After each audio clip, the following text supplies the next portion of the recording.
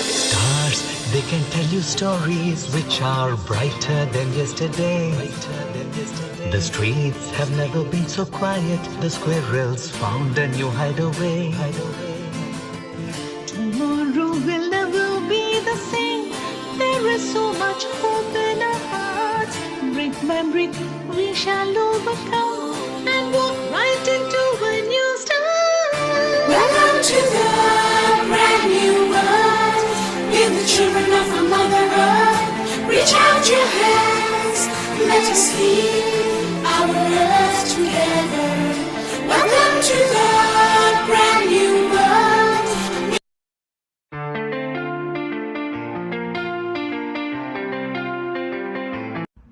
A global namaste. Please join us this Sunday on a free global online episode on Universal Health Coverage Day. Health for all is what we're going to be talking about. So tune in on www.healingoverearth.com. This Sunday from 2 p.m. onwards, the Greenwich Mean Time. A global namaste from Dr. Lalit, Sodha.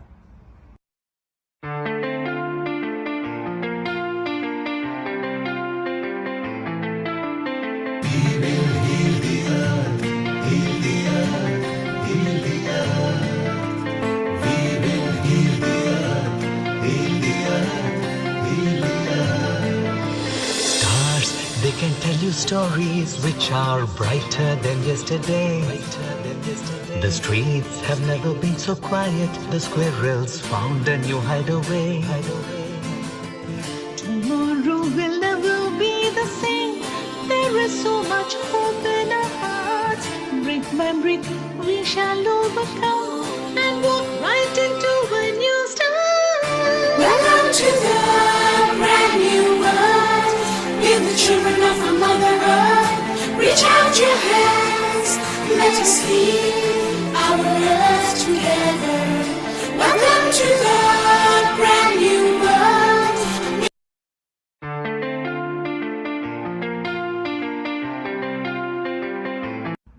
A global namaste.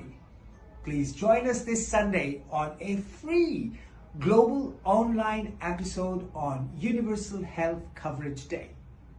Health for all is what we're going to be talking about.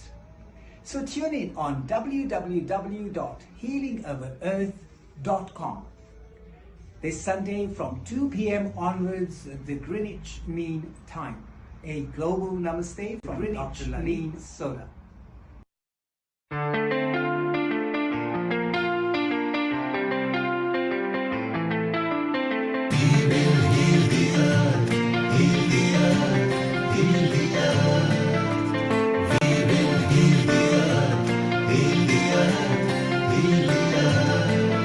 Stars, they can tell you stories which are brighter than yesterday.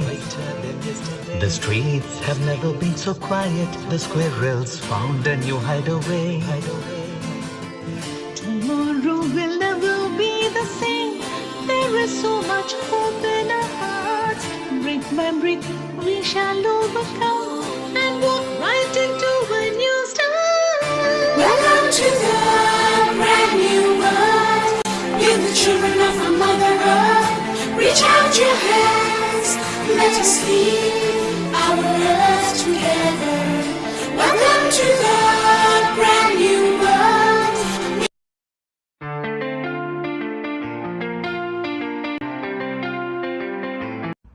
A global namaste. Please join us this Sunday on a free global online episode on Universal Health Coverage Day. Health for all is what we're going to be talking about. So tune in on www.healingoverearth.com. This Sunday from 2 p.m. onwards, the Greenwich Mean Time. A global namaste from Dr. Lalit, Sodha. Stars,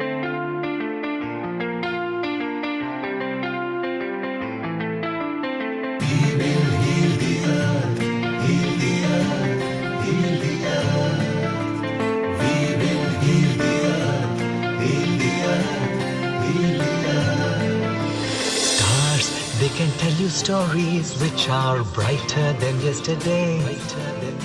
The streets have never been so quiet. The squirrels found a new hideaway. Tomorrow will never be the same.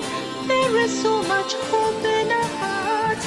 Brick by brick, we shall overcome and walk right into it.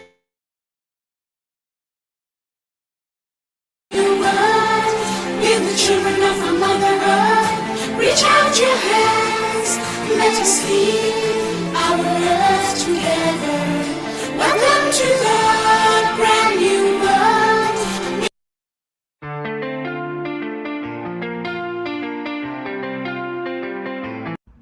A global namaste. Please join us this Sunday on a free global online episode on Universal Health Coverage Day. Health for all is what we're going to be talking about. So tune in on www.healingourEarth.com.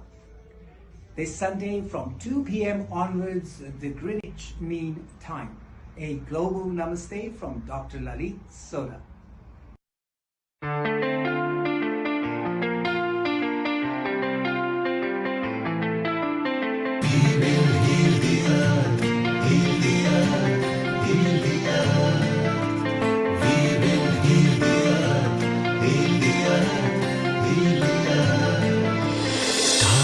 They can tell you stories which are brighter than yesterday. The streets have never been so quiet. The squirrels found a new hideaway. Tomorrow will never be the same. There is so much hope in our hearts. Brick by brick, we shall overcome and walk right into a new start. Welcome to the brand new world. Give the children of our Mother Earth, reach out your hands, let us heal our earth together. Welcome to the brand new world.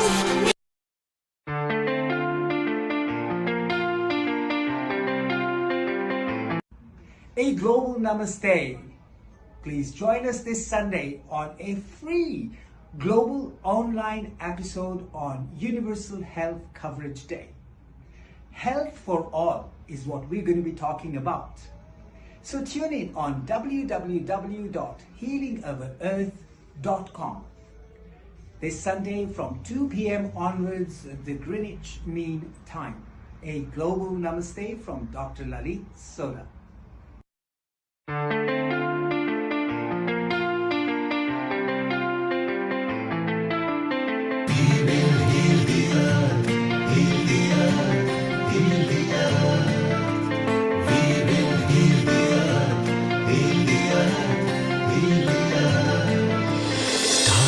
They can tell you stories which are brighter than yesterday.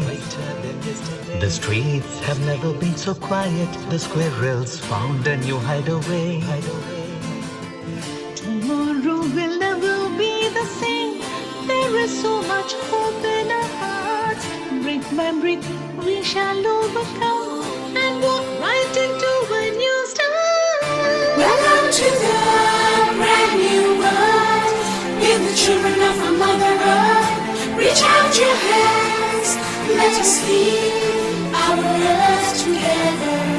Welcome to the brand new world.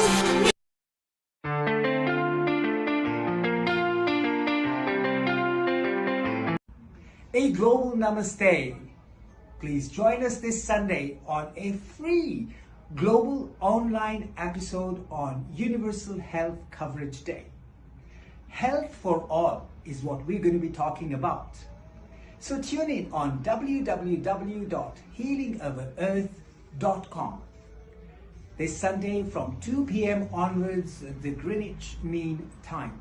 A global namaste from Dr. Lalit, Sodha.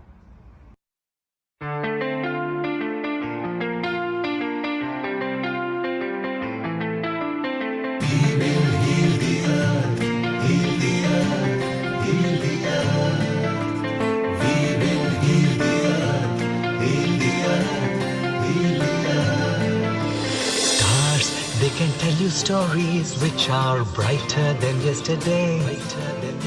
The streets have never been so quiet. The squirrels found a new hideaway. Tomorrow will never be the same. There is so much hope in our hearts. Brick by brick, we shall overcome and walk right into a new start. Welcome to the brand new world. With the children of our Mother Earth, reach out your hands. Let us heal our earth together. Welcome to the brand new world.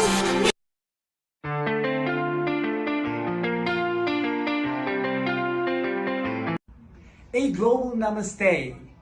Please join us this Sunday on a free global online episode on Universal Health Coverage Day. Health for all is what we're going to be talking about. So tune in on www.healingourEarth.com this Sunday from 2 p.m. onwards, the Greenwich Mean Time. A global namaste from Dr. Lalit, Sodha.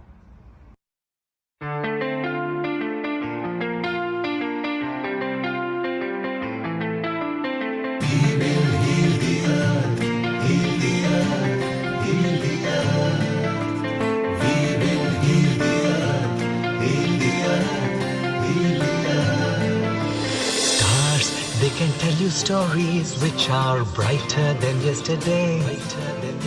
The streets have never been so quiet. The squirrels found a new hideaway.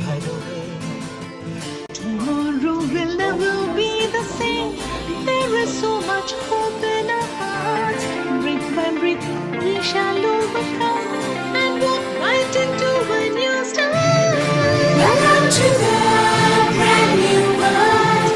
With the children of our Mother Earth, reach out your hands. Let us heal our earth together. Welcome to the brand new world. The streets have never been so quiet. The squirrels found a new hideaway. A global namaste. Tomorrow will never be the same. There is so much hope in our hearts. Brick by brick, we shall overcome and walk right into a new start. Welcome to the brand new world. With the children of our Mother Earth, reach out your hands. Let us heal our earth together. Welcome to the brand new world.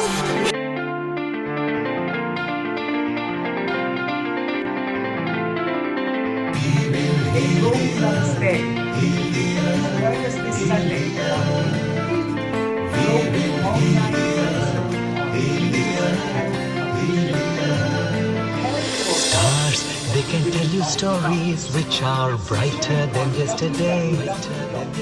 The streets have never been so quiet. The squirrels found a new hideaway. Tomorrow will never be the same. There is so much hope in our hearts. Brick by brick, we shall overcome and walk right into a new start. Welcome to the brand new world. With the children of our Mother Earth, reach out your hands. Let us heal our earth together. Welcome to the brand new world. The streets have never been so quiet. The squirrels found a new hideaway. Tomorrow will never be. And gentlemen, may I have your attention, please? The show starts in 10, 9, 8, 7, 6, 5, 4, 3, 2, 1, go. Global Namaste. Good morning, good afternoon, and good evening to all the viewers of Healing Our Earth. We are back again with another episode, a global health coverage episode at Healing Our Earth. And I, senior anchor and host at Healing Our Earth, Dr. Amrita, welcome you all to yet another and beautiful episode of today. Today's episode is a healthcare episode, which is with a lot of diversity, where we'll be having with us people from different backgrounds, health professionals, who will be there to talk about the health and the importance of health for all. But before we start, let's start with Gayatri Mantra. Your hands together, closing your eyes, taking a deep breath.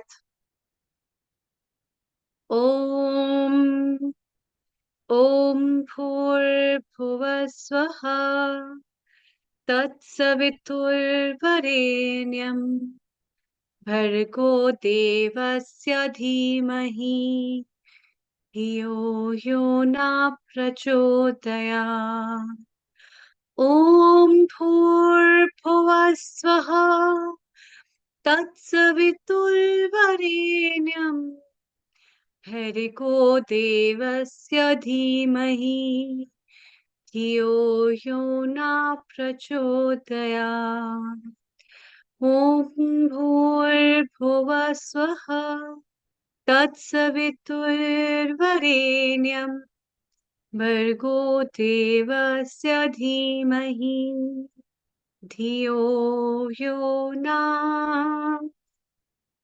प्रचोदयात् Om Shanti Shanti Shanti.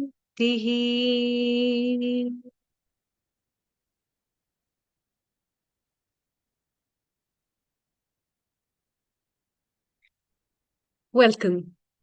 As today's episode is a health coverage episode, we will be talking about different facets of health, definitions of health, what is the meaning of health from various perspectives, and what all strategies should we adapt in our lives to stay healthy and to bridge the gap between the global healthcare systems which are worldwide present. Apart from that, talking about what is good for us, what not, and what is the real definition of health in terms of an individual, and how to counter that. Therefore, today's episode is specifically dedicated to talk just on heal thyself, that is healthy life, and how that health can promote healthy life for us. For this, we will be having different guests today. And first of all, I'm very glad to welcome my co-host, as well as the episode producer, as well as our senior anchor, chiropractor, and what not with me, Dr. Lalit Sodha from London. Global Namaste, a very good afternoon to you, Dr. Lalit. A very global namaste to you, Amrita. What a pleasure to join you on this lovely session on universal health coverage. A global namaste to all of you. Same here. I am also very pleased to have you with me today for talking about health, and you being one of the iconic persons in health, how you take care of your health and what does health mean to you. And being a chiropractor, I think it is very important, firstly, to listen to you before we move on to our guests. So over Thank to you. you. Thank you. Thank you so much. Thank you so much. Amrita, being a chiropractor myself, yes, I do look after my own health, and I try to promote what I preach and what I believe in to be healthy. And my basis of health goes all the way down to the core, meaning if you look after the structure that holds you up, holds you straight, holds you on your 2 feet, well, that's the bottom line, looking after your spine, which is so very important because the brain and the spine, the spinal cord and the brain are the central nervous system. That is guarding system of our body that makes us function. If you say that this is an electrical circuit board, well, that's what the Hmm. central nervous system is. And I believe that if you look after your spine in terms of its overall health, in terms of its flexibility, in terms of its nutrition, and in terms of its exercise and fitness, I think you're really looking after your whole body, because by looking after your spine, which houses the nervous system that controls the whole part of the body, well, you're looking at the core of it. So I believe in health as a whole rather than treating just one condition. And health as a whole comes from looking after yourself as a whole. And that is, what you eat is very important. What you actually physically do to help yourself stay fit is very important. I believe in posture, which is equally important to hold your spine in good shape. And I also believe in good sleep, which means your body needs rest to function the next day. And I also Hmm. believe in what you are is what you eat. So happy, Yeah. healthy food is what's necessary. That's what I look at health as a holistic approach. And I'm sure we have got such an array of speakers today who are going to be telling us about health from a very, very different perspective. So, in a nutshell, that's what I believe in, Amrita. And health is wealth for me. Is what I'm going to say to you. Yeah. So basically, this health for wealth, as you are a chiropractor, before we move on to our other guests, how much percentage do you weigh that your spine and your posture is so important for your health? So let's cover that aspect a little bit before we move to our other guests. Okay. Well, if you ask me, I'll probably give you my biased opinion, but I think that's quite a straightforward opinion. It says how much of your spinal health is important for your overall health. I would say 100%. Hmm. 100%. Hmm. 100% is what I would say, because if your spine is not working properly, the structure that holds you is not working properly, the health is going to collapse. Yeah. So that structure, I think, is a pillar ground of everything, which people don't think about. Absolutely. That's really great. And can you just recommend two quick tips for our viewers for a healthy spine? Absolutely. Number one, for a healthy spine, make sure you have your correct posture. Posture doesn't just mean sitting correctly. Now, posture has a very good definition. And if you look at the dictionary, posture is the attitude of the body. That is how posture is defined. Pose, attitude of the body. That is what it's determining. So, number one, correct posture in sitting, sleeping, standing, and walking. Vital that we have the most correct posture, that we are standing on 2 feet rather than more weight on 1 feet, on 1 foot, and then getting your pelvis tilted.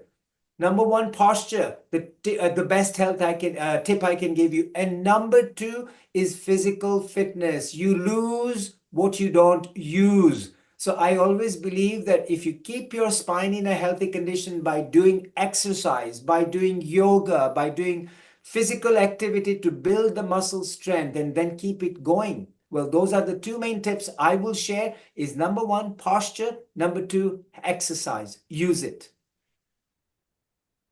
Great. These two things are so important. People talk about exercise, they do exercise, but then they don't really put an emphasis on how important is your posture.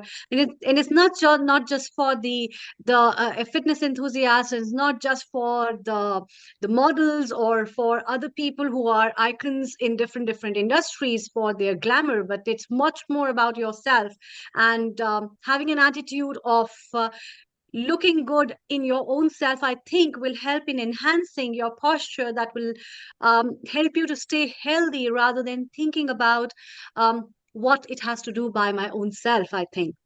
And Very that's true. that's very good. Like, I think it's a way of life that you have emphasized on for a healthy the spine. And do you think that there are certain particular exercises that people must do for a healthy spine, or they are just general postures that are comfortable enough? I will certainly share some very good tips on the exercises, but I want to pick up on a couple of things you just mentioned, Amrita. Health is a way Hmm. of life. Absolutely true, because that is what we should be all having the mindset about our own self and our own health. Health is absolutely a way of life. My motto or my catchphrase is health is by choice, not by chance. So, yes, health Hmm. is vitally important. And also, as a tip that you asked me to share with exercises, if one is very much aware of yoga, which is really big these days, then I'm going to say within the yoga cycles, the sun salutations or what they call the Surya Namaskar is vitally important because it really gives your whole spine a lot of flexibility. So if one exercise that you ask me, Surya Namaskar or sun salutations is what I would say, Amrita. Good. That's really good. So sun salutations are a key for a healthy spine. That's what Dr. Lalit Sodha says. And we have our founder and director Neil Kumar. Let's hear from him what he has to say about his health and the tips. Over to you. Global Namaste, Neil Kumar. And then we have Professor E. Sharma as well with us, who Global is Namaste. our Yeah, hi new Amrita. Global contributor Namaste. and well as the Ayurveda episode producer, as well as he has been at the post of Ayurveda chair at Mauritius from University of Mauritius as well. So global namaste to you, Professor E. Sharma. Uh, Kindly unmute yourself and what is your message for people in regards to health? Over to you, Dr. Lalit Sodha, and let's have a conversation with Professor E. Sharma. Thank you. Well, a very big global namaste to Dr. Sharma. What a pleasure to meet you online once again. Yeah, pleasure is all mine, Lalit. Thank you so much. Wonderful. So, Amrita had a wonderful question about our health and a couple tips that I shared. And I certainly believe that yoga, which keeps the spine flexibility and especially the sun salutations and Surya Namaskar, as we call it, is an essential exercise to keep your spine flexible. Do we share the same thought, Dr. Sharma? Indeed, indeed. It's so true that we are like getting away from any kind of physical activity. And maybe fortunately or unfortunately, it is the development of technology which is getting us farther and farther from any kind of physical activity. And the day is not far when you might not have to walk to your bedroom. They will invent cars, which drive you to your bedroom, place you on your bed. They help you chew your food. So maybe we could be unfortunate enough to, see that day of technology. That's where Surya Namaskar is one word solution to an extensive kind of physical activity, which is like one size which suits all. Everyone can do it with the varying degrees of exertion and severity. You can do it very mildly, and you can do it like very rigorously as well. So goes without saying, Dr. Lalit, Surya Namaskar is one word solution. If one exercise you want to undertake, that could be Surya Namaskar. Thank you for sharing that same thought, Dr. Sharma. But you know what? I'd love to hear from your perspective also what health is. And if you can define health for our audience and share your tips, that would be so good. Over the last 2 decades, I am more and more believing that mental unease, stress, could be a real big hidden trigger for almost every health condition. Earlier, like 2 decades back, we used to study that there are a set of diseases known as psychosomatic disorders, where your psyche will directly lead to dysfunction at your soma, at your body. Some physical diseases will come from your mental state, but now it is more and more believable that not some, rather all the diseases could be emanating from a unhealthy mind. That is where setting your expectations right to be stress free could be a real wonderful beginning which would be suitable to all. And a stress, if we dig deep into Ayurveda, we come to one conclusion: unrealistic expectations is the one word which triggers all kinds of stress conditions. So if we can realign our expectations, from our relations, from our finances, from our health, from our like the society, then we could really not be over expecting, and we could be stress free by and large. When we expect unrealistically, when we expect a lot, then that is the beginning of almost every type of stress. So realigning, zooming out, realigning our like expectations, not micromanaging everything, could be one nice beginning to de-stress, Dr. Lalit. Thank you for sharing that wonderful talk about the psychosomatic conditions and that mind has a very, very strong effect on the body. So what's going on here is invariably going to affect our body, and that's a very good thought, a very good, I think, a very good health point that one should be taking into mind, because from my own chiropractic practice, I can say that a lot of back pain that comes in is because of mental stress that patients are going through. But I'll tell you one thing, from an Ayurvedic perspective, how are we going to, or how do you assess a patient and then find out that it is purely coming from the mind, or a mind has the stronger component on the condition? How would you do that? Yeah. Ayurveda seers, our acharyas, actually oversimplified it for us. Ayurveda is an observational science. It is not an experimental science. It was observational. It is observational. Secondly, Ayurveda is a physics-based science and not chemistry-based. If we go to pure sciences, biology does relate to healthcare from any perspective, Ayurveda or the Western perspective, or any kind of healthcare will involve biology, one pure science. The other two pure sciences, or many pure sciences like mathematics, physics, chemistry, Ayurveda is more like physics based. How come so? Because of the gunas, the qualities, the polarities, heavy and light, cold and hot, dry and oily. These are the physical attributes which help us in diagnosing how are your Vata Pitta Kapha placed. Are they out of place? What needs to be brought back? What requires realignment, rebalancing? That is where the physical parameters are very obvious, very easy to diagnose, which gives us a straightforward solution that you have got a lot of vata or pitta or kapha at your mind or at your body or both. This is how we begin our patient examination, Dr. Lalit.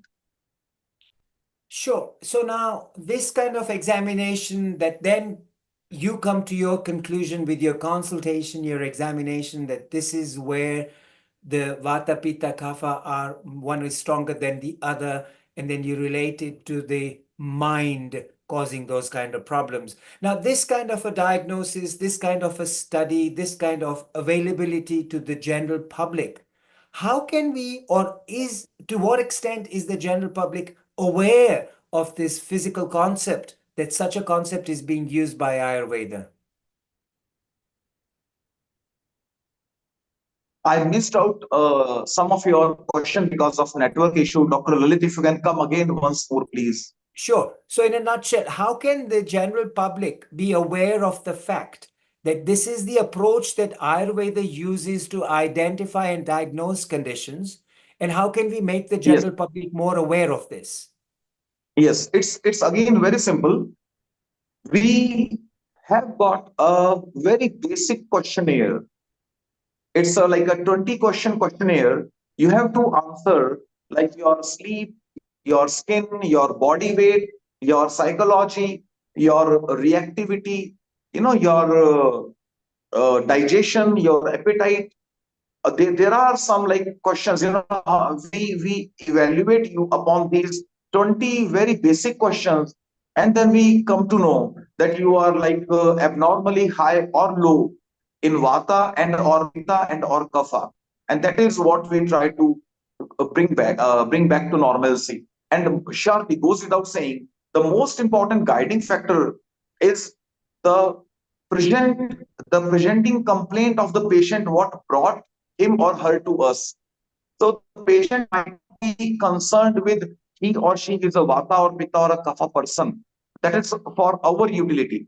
But the patient came to us because he or she has got migraine or arthritis or diabetes or whatever. So that remains our first concern. At the same time, we have to factor in what your body type is. Accordingly, your prescription will vary. If you have got arthritis, that is you have got a vata problem, but your body is kapha, then we have to see that we have to cater to your vata problem, which is your arthritis. At the same time, you are a kapha personality, so we have to consider that as well. That is where Ayurveda goes beyond disease drug relationship, which is the forte, which is the mainstay of the Western medicine. Any kind of headache, paracetamol. Any kind of infection, antibiotic. Disease and drug. The human being does not exist in a Western medicine because of their extreme hard work over last 2 centuries. But Ayurveda still stays very personalized. We cannot say that you have got arthritis, then we have got this Ayurveda herb for you, where the human being does not exist. That approach will not work. That is where we have to see you have got arthritis, okay. Now, what you are you a Vata or Pitta or Kapha accordingly? The arthritis patient I'm treating, if I'm treating three arthritis patients, all have got the same symptoms, but one is Vata, one is Pitta, one is Kapha. My treatment for each one of them will vary. I will not give them the same treatment, the same painkiller, for their arthritis. That will be a short-lived, like respite, a short-lived treatment which would not succeed. That is where we have to deeply factor in the individual, his or her mind and Vata Pitta Kapha, Dr. Lalit. Well, obviously, there's a very intense way of identifying and getting to the root of the problem. Now, it's great, but let me ask you one thing. How can we then educate the general public that this is one form of healthcare that is available to them and they do not have to ingest all the chemicals which actually in the long run are damaging to your body? Yeah, indeed. This is a very big challenge. And over the last 20 years, being operational in the international arena, I reached to one conclusion that if we start talking about Vata Pitta Kapha, that might not interest everyone. It Yes, could be like too tricky for many. It yes. might not work out. What we did is we are starting Ayurveda education, Ayurveda preventive health through food. Food will be applying to all. You could be from any country, any culture, any age. Food will be relating to all. That is where dietetics principle is the safest entry. When we have to educate anyone who does not know Ayurveda about Ayurveda without talking about Vata Pitta Kapha, which would be too tricky for some of them, we start with Ayurveda dietetics. You should be eating like this. And this is what we have been doing over the last 2 decades. And we strongly believe no treatment or preservation of health can be possible without routing through these four protocols. Diet is the strongest medicine, then lifestyle modifications, which include exercise, Surya Namaskar, yoga, meditation, de-addiction, etc. Then comes a set of herbs, 2 or 3 herbs for you. And the last and the strongest we have got is Panchkarma. So Panchkarma is given to 10% patients only.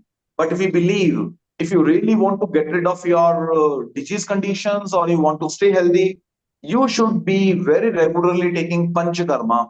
Now, how much time does Panchkarma take? If you are healthy, we will be taking your 20 hours every year, just 20 hours. Now, 20 hours in 1 year is not a bad deal at all, where we will be resetting your kapha over 2 hours of Vaman therapy, 1 hour into 7 days for your vata, and 12 hours, one go of virechan, purgation for your pitta. We will be resetting your vata, pitta, kapha, whatever, pollution you are getting at your cellular level.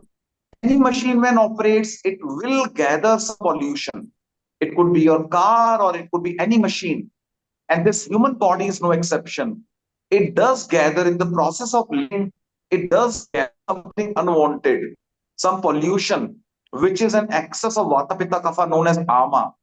And getting rid is so easy, like 20 hours every year. And the you do not need any expert Ayurveda doctor for that. It is so easy.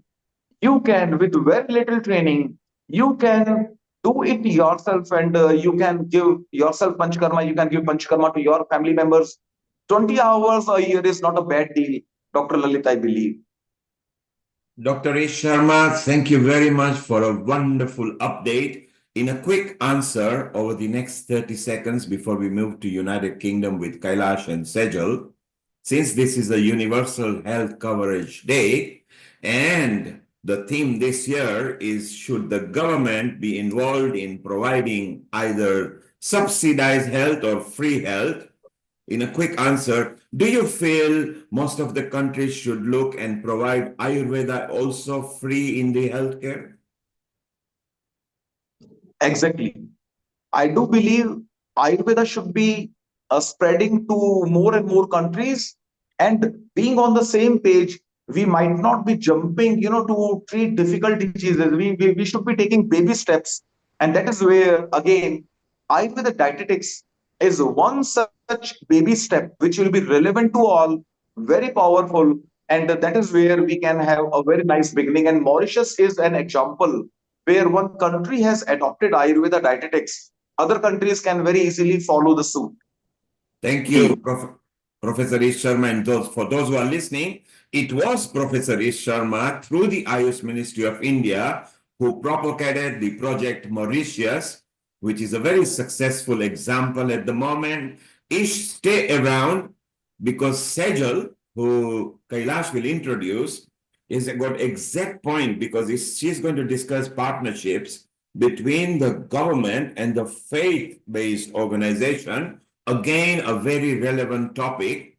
So Dr. Lalit Sodha and Dr. Amrita Sharma in Jalandhar, let's welcome Kailash. And Amrita, you got an announcement as well for her. Each stay around and we'll chat with you in a moment. Over to you, Amrita. Yes. Thank you. Thank you, Neil Kumar. Thank you, Professor Sharma. Dr. Kailash, we all wish you a very heartiest congratulations for your graduation with doctorate, and may you get many, many laurels again. From all the Healing Our Earth family and the viewers, a very good luck and many congratulations. So here we are with you.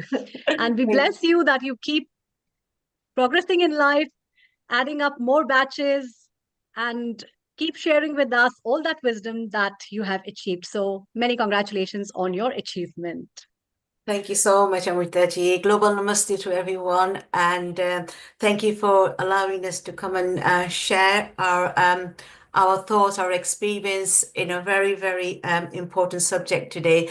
And I'm very delighted to introduce my guest today. I've got 4 guests who come along from the north. Well, two of them are from the northwest and 2 are from the south. So first of all, I've got our Professor Sejal Saglani from London, who's kindly come along to speak to us about a very important topic here, about the partnership between the government and the faith-based organization. And I believe that Professor Saglani's got some slides to share. So if Amritaji, if you can allow her to share, please. Thank you.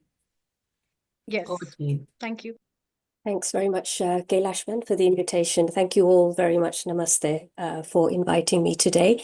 I'm going to talk to you about the importance of partnering with different types of organizations to help our community to improve their health and well-being. Yes, I am a professor of pediatrics, and that's my day job at Imperial College London. But actually, I'm talking to you as a volunteer for BAPS Swamnayan Sanstha, UK and Europe. I'm sure you've all heard of BAPS, and I lead the healthcare work that happens there. So I just want to tell you about some of our activities and give you some ideas of how faith-based institutions and other various partnerships can really work well in a very economically efficient manner to improve the health and well-being of of the South Asian population particularly. So what are the aims of BAPS Healthcare? Well, really, our aim is to raise awareness about common health conditions that affect our community.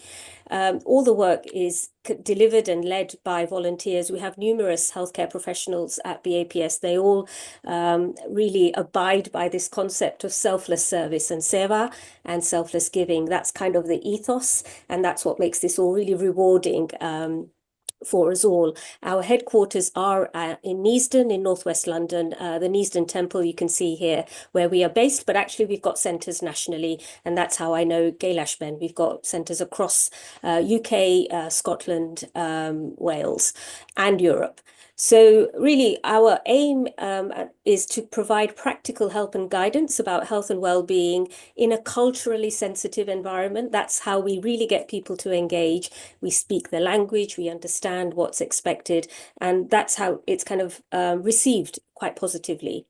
We also give guidance about, like in the UK, obviously not everywhere in the world, but in the UK, we're very lucky to have the National Health System, which is free at the point of delivery, but not all of our community know how to access the services that are available. So a lot of our role is to actually signpost and make sure people are making the most of the services available. So what are the activities that we do? This is just a snapshot of the work we're doing. Health awareness seminars. We've been delivering these for 25 years, and they're very targeted, achieving a healthy lifestyle. Cancer awareness, prevention is a real core to what we want to do. We want to actually prevent anybody getting ill. We want to promote healthy lifestyle and prevention of illness. So uptake of screening services for cancer, which are available in the UK. We're encouraging our community to actually go and get the screening done.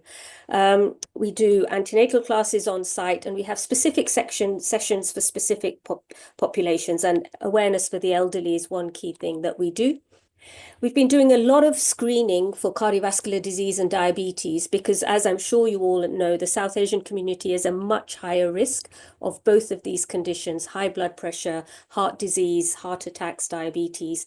And so we're screening on site at the mandir, but also out in the community in various community centres and with other community organisations such as the Oshwal Centre for Jains and the Rotary Club. And the key is that in our community, these diseases start much early than in the Caucasian community. And so we're starting screening under 40, whereas for others, it would start as 50 and above. And this is just an idea of the amount of work that we've done. We started in 2005, screening early, over 3,500 when I made this slide. It's higher now. And we give a really comprehensive screen of height, weight, blood pressure check, blood and cholesterol checks, really giving people an idea of their risk of diabetes and heart disease, including a consultation with a health professional who would be one of our volunteers, and then signposting and advising as needed. And this work has very nicely been recognised by the government. That's why I wanted to talk to you all today. So the local council, Brent Council, gave us an award for the Community Project of the Year for the health awareness work that we've been doing. And as a result of that, we've managed to get subsequent funding from Brent, which I'll tell you about, to continue this work in the community. The other organizations we partner with are charities. They have a lot of money for outreach work, going out into the community to raise awareness about various conditions. So we work very closely with, for example, the British Heart Foundation, Diabetes UK, and Macmillan Cancer Care, all to really do our best to raise awareness about these really common conditions in our community, make sure people aren't scared of all these things, and they'll do this stuff that's on offer and make the most of the services available. Another aspect where we've partnered with the government, NHS Blood and Transplant, is to promote organ donation. So in the UK, we've recently had a change in law, and it's become an opt-out clause to become an organ donor. But our community don't really know what that means. Should we be donating organs as Hindus? Is that right or wrong? So we've made the most of our faith background and what's the belief in Hinduism about organ donation, absolutely promoted. And we've made leaflets that are really sensitive to our religion, to our culture, so that people feel comfortable about making decisions about organ donation, both living organ donation, donation after death, and bone marrow donation. And this is our project for 2024. We very recently received a grant from Brent Council to promote wellness, and we called it BAPS Wellness. And as you can see, the NES from the wellness represents 4 key aspects: nutrition, exercise, stress management, and sleep management. So as we've been discussing, it's actually a holistic approach. We didn't want to call it mental health because often in our community there's stigma around that. But so what we've said is let's call it sleep management and stress management. And then the physical aspects are nutrition and exercise. This project started earlier this year in the summer. And our aims are to give very simple and practical guidance to improve the physical and mental well-being of our community. And what we're using is the concept of habit forming. So we're trying to say to everyone, make a small change and just keep with it. Make a healthy habit, and soon you'll be into a healthy lifestyle. And so the NES is nutrition, exercise, stress, and sleep, targeted advice for different ages. This is across the age range. And one of our key outputs so far, we've got some really talented volunteers, including nutritionists, is we've made a vegan and vegetarian recipe book. Key being it's a sattvic vegetarian diet, which is what we in the Swaminarayan religion would practice. And it gives nutritional information, and it gives lots of tips and tricks about how to make our Asian, Indian vegetarian diet healthy. So many meal swaps and things that we can make. And that is being reinforced with talks by experts. So we've had webinars from experts. The first was from Sujata Din. She's a health and cancer coach, and she talked very much about nutrition, how nutrition can be optimized for our health and well-being. Just last month, we then had a talk in line with World Diabetes Day from a consultant diabetologist. She came as a volunteer and delivered a webinar on understanding diabetes, both pre-diabetes, once the diagnosis is made, and then monitoring diabetes and keeping it well controlled. And myth busting is a real important thing. You know, all these things that people sort of get told about, are they true or aren't they? So that was in November. And then just a week tomorrow, we've got our next webinar. And I'm really glad we've been talking about movement and posture, because that's exactly the focus of our next webinar.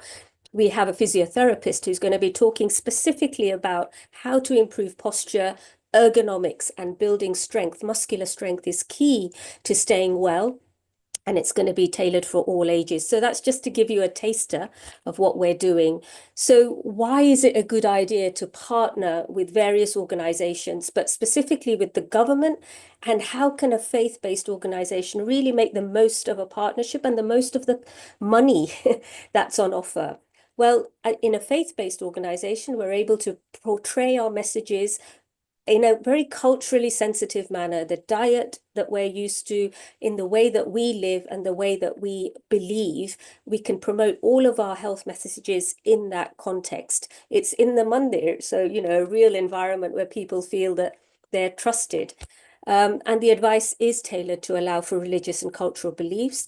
The volunteers provide much of the work, so it's actually really good value for money, because one of the most important resources, I'm sure you'll agree, for the NHS and the government is actually paying salaries. This way, it's very minimal salary, and we can deliver a lot more. We tackle myths and false messages to make our community healthy and believe in how to become healthy. And the last point is really key. Our health messages are reinforced by our spiritual leaders. So the head sadhu for BAPS UK and Europe is absolutely behind this program.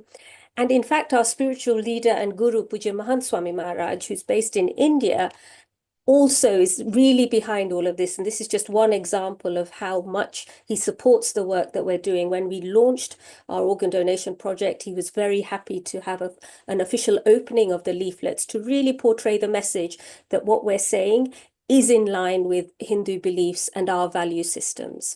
So that's it. Thanks very much.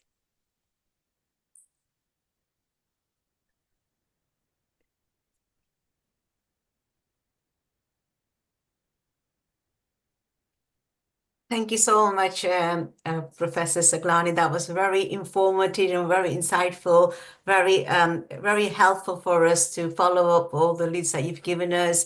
and the importance, like, we just heard Dr. Sodha and Dr. Sharma telling us about all the holistic approach, and here you are presenting those, and I'm so pleased to see that there are seminars available online for us to access as well. So thank you so much for the information. I'd now like to invite our next speaker, Mr. Ravindra Shah, and I noticed that Dr. Gupta is with us as well.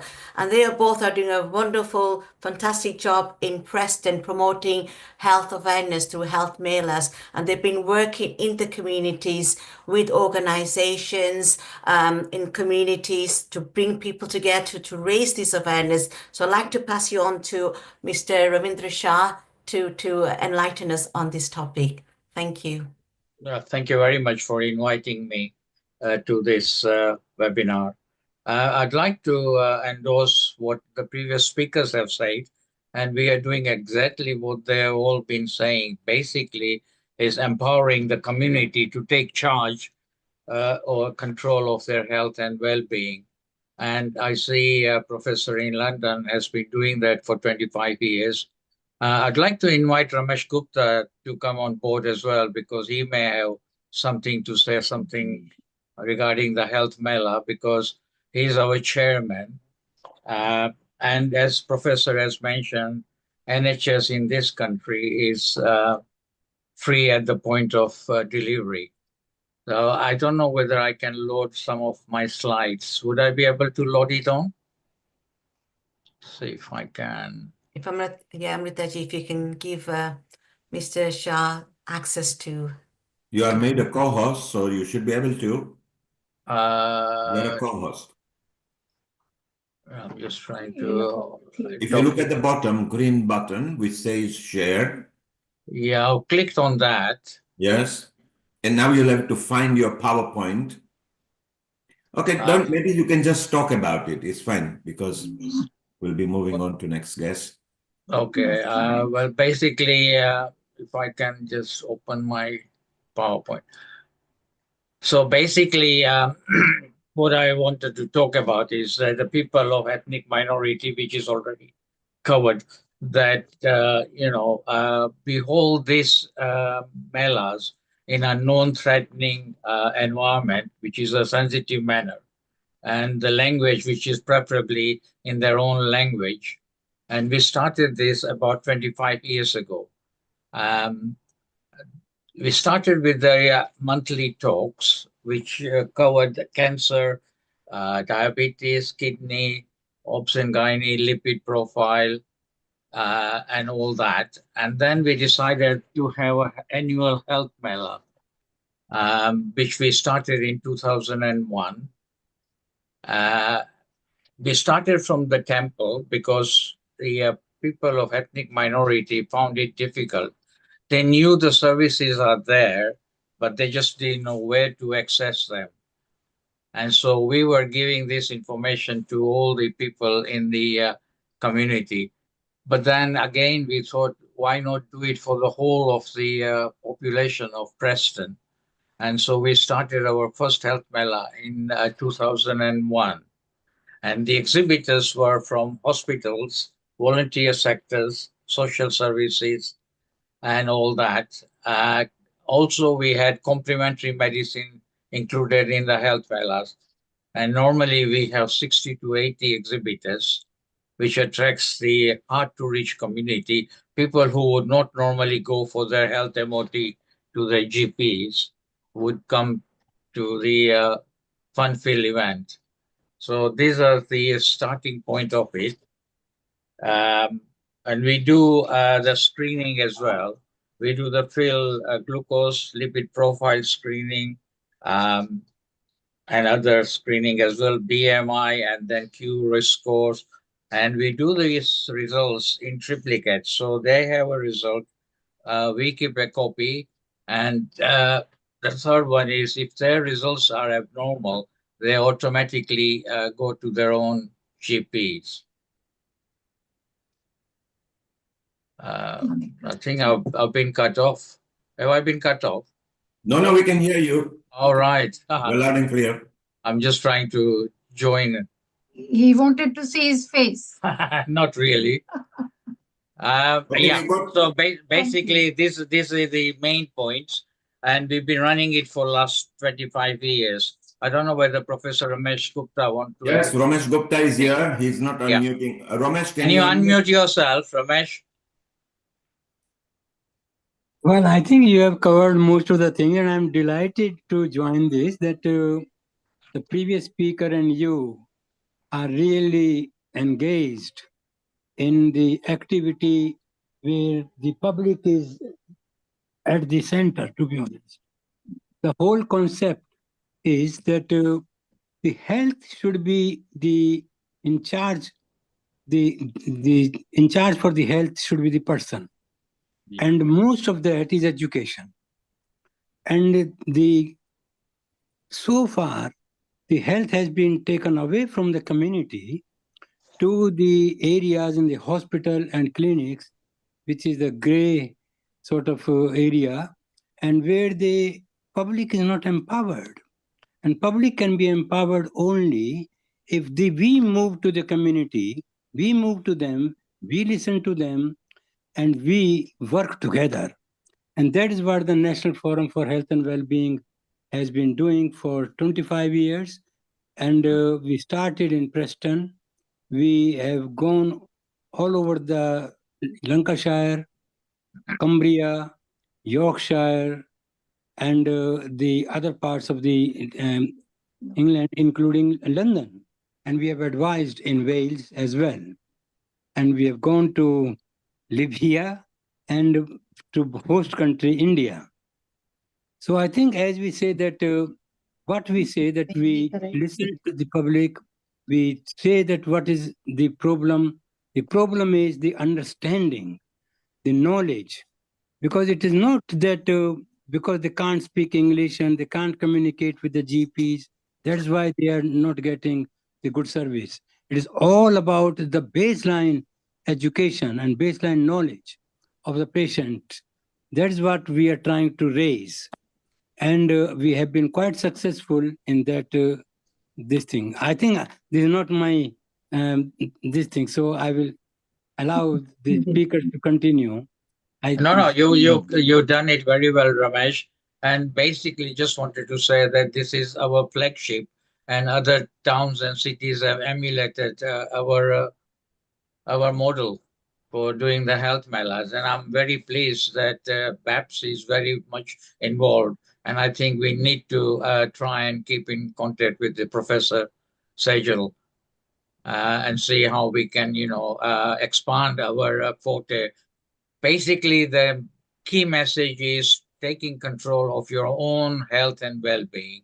We can guide them, we can direct them to the services available, but basically at the end of the day, it is their responsibility to take control. Thank you very much. Thank you so much, Ravin Bhai and Professor Gupta, for enlightening us and talking about a very important topic, taking this health out to the communities. And I know from experience that you have reached out to so many families and made an impact and helped those to raise awareness and, lead a healthy life, make those choices, healthy choices. So thank you so much for that. We do have Mr. Deepak Bhai here. Sorry, can I just interrupt one more? Basically, we also wanted to take out the pathology from the hospital environment to the community. So basically, more community services rather than hospital-based services. Thank you. Absolutely. Now, that's a really important point. A lot of families do not want to go into hospital. So, doing this in a very safe environment like mandirs and community centers have been very, very productive. Thank you so much. Like I said, we have our regular contributor, Mr. Deepak Bhai Varand, who's here, and I'd like to call upon you, Deepak Bhai, to give your comments on what you've heard so far before we go on to Dr. Madhu Bencha. Global namaste to everybody. Thank you, Kailash, for the kind introduction, and a big congratulations as well on your doctorate. So all your hard work has paid off, and long may it continue, should I say. Yeah, thank you to all the speakers and contributors. It's very nice to see that everyone's taken time out and to share their expertise and knowledge. One thing I did reflect on whilst listening was the fact that you're all experts in your area and you're able to so nicely distill all of the key points. So I was actually taking notes whilst listening because it's just done in such a nice way. And yeah, I agree with all the comments that were made. I think certainly the point that I was asked to sort of reflect on was our NHS and sort of governments. Well, you know, in the UK, certainly healthcare is free, and it was obviously mentioned, you know, at the point of access by Professor Sejal. And, you know, at the moment, you know, we know the UK is struggling. You know, there's always this talk about the black hole. And I think when I last read, it was probably a cumulative underspend of sort of 425 billion. I think that was since 2009. So, you know, it's a hard thing to try to cover. And certainly, you know, as a sort of metric, how do we measure this, how we perform compared to sort of other countries in Europe? And I think at last check, it was probably something, you know, as a percentage of the GDP, and certainly is lower than comparable countries in Europe, etc. So these initiatives that happen within communities is definitely good because A, it's targeted, and B, you've got more focused and accessible healthcare ideas and initiatives, and certainly something which can be signposted through various community centres, temples, etc. Just probably as an example, we, as our own organisation, we have a ISSA arm which does this type of thing, including sort of helping to feed homeless, but also community outreach when it comes to checking simple, well, we say simple things like blood sugar, diabetes, possibly cholesterol, you know, just other bits which perhaps, as one of the other speakers alluded to, people tend not to want to do because they may not be aware, or they may be scared or worried how they can access this type of healthcare, or may not even be aware it's available. So yeah, you know, as a country, we certainly for our community, I feel those that know will access, and will probably, those who suffer from sort of heart disease and diabetes, which is common in our community, will probably be plugged into the healthcare system, and those that aren't will probably just be suffering for unnecessary for a long time. And it's only until an event happens that they do end up accessing this type of healthcare. I think it's probably important to note that as a country, yeah, having free healthcare is something which has been a key feature of sort of living in the UK, and it's recognised as an institution. However, it's struggling in most areas, and so when I was reading, also uncovered that, you know, another measure or metric was probably the price per person has dropped since the pandemic. Even though the money that's been pumped in has gone up, the demand for healthcare has also gone up. So it's a difficult juggling act for, you know, the country to be managing this type of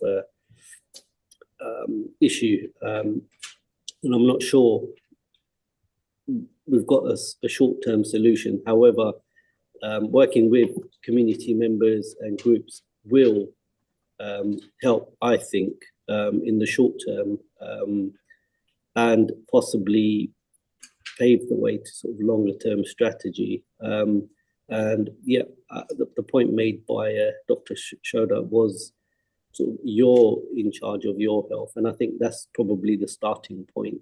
So you look after yourself. Why wait for the issue to happen and then pick up the pieces? So there's quite a kind of a bit of a mishmash of different sort of ideas and concepts. But yeah, certainly you need to be in charge of your healthcare. Us in the UK, we're fortunate we have healthcare available to us. Not everybody knows how to access that healthcare. However, having these types of events and also outreach, community melas and so on are good platforms for all devotees or just members in the community to be able to get this help or be signposted. So thank you very much for giving me the opportunity to speak. We have an aging population, so I don't think we're going to be able to reverse any trends just yet. But yeah, this is the right approach, I think. Thank you so much, Deepak ji, for that. Thank you for sharing your reflection. And as you said, it's very much about a collective effort and doing so much outreach. And again, we've heard so much from our guest speakers today about the health mailer, and Professor Sadlani also talking about the initiatives, the faith-based initiative working with NHS. It's the way forward. Thank you so much. Kailash, just before we let you go, Deepak, thank you always for bringing spiritual angle, because that is very important here, as Dr. Lalit Sodha shortly will agree with you. Now, before we move to the next sector, where we are going to talk to Lalit and few guests and Juliet, who is ready, who is a very senior chiropractor here. So we will chit chat. Kailash, I want to ask you one question. Yeah. Do you think that the National Health Service of United Kingdom should involve more of the alternative and integrated health services into the practice? Absolutely. This is something that I've been having a discussion a very long time ago when I was working at Preston College in the early 90s, where we were actually trying to introduce yoga classes, and there was no awareness of yoga or alternative, practices. And that's where, Ayurveda practices, yoga, all those, alternative, therapies and things was something that we were having a discussion about. And I very much strongly believe that this should be part of the mainstream that we can offer. Like we said, it's our health, and we should take health in our own hands, and we should have choices, not putting all these chemicals in our bodies. We should be able to do it in other non-chemical way, basically, in alternatives. And Kailash, earlier, Dr. Lalit Sodha mentioned very clearly, health should be a choice. Yeah. And which was a very salient point that you picked up on. And earlier, Ravindra Shah was mentioning about Health Mela, and Ramesh Gupta, who is part of Healing Our Earth. So for those, if you want to know the activities that they do, it's an organization called NFHW. I repeat, NFHW.org. That is what Ravindra wanted to show us in the PowerPoint, the kind of melas that they do. And you don't have to speak English, because they involve ethnic languages of South Asian. So it's basically a South Asian health action which they promote over there. Visit this website called nfhw.org, and you will get plethora of information, which will be very beautiful. Deepak, so how important is spiritual angle in healthcare? And since this is a Universal Health Coverage Day, do you think spirituality in some form can help for the propagation of better health? Yes, Kumarji, I think it all stems, well, for us as practicing Hindus, we kind of see it almost like the analogy with the spine. Everything comes off that, it hangs off that. So if your spine is in good shape and is operating properly, I like the example of electronics and sort of nerves and so on, which is what it is anyway. Then everything kind of comes off that. So, the whole idea, it's very holistic. So, obviously the conversation about nutrition, exercise, sleep, mental health, All of these things fit in. So, from the Vedic points of view, so you've got the concept. Thank you. Thank you, Deepak. Kailash, you mentioned Madhu Shah, but she's not signed in. We can't see her here. Do you know? She's here with Mr. Ravin Shah, who's her partner, husband. Oh, well, if we can give her for next 5 minutes, she can just talk. I will bring her in. Yes. And we move on to the next slot. So, Dr. Lalit Sodha, what do you think of it so far? And let's call Madhu in as well for about 5 minutes before we go to Smiling Juliet. Sure. Some more You points. know what? So far, absolutely amazing information that has been shared. Big high five to Professor Sejal Saglani. I think the presentation was outstanding. The content was outstanding. And I want to meet you so we can discuss on this further. I think it was wonderfully done and absolutely a way forward for healthcare and individuals who believe that they should be healthy. And So Lalit, thank you very much for that. Lalit, as Sejal said, that BAPS are very prominent. In fact, it's still the largest iconic temple of Europe. And that's where all the big Diwali and the Anakut takes place. But they also do health outreaches, as Sejal mentioned. And it is in a blessing, not just from Mahan Swami, the local head over here for Europe, Yog Swami, also promotes all this, as does Satyavad Swami, and Sejal knows very clearly who they all are. So Sejal, a wonderful presentation. We want to promote that more and more. BAPs are, of course, part of Healing Our Earth as well. Lalit, let's listen to Madhu just for a few moments. Yes. And then I want to introduce to Ravindra, Kailash, Ramesh Gupta, our yoga guru from Scotland, Sam. We will say hello, and Sam will come back again with his own session. So Sam, stay around. Madhu, unmute yourself. And what tips have you got for us on this Universal Health Coverage Day? Madhu, unmute yourself, please. Over. Hello. Yes, we can hear you loud and clear. Go ahead. Over. Thank you very much for having me on such an important global platform. And I am really feeling fortunate to be on this platform because I am speaking for the first time with a good encouragement from Kailash Ben. Now, I won't take no more time because I have got a very high fires and I have worked, I came in this country in 72 and as a topic which was given to me was women's health. So it is a huge topic and you don't know where to start and where to end because a woman, she is the pillar of the house, she is the mother, she is also in the society and lot of expectations are there by everybody. Sometimes she feels frustrated and sometimes she feels obliged to give the services as much as she can. Right. Now, I worked in anesthesia for about 19, 20 years. And after that, my main subject was women's health. Now, women's health can start from contraception, gynecological, but mainly I think our base now is the women over 50, menopausal women.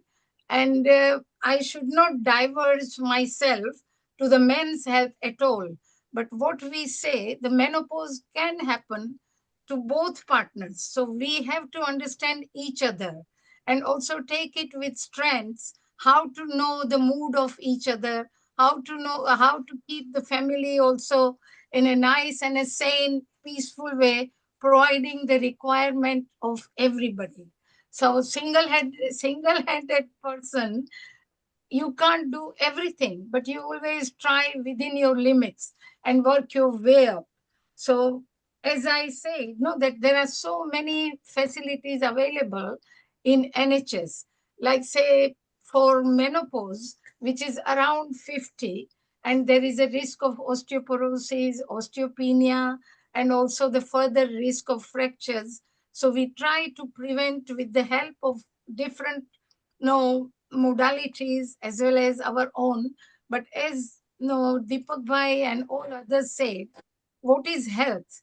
It's not only the physical health, mental health, physical health, and spiritual health, which is a spiritual health in my language, is a me time, which is a very, very important time to keep yourself in a peace, nice way so that you can organize your day and provide within your limits. Thank you. So that was a very good input. That was a spiritual, cultural input from Madhu. Yes. And what And Madhu is trying to say, that if you Yeah. empower women, then you empower a better humanity, which is Yes, so and true. Because the mothers are pinnacle. They are not just wives and mothers and daughter-in-laws and everything. The world revolves around it. So Madhu is a very good point. Madhu, you mentioned menopause as well. So next week at Healing Our Earth is a menopausal care episode for the women. So Okay. Kailash will be in touch with you and Sejal, because Sejal, overall, you also understand that as well. You're of course young, but I'm sure you've got some tips as well. And Madhu, you have got some tips. Kailash, you have got some tips.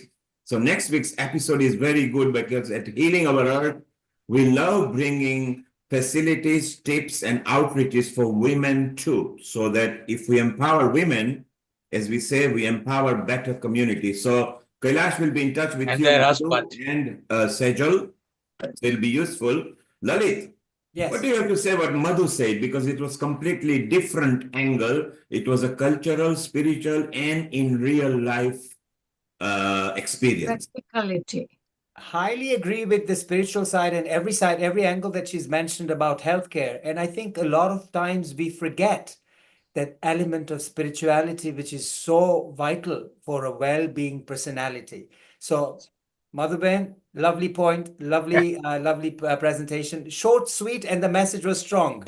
Yes, and I would definitely say, in spite of being doctor, I will say, because God has given the strength, and I always say self-help is the best help, and you are the judge of your own body. Wonderful. Well, there you are, Dr. Madhu, from experience, from spirituality, from culture, from being a woman, is saying you can help yourself. Trust yourself, believe in yourself, and you can see how you can enhance. So, Lalit, I think it's time to move to our next sector. Just before we do that, let's say hello to Sam and Kailash, because you are in north of England as well, and Sam travels near there because he's in Scotland. Global namaste to you, Sam, in Scotland, and how are you? Namaste. I would like to add about the spirituality. And you have a body and the mind. The connection is the breath. Breath is the bridge between your body and the mind. If you get frightened, your breath changes. So breath is the way to connect with your mind, which is subconscious mind and conscious mind. Once you connect with that, then you connect with your soul. Once you connect with your soul, you know who you are, what's the purpose of life, then that leads to spirituality. Going to temple or going to Gurdwara or church, you don't get spirituality. First, you have to find yourself, who you are. Once you find the God within you, then you know all God is just in all of you. Then we all are there's more peace in the world as well. So for those you want to know more about it, Sam is going to come with his own session at 4 o'clock GMT UK time, and he'll tell you more about it. And what he said was, find yourself, then go to the temple, feel your God, will be able to meet real God, and you will be able to resonate with God from there. Sam, stay around. And Kailash, we want to put you in touch with Sam and the northern people, and including Sejal while you are here in London. You've got Swaminarayan temples everywhere. And Sam was one of the integral part for PYPT, which is what he is, which is Swami Ramdes Patanjali Yogpith. So Sam, we're going to come back to you. Stay around. And Kailash, once again, congratulations. Apart from being an MBE and now a doctorate and community leader as well. And of course, you are a resident contributor and a producer at Healing Our Earth. So double congratulations from everybody at Healing Our Earth. Thank you so much. Thank you. Thank you for all the lovely good wishes. And I'd like to say a special thank you to all my guests for making time on a very busy Sunday to come along and share some important, information about health. So thank you again. And I hope that you will also be able to support us in our future sessions on, this wonderful sessions that we have each week, organized by Healing Our Earth. So again, thank you so much on behalf of Healing Our Earth. Thank you. Thank you, Kailash. Stay around. We are going to go on an exciting journey from one very senior chiropractor and a reporter and a producer at Healing Our Earth to a smiling and ready for the festive season. We move over to Juliet and Lalit. Let's introduce Juliet and let's get some more chiropractic tips. Over to you, Lalit Sodha. Thank you very much. What an amazing, outstanding presentation thus far. We've been into it about an hour, and the amount of information we've had is outstanding. So here we are with our lovely Dr. Juliet Hobson, who is a chiropractor, full-time practicing in Northwest London. And Juliet has got some wonderful health tips. But before Juliet, let me welcome you. Before you start saying anything, let me welcome you on Healing Over Earth with a big global namaste to you, Juliet. Thank you. Thank you so much. I'm really honored to be here, truly. Yeah, thank you so much. Most welcome. Yeah. Your input on this one is going to be very important. But while you were on the session, they were talking about women empowerment, and Mr. Nil Kumar mentioned one statement. He said, "Empower a good woman, and you'll empower the whole world." What do you think about that statement, Juliet? I totally agree, of course. I knew you would say that. He knows what to say, right? Yeah, it was, yeah, I mean, yeah, listening to the lady, I can't really apologize, I can't remember her name, but Ravinda, I think, she was talking a lot about women's health as well. And of course, often we think the men are the ones in the lead, and they are, but the women are always there as well, actually giving them the nudges, steering the conversations, and we are just as important. So, yes. So I'm going to ask you a couple questions. Okay. Yes, we talked about health tips, which is all nice, but today's topic is on universal health coverage. Yes. So really, from being a chiropractor, you've been in practice for what, 20 years, almost 18 years now?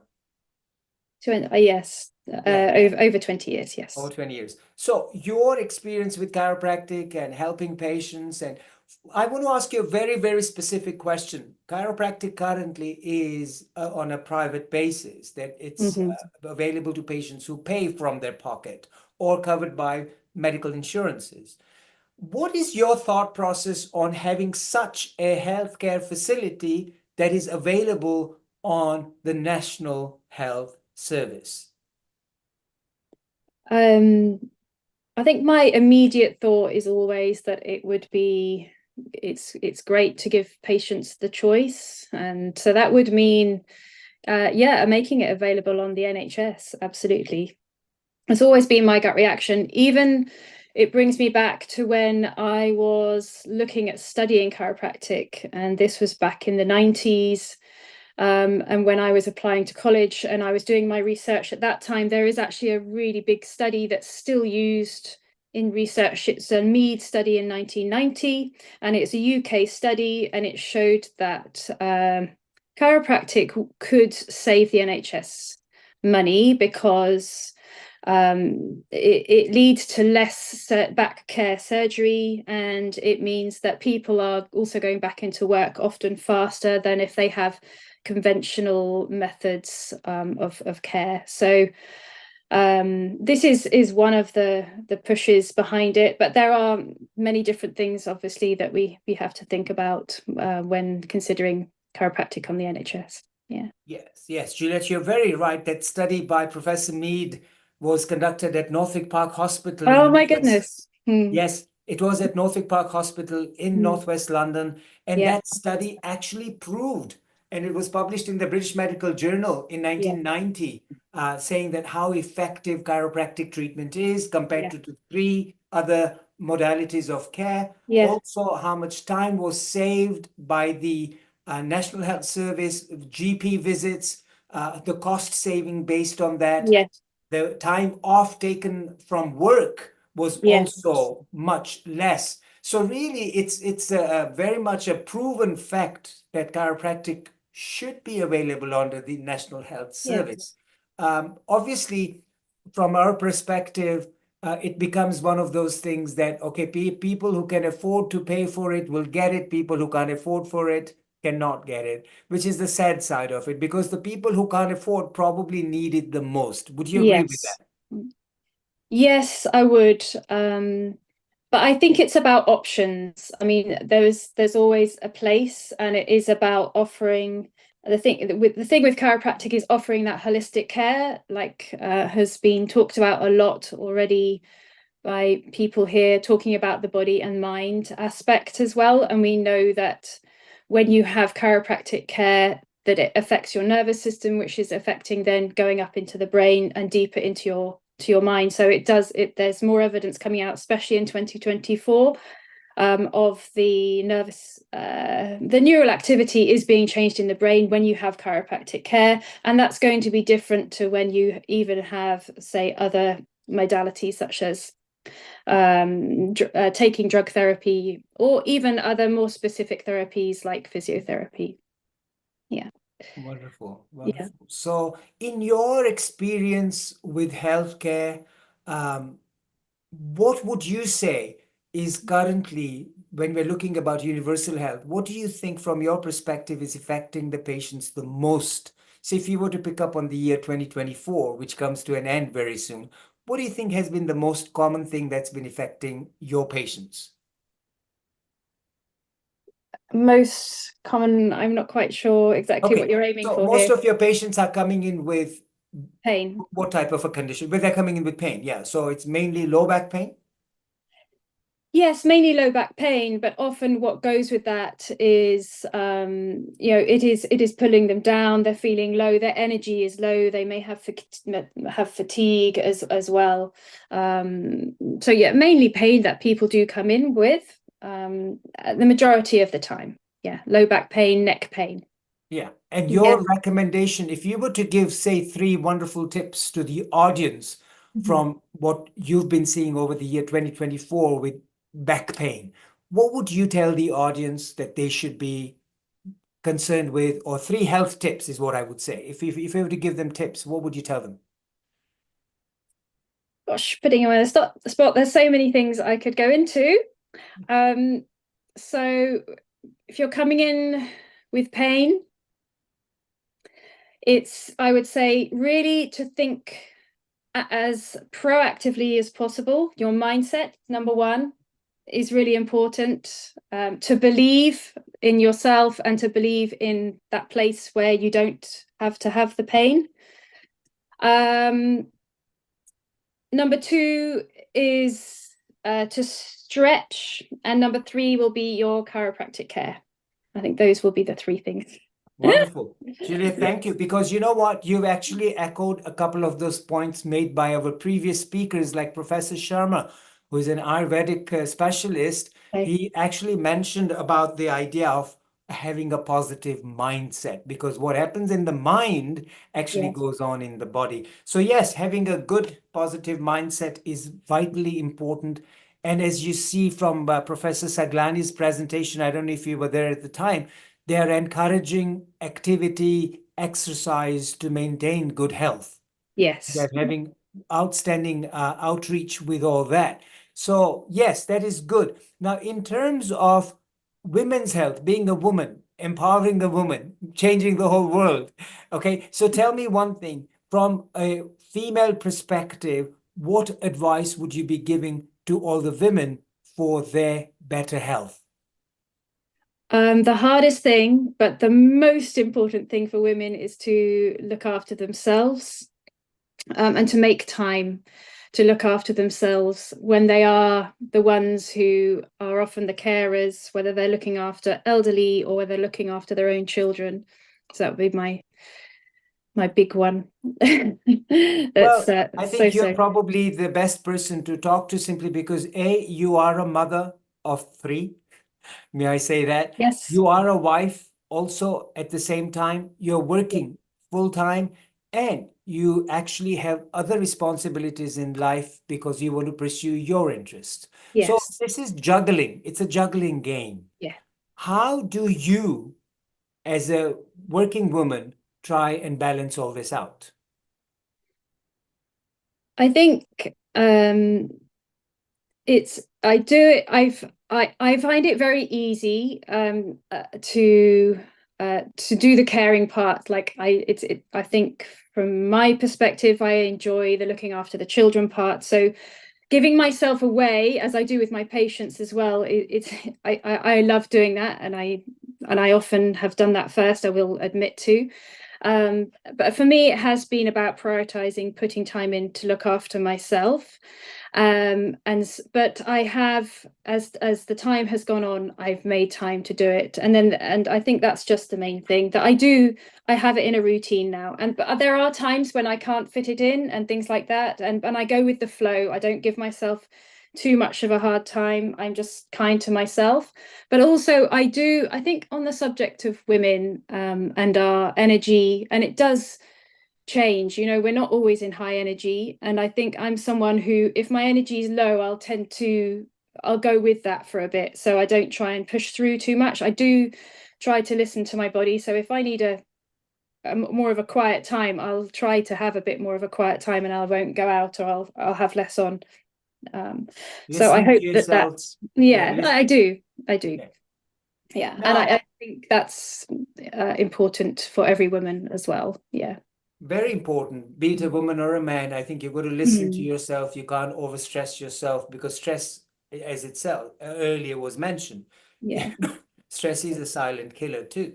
So I think from a very good perspective, you've said, listen to yourself, slow down if you have to, don't beat yourself up, but do the right thing. If you need to sleep one day, take that little sleep, nap it out, and then up and about. Exactly. Juliet, I'm going to ask you also one more question, and I think I know a little bit about this, so I'd like you to share it with the audience. You actually look after yourself in a very good way. You're healthy, you eat well, you exercise well, you have your regular chiropractic care to keep your spine healthy. But there is one more thing that you do in terms of maintaining your health. And if that's one thing that you would like to share, and if you tell me online here, I'm going to nod and say, yes, that's what you do. What is it that you do to keep yourself healthy? As my extra, yes, I do practice hot yoga. Is that what you're? Thank you. And you can see the professor from Scotland. He's super excited, Mr. Sam. He's I love yoga. I've done a lot of yoga through pregnancy. I did a lot of pregnancy yoga. I've had some amazing teachers. And I have practiced yoga on and off. So, and I love yoga because it's not competitive. You can, you do it at your own pace. So I love that about yoga, and I find it transformative as well. So yeah. There you go. It transforms you. And Dr. Kailash is also very excited about it. And Sam is also very excited, because yoga is vitally important. And just to share this with the audience, Juliet and I work together as chiropractors. So I know her lifestyle is so good and how she balances everything. And that's why I just wanted to bring her on this particular session to actually inform the audience on how you can balance, and don't beat yourself up if you can't do it. But if you have the right mindset, you're always progressing. So Juliet, that's wonderful. You shared this wonderful topic about a woman from a woman's perspective, but you've even given us wonderful health tips. Here we have Dr. Kailash Parekh, and we have Sam from Scotland. How are you going to give your input to this? And so may I ask Dr. Kailash Parekh to give her input first? Well, can I just say thank you so much, Juliet? That was a very inspiring talk from a woman's perspective. I think, taking care of ourselves, loving ourselves, giving that time is so important, isn't it? Often in our busy lifestyle, like Dr. Madhu Shah was saying, that we, women tend to sort of not, put others before themselves. Yes. Which is, motherly instinct, basically. But we must learn to take that time to look after and love ourselves. I think that's so important. That message, I'm going to take away with me, because I do believe in it, but I need to find that time to practice. So thank you for inspiring me. Absolute pleasure. And Sam, our resident guest contributor, a regular contributor on Healing Our Earth, coming in from Scotland from a yoga background. So tell us, Sam, what's your thought on this? Yoga is to learn to love yourself. We love everybody else, we forget to love yourself. That's what the biggest issue is. Absolutely. And I think Juliet has put that into practice quite well because she says, don't beat yourself up. Do what you can. Yoga is not competitive. You're working for yourself. So really, it's yourself that you're looking after. And that's something that I must say, I've been working with Juliet on and off for the last probably about 17, 18 years. And the on and off was only because she decided to become a mother 3 times and that she had to take time off. But otherwise, we've been blessed with a wonderful lady chiropractor who works in our clinic. We work together and really throwing a very different angle to patient management on not to beat yourself up and to help yourself to get better. So Juliet, that was wonderful, outstanding. Thank you for joining us on Healing Over Earth. Your time was very much appreciated today. Thank you. Namaste. Hey, namaste to Juliet, you. Juliet, stay around. I want to ask you a couple of questions. Okay. And Lalit, I want to ask you a question as well. So Lalit, you are a chiropractor. Yes. A senior one at that, as is Juliet. And both of you mentioned yoga. What is a correlation and how much integral it is yoga and chiropractic? Because some of the way you help patients either is to correctly stretch them or just reset the body, as does yoga. How important do you think chiropractic stems from yoga? Because yoga is very old. It's more than 5, 7, 8,000 years old. That is on a record. And Patanjali actually was more than 5,000 years back. What correlation do you put and how important it is yoga and chiropractic? First to you, Lalit. Okay, so in my opinion, first of all, I'm going to answer your question. Did chiropractic come from yoga? I don't think that was the case, but I'll tell you what the biggest correlation with chiropractic and yoga is. Chiropractic deals with the health status of your spine. Your spine is the structure that holds you upright. Now, if your skeleton is mishapped or not working very well, you're not going to be functioning very well.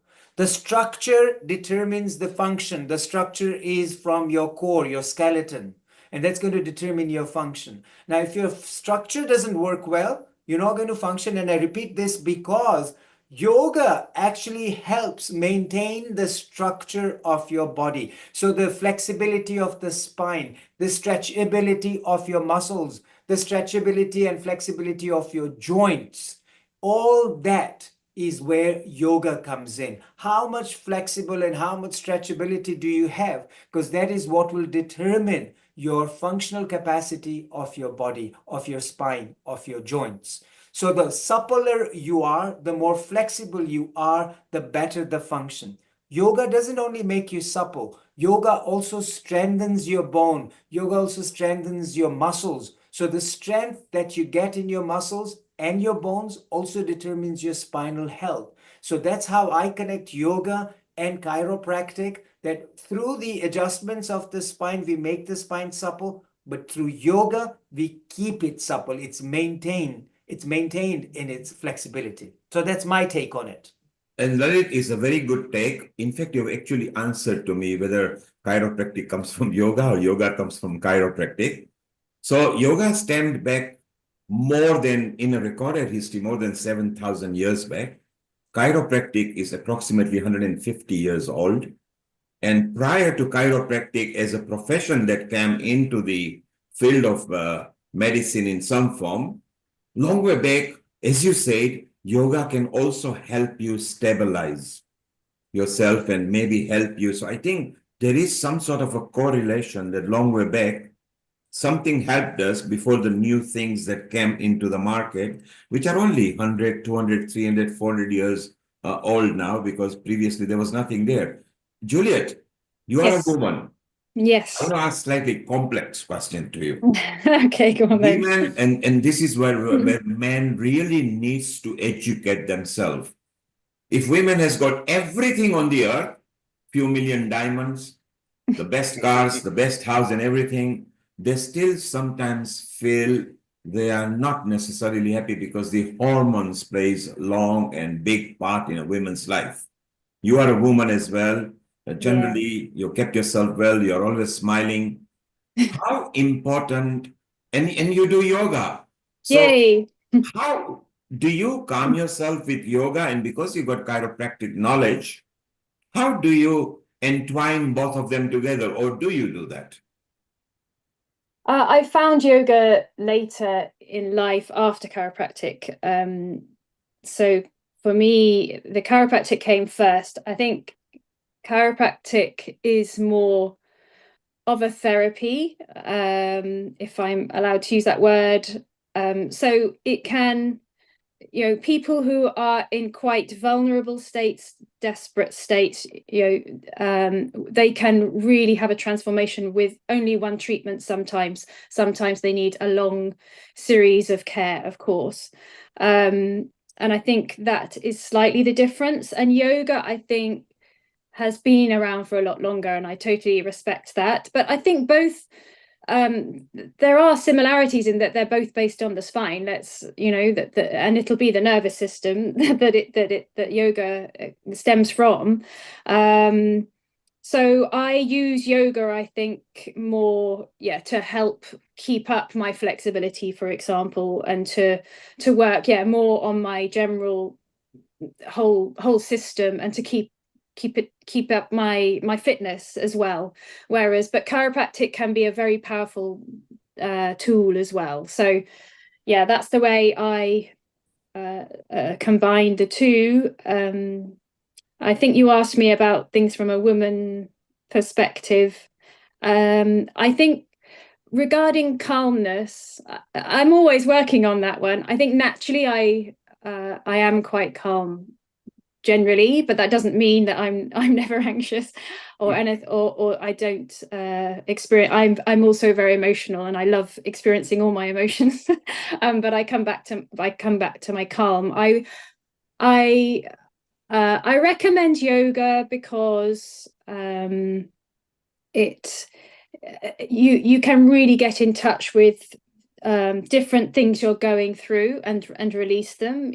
So that's great. And sometimes it might be chiropractic that helps me do that as well. So I think it helps that woman in her journey in her life, wherever she's at, whether she's young or whether she's old, or So wonderful inputs from both senior chiropractors who both practices yoga. Of course, if you got any medical condition, or if you got any serious condition with your spine or something, don't jump into yoga first. Go and see your chiropractor.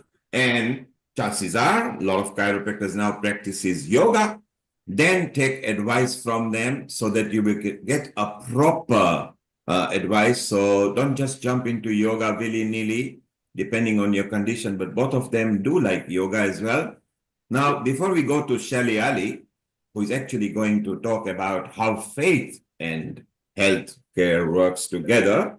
And Lalit, before we bring Shelly in a moment, let's go to our yoga practitioner who has been practicing for several years and is one of the lead gurus.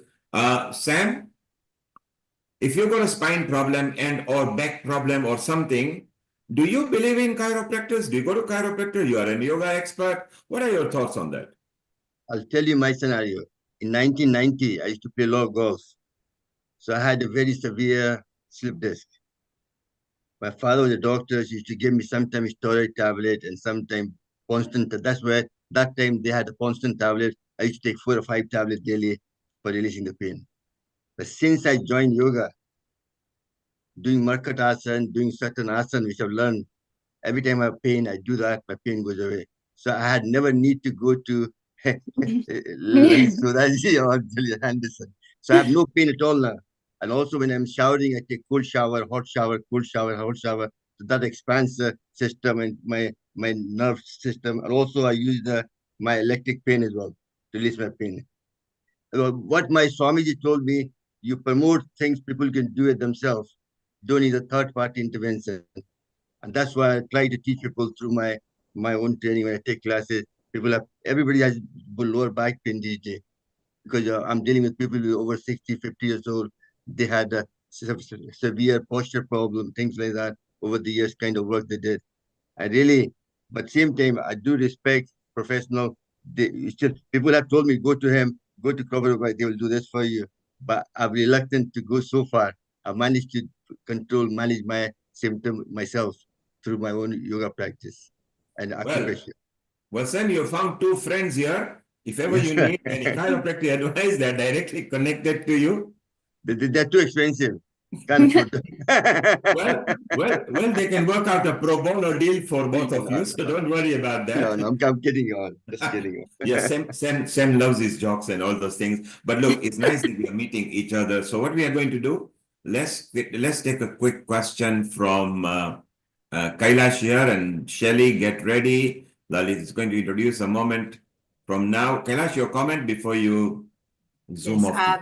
thank you, Neil Kumar. I just wanted to make a comment that we talked about health all afternoon, and one of the things I wanted to say is, health is also what we call our bhakti, our devotion, because in our scriptures it does talk about the 9 forms of bhakti, and one of is looking after our health. They talk about doing the asana, dhyan, all this. So again, from a spiritual point of view, it's very necessary. All this yoga, Ayurveda, they're all sciences. They are all sacred sciences, basically. So I just wanted to leave that thought with you. So thank you so much for inviting me, and thank you to all the speakers. It's been very inspiring, and I just want to just take everything in and start putting that into practice. So thank you for inspiring me today. I do have another commitment this afternoon, so thank you, and look forward to seeing you all at the next session. Thank you. Thank you, Kailash. And the episode carries on. Lata, you might get a chance bit later after Shelly Ali. So Lalit, we've got an alternative view here as well. Quite exciting. So let's get into it, and please introduce Shelly Ali, and over to you, Lalit Sodha. Absolutely. A namaste, global namaste to you, Shali Ali. Welcome on Healing Our Earth with our today's coverage of universal health. Hi, everyone. Welcome. Can you hear me? I can, yes. Okay, so a very warm welcome to you on this online platform, Shali. Can everyone hear me clearly? I can hear you. Great. Yeah. Just wanted to warmly welcome you on this online platform. We are talking about universal health coverage today. Thank you very much. Yeah. So Shelly is actually a lawyer by profession and a member of the public who would love to share her opinion on health. And so let me ask you first, and then I've got a series of questions for you, Shelly. What do you particularly view health as? Health in what sense? Generally, or just general health? Yes. I suppose it's something difficult to answer in one go, but I think health is both physical and mental. So it's psychological. It's not just about how you feel externally, but how you feel internally.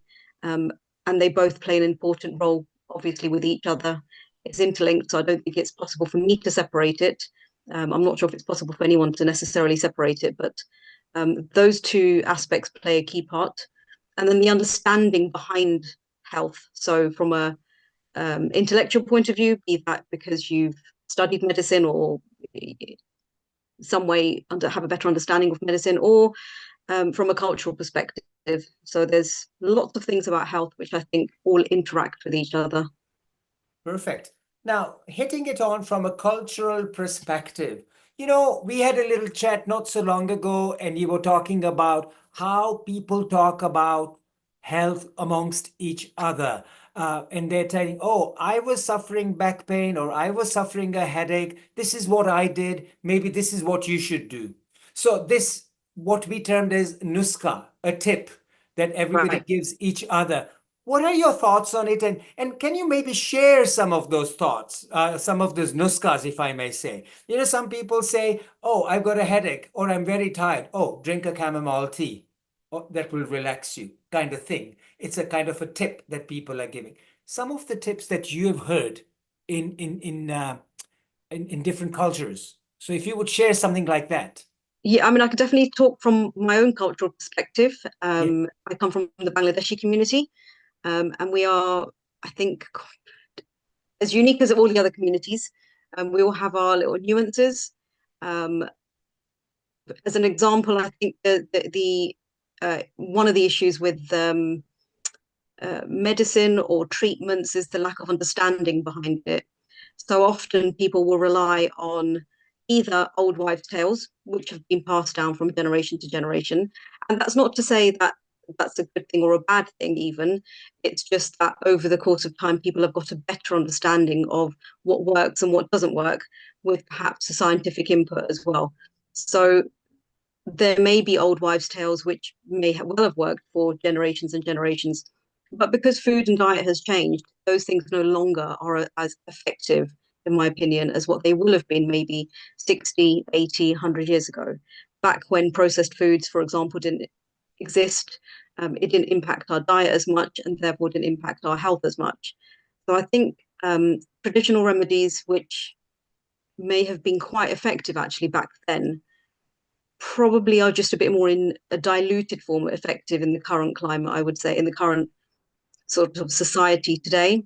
My mother-in-law, for example, who Dr. Sodha knows very well, she likes to use lots of traditional remedies, including various sort of syrups and teas, from methi seeds to fenugreek from the actual fenugreek leaves to the seeds, to cardamom, to ginger, turmeric, you name it. She will give those concoctions a go. But equally, she relies on traditional medicine as well. Meaning the sort of pharmaceutical medicines as well, and quick fixes, as I call them. So if, for example, before we came to see Dr. Sodha, it was very much going to the GP, trying to get pain relief, muscle relaxants, and so forth. And in all honesty, none of that actually worked, not as effectively as what worked when we went and met Dr. Sodha. And I'm always grateful to Dr. Sodha actually and his team for all the help that they've provided my mother-in-law and my mother, actually, and a number of individuals that I've introduced. So thank you very much from the bottom of my heart for all of the input that you've had in that respect. But it opened up a whole new world for me as well. Something which I hadn't considered as an option myself. Again, I think it was lack of knowledge and awareness. So I actively encourage the sharing of the newsletters that you send, I think on a monthly basis, if I'm right. But I think traditional medicine, in terms of cultural perspective, was effective, probably still is effective for those who have used it from a very young age. But because we also use dispensed medication as well, I think perhaps it's not as effective as what it might well have been many a year ago. So yeah, I mean, we definitely we'll try things, and mother-in-law will give new recipes a try and cook something up. And sometimes they work and sometimes they don't. Sure. So I would love to, like, see, we're talking about health topics. Now, these are lovely health nuskas as we speak about them at home. So some of these little tips that are sort of ethnically very different, traditionally very different in a household, what are some of those tips that you would share with the audience? Something that you would do, say, for a cough cold remedy rather than taking an antibiotic or Lemsip. What would you take as a little health tip? So a very common one in our culture is actually black seed oil. Black seed oil. Yeah, and it's you can get it in its organic format as well, which we prefer. Cold pressed black seed oil is a very, very popular one in our community. That is, I would say, number one. And you would just drink it? Is that what you do? Just a spoonful, straight down. Really? Yeah. It's believed to have many other known benefits, just for aches and ailments as well. I think it's similar to the Mediterranean culture, where I believe, and I'm happy to be corrected, but someone who from that background might be able to assist, but olive oil as well is believed, a spoon of olive oil. I think some people, just 1 teaspoon of, I don't know, an extra virgin, which I imagine is a better form to have. That might be something which I don't know if anyone else on the screen is familiar with that tip.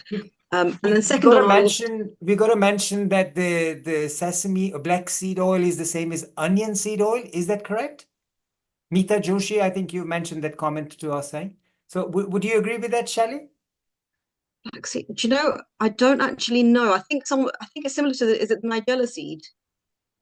I think it's similar to the Nigella seed, if I'm correct. I can happily look into that and feedback on a different occasion, perhaps. Sure. But that's interesting. That's like a little tip that is not traditionally used by modern medicine, but it's something that has been used as a little, I wouldn't say it's an old wives' tale, but it's something that's been utilized in a different culture for common cold. In terms of, a lot of people have this little tip for a toothache. What's something that you've used for a toothache? The black clove.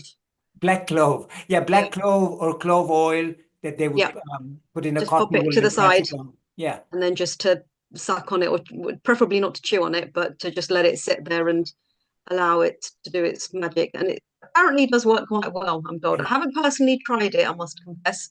But I'm told from people who have tried it that it works reliably well. The other one I think is a common one, which I think even beach gyms have taken over, which is honey and lemon with a bit of ginger. So I think I have found that in recent years, and I don't know if this is anyone else's experience, but what we would describe as traditional medicine, such as ginger, turmeric, even garlic, actually, these have all now found its way to shop shelves.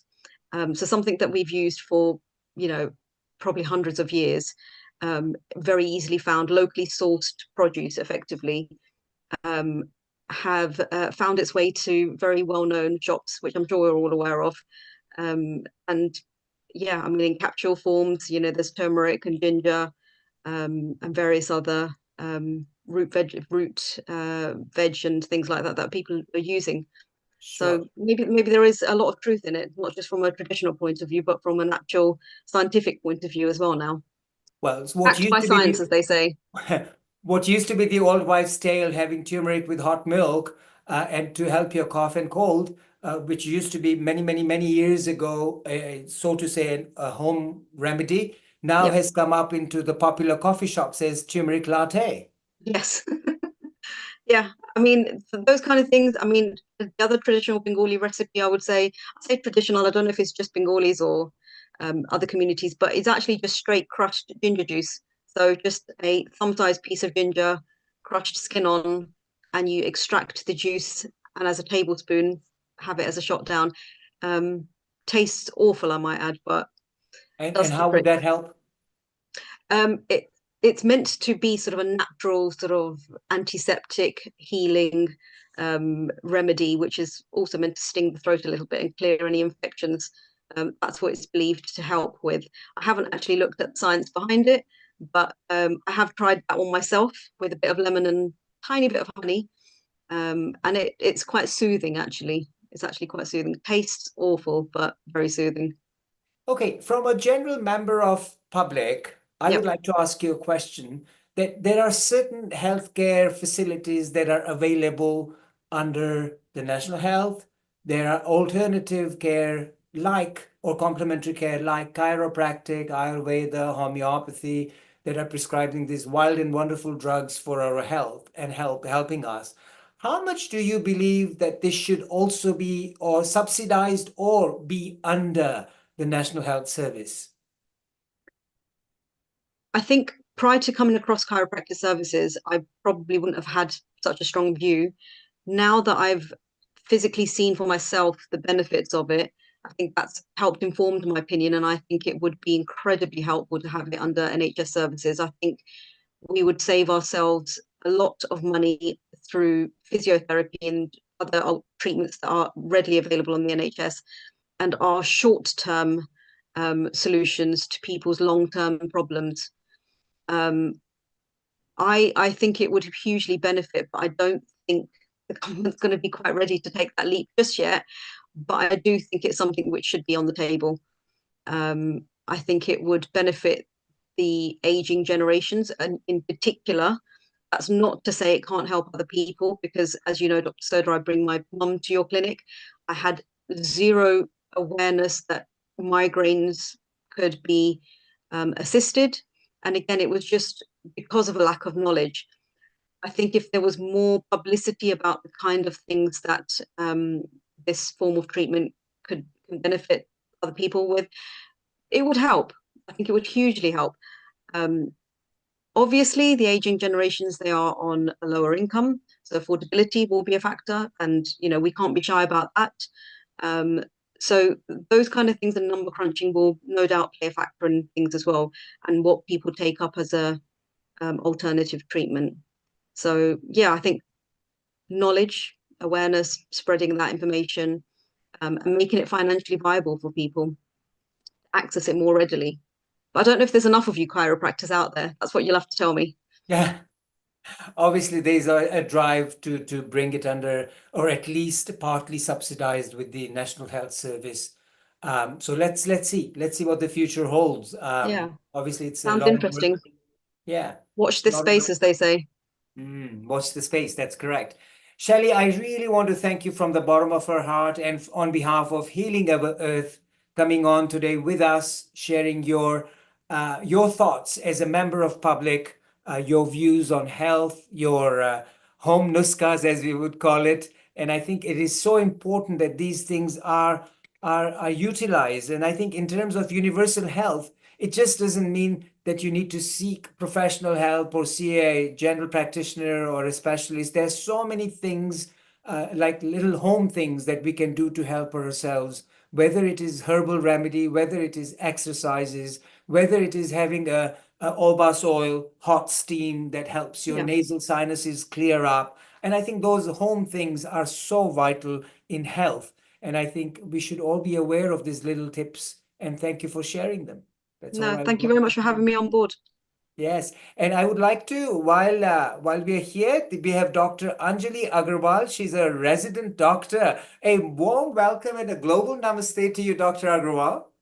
Global namaste, Dr. Sodha, and everybody. Thank you so much, Shelly ma'am. It was a lovely, information shared by you. Thank you so much. Thank you.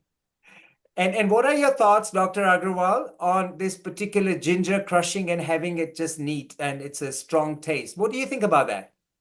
Oh, it's a fabulous thing. I do it every day. I think that's there the you best go. way to, fight all the bugs and the viruses and the bacteria. And Wonderful. the Nigella seeds. Very well endorsed by our Awesome. resident doctor. So thank you very much. Shelley, once again, on behalf of Healing Our Earth, a thank you to you for coming on this Sunday afternoon. I know you had a very busy schedule, but you made some time for us. So from all of us, a very warm thank you. Thank you very much, everyone. Have a good afternoon. Thank you. And Dr. Agarwal, welcome to Healing Our Earth once again. Thank you so much, Dr. Lalit. Thank you, everybody from the Healing and Earth family. Yes, truly excited. We've had a wonderful line of speakers from 2 o'clock onwards. We've had Professor Sharma from the Ayurvedic specialty. My God, amazing information shared by him. We had this amazing presentation by Professor Saglani. She made a worthwhile contribution on how to connect with the government to get some funding, to get health care, and to get some good universal coverage. What are your thoughts about all this, Dr. Agarwal? I think we all deserve to get health for all. And as care providers like you, me, and everyone present here, our prime goal is also to prevent a disease from happening so that we don't need a cure. That's a fundamental goal for everybody as a care provider. So I think preventive, promotive healthcare should be at the tip of our fingertips now. A good spine, as you would say, a good health by Shelley ma'am, fighting off all the bugs for cold and viruses, so that you don't go into a mode where you are into a phase where you need medications and you need to actually go and access healthcare in the hospital, which is delayed care sometimes. So prevent at first, then treat it later. That should be the concept always. Shouldn't be the concept. So prevent it and treat it there and then. I think the first line of approach is early treatment for anything, which could be your, kitchen, which could be Dr. Lalit helping you with your spine adjustments.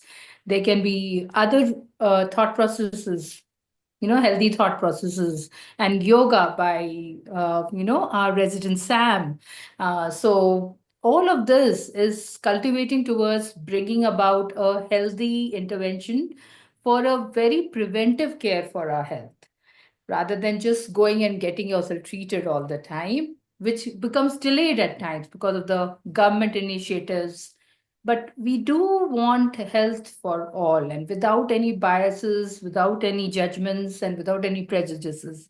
Everybody should be able to access health, and it should be given with, due consideration for everyone. I think so, Dr. Lalit. What I are agree your... with you. 100%. 100% agree with you. 100% Yeah. agree with you. And this is where the slight debate is going on in terms of what should be made available that is currently not available on in England. Like for us, we would say the National Health Service should cover a certain amount of complementary alternative care. How accessible should different healthcares like homeopathy, Ayurveda, yoga, chiropractic, osteopathy, physiotherapy should be available to the patients where they don't have to really, money is not a question, it's offered to them. So that's something that has been going on. So I'd like to hear your view on that too. I know, yes, it should be accessible, but how could we make it more sort of more a public knowledge, more a government knowledge, and that they can help us out? Any thoughts on that? How about intervening into camps and all? You have your government and your care providers putting up a camp, a health camp, where you access every individual family members, and then they bring them together and talk about, suppose, back pain, or suppose you're talking about how to fight cold and flu or build immunity, or how do you want to take care of CPR, teach your family members how to emergency give them, cardiopulmonary resuscitation. So these are educations which I think, if we do as care providers and governments together, the government will understand that if we start giving alternative care right in the beginning, the load on the government hospitals will come down, or for NHS would come down. So if I'm taking care of my back pain right at the initial start, I don't want to be waiting for my physiotherapist appointment 6 months down the lane to get treated for my back pain. So treat it early and just get it sorted in the initial days. Make the physio clinics wide. Employ more physiotherapists in the UK if it's for UK.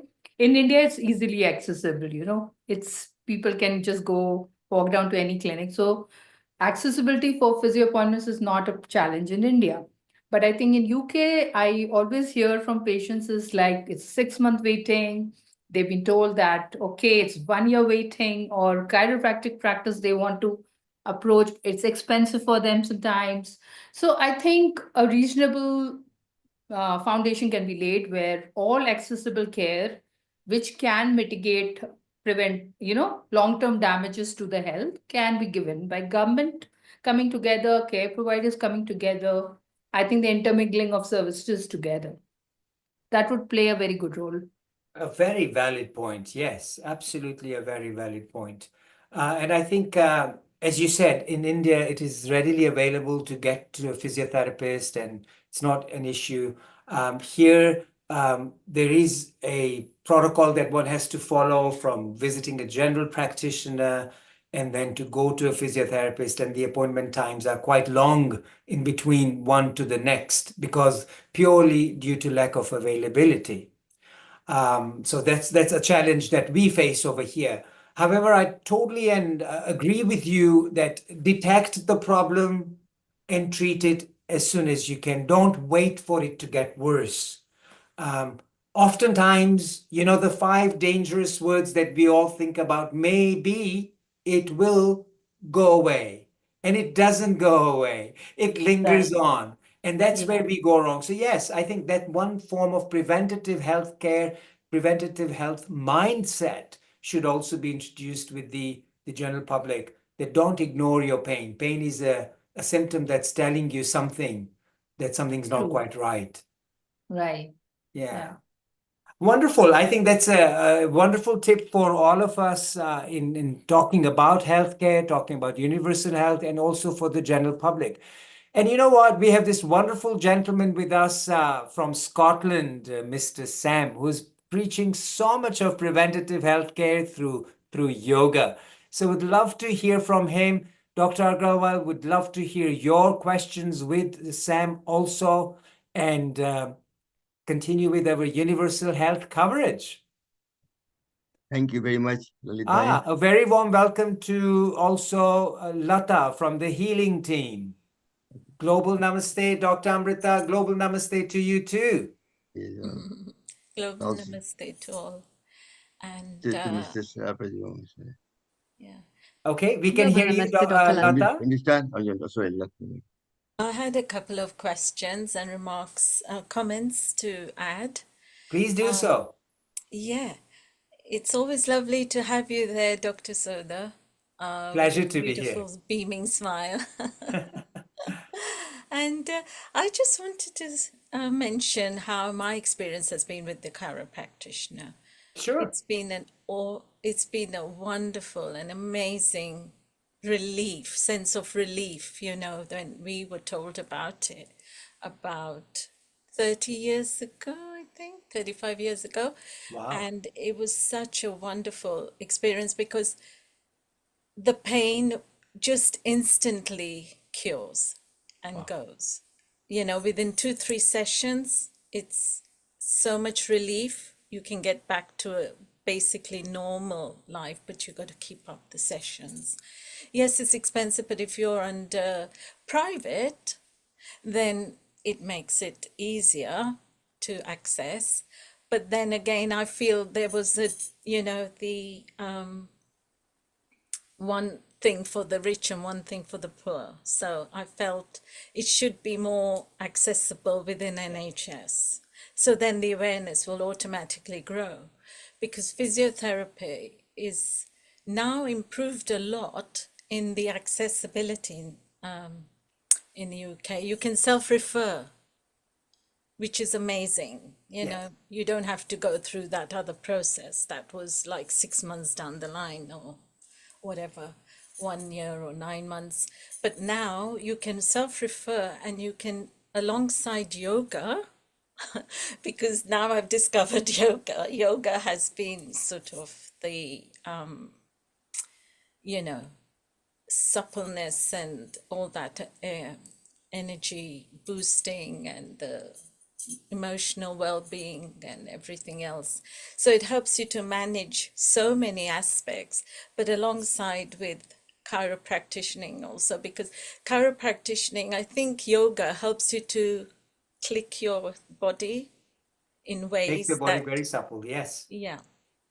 So it's self chiropractic in a way, but yes, there's still a lot of room for improvement with the chiropractic to come into the NHS. That would be the thing that I would really flag up and Thank you. Thank you for sharing your views, Lata. And thank you for sharing that chiropractic has been so helpful for you. And yes, you're very right. It does help you with instant pain relief. And then obviously you've got to maintain it, and maintaining it through yoga, as you say, is also a very, very nice way of doing that.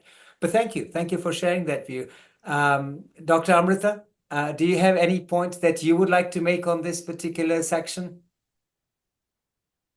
No, I think a lot has been said, and Dr. Anjali has been saying these things, and I resonate with her words on that. And specifically when it comes to the practice of yoga and keeping your musculoskeletal tissue healthy, that's one of the best thing, because from my point of view as a yoga physiologist, I recommend people, there are, I think, only few postures in which we live our life and we die. But then yoga gives much, much more than that, which we can't even imagine. And then there are only few muscles that we use out of so many that God has gifted us. And yoga makes us go and move. And they also say, yes, we exist in life and we have to make things happy. And especially the iliopsoas. I love that muscle well, because that's one of the keys of everything. So the psoas stories are pretty happening, and it's very nice to involve every muscle and engage it. And then it's nice to hear.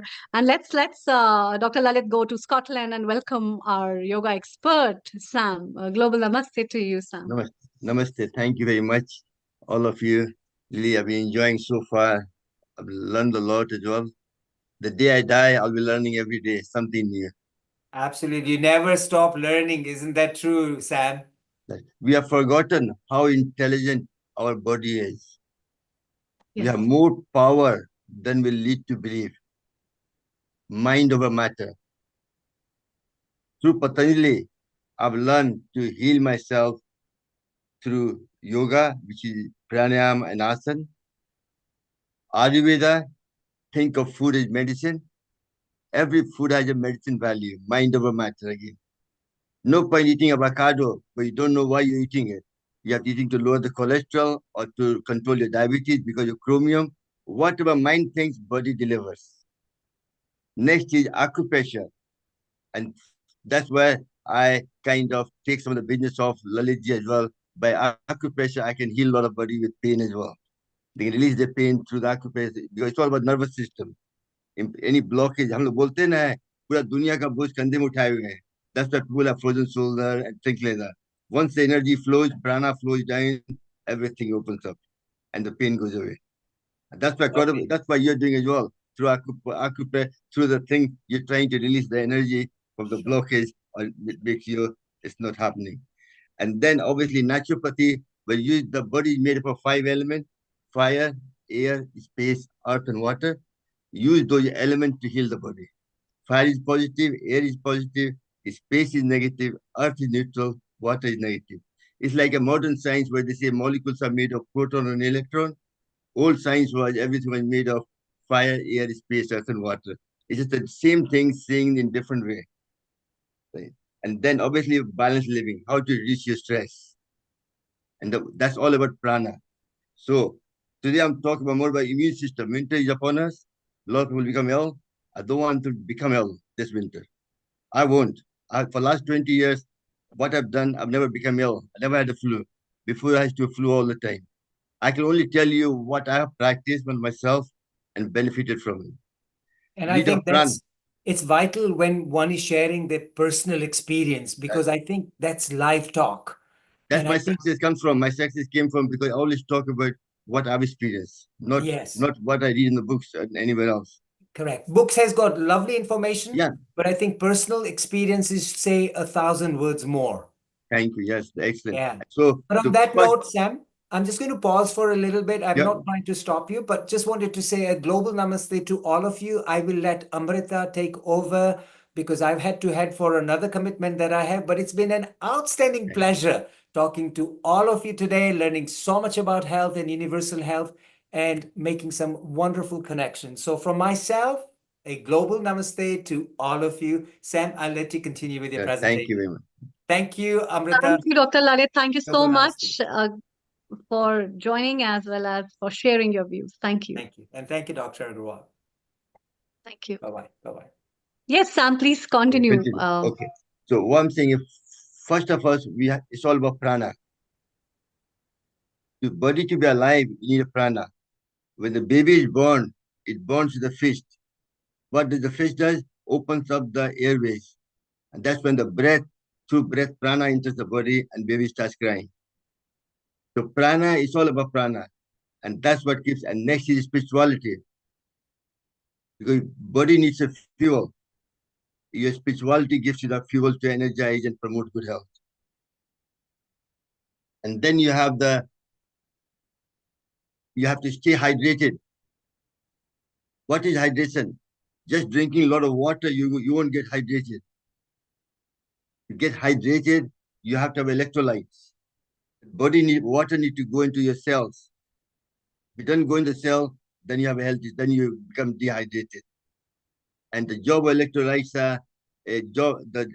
are sodium, potassium, and magnesium. Sodium takes the water and puts them into the cell. If they don't go, that's when you have headache, tiredness, fatigue, all these things happen. Next, winter time to increase your immune system is the nitric oxide, which is the best for overall health.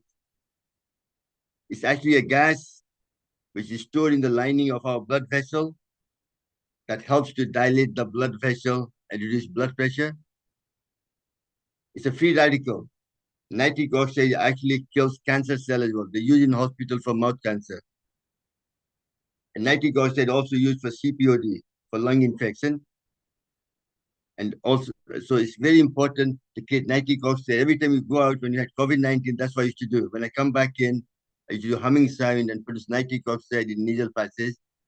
And that killed the virus if you catch any virus.